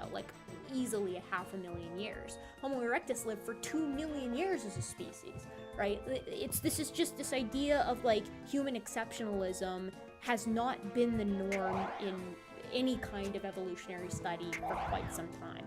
Thus, the acceptance of multiple species of fully human people at least indirectly implies the evolutionary model, maybe a super outdated and incorrect one. Obviously, Dr. Wood and other creationists who accept multiple human species would deny the implication, but it is still there, so paranoid. To accept the concept of multiple human species implies that the biblical model that mankind was created perfect in the image of God a mere 6,000 years ago and that he subsequently fell and is suffering from a degraded genome is false. Actually, no, right? There's an alternative here, and it's the one that I've heard Todd Wood propose, which is that maybe Adam wasn't anatomically modern Homo sapiens. What if he held that idea, Harry F. Sanders? What would you say then? This next section is very perplexing to me. Dr. Wood puts forth several arguments as to why he thinks there are multiple species of humans, including Homo erectus, Homo neanderthalensis, Australopithecus sediva, and more recently, Homo denisova. So you need to know, Homo denisova, that's not a hominin, right? Denisovans or Denisovans is not, it doesn't have its binomial nomenclature yet because there's not enough of like a holotype for it. We know it mostly from its genome and some fragments here and there. It's dependent really on like how stuff like the Harbin skull ends up hashing out as to what it's going to be. If the Harbin skull really does belong to Denisovans, then the nomenclature for it will be Homo longi, not Homo denisova. But also, how interesting that we're not going to address Homo floresiensis or Homo naledi in this, right? We're not going to include those as something that's being investigated by Harry F. Sanders III. So he quotes Todd Wood. In the case of fossil hominids, well-known taxa like Neanderthals and the Homo erectus and the Homo erectus complex, are known from numerous individuals and are well documented as different from modern humans. Yeah, morphologically and genetically. Neanderthals in particular have a good evidence of being a separate species from modern Homo sapiens. Neanderthals differ from modern humans in their morphology and in their development, true. The recently reported Neanderthal genome also revealed genetic differences from modern humans. The Neanderthal genome also revealed evidence of hybridization with Europeans and Asians, but the levels were so low that one must conclude that Neanderthals in general did not hybridize with contemporaneous Homo sapiens. So first of all, Joel Duff pointed something out really interesting about this, which is that this comes from like quite some time ago from Todd Wood, and Todd Wood has softened on like how much hybridization he would be okay with. But of course, those aren't the quotes that Harry F. Sanders chooses to utilize.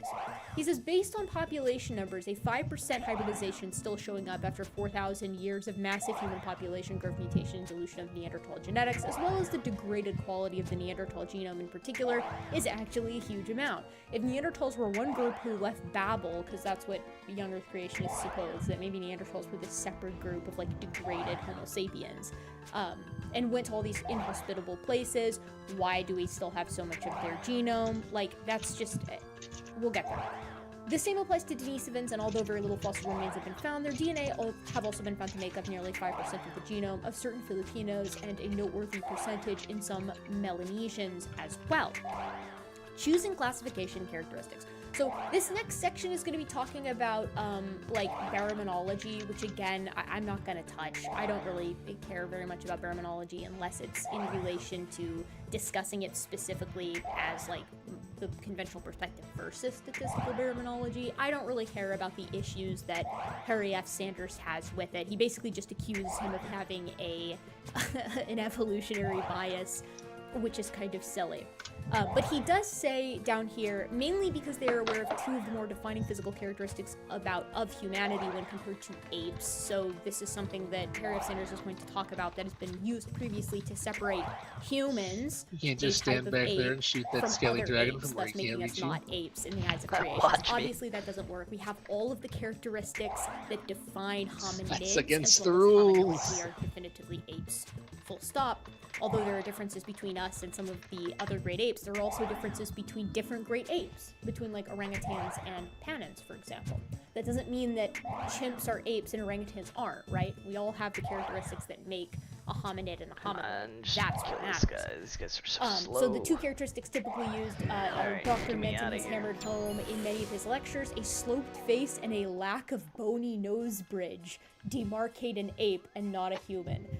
So a sloped face, that's going to be a hard sell because Neanderthals are actually pretty prognathic. That's what he means when he says sloped face, as is Homo naledi.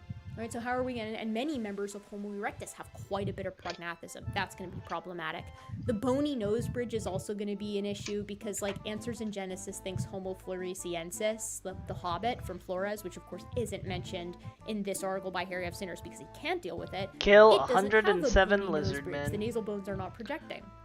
So that would mean that That'll be that's fun. technically an ape by Answers I'll in definitely Genesis, get my Dragon Warhammer from those. Hee. Nope. Yeah, probably not. Look, a boy has the right to dream. I don't get it.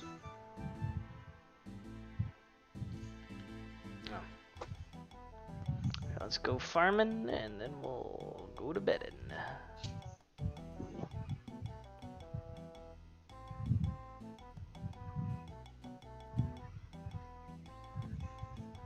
standards if they're using David Menton's.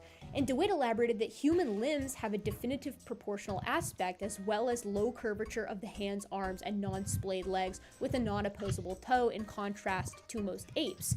Yeah, extant apes, but these changes are marked in the fossil record from things like Australopiths to modern-day Homo sapiens. And in fact, Australopiths, some of them have the proportions of a modern human, or some of them have less curved phalanges, or some hominins that Answers in Genesis would say are human do have curved phalanges or a more primitive limb proportion. That's what makes this complicated. Therefore, it seems that using an equally weighted character set is already stacking the deck towards an evolutionary interpretation of the data. So that's an issue that he Grow a magic and then tree. the last issue that Harry F. Sanders takes with Wait, Todd Wood is that Todd Wood thinks that Australopithecus sediba, via statistical baraminology, belongs to the human baramin, or humankind. Harry F. Sanders does not like that because he thinks that it is too apish.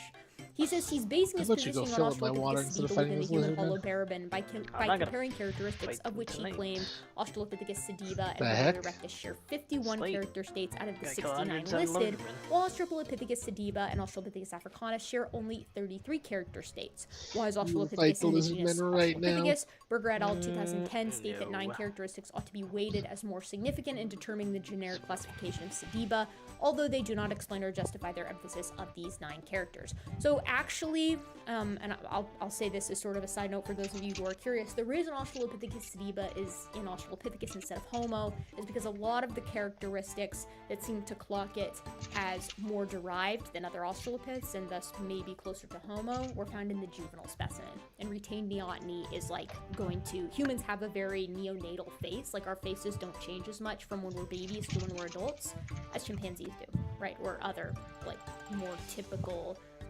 great ape dwarfs, like in the hominids. So Dr. Wood, and this is Harry F. Sanders again talking, disregards claims that certain character sets should be more heavily weighted from both creationist and evolutionary camps, even insinuating that an evolutionary paleoanthropologist, Lee Berger, weighted the data to make Australopithecus sediba appear more ape-like.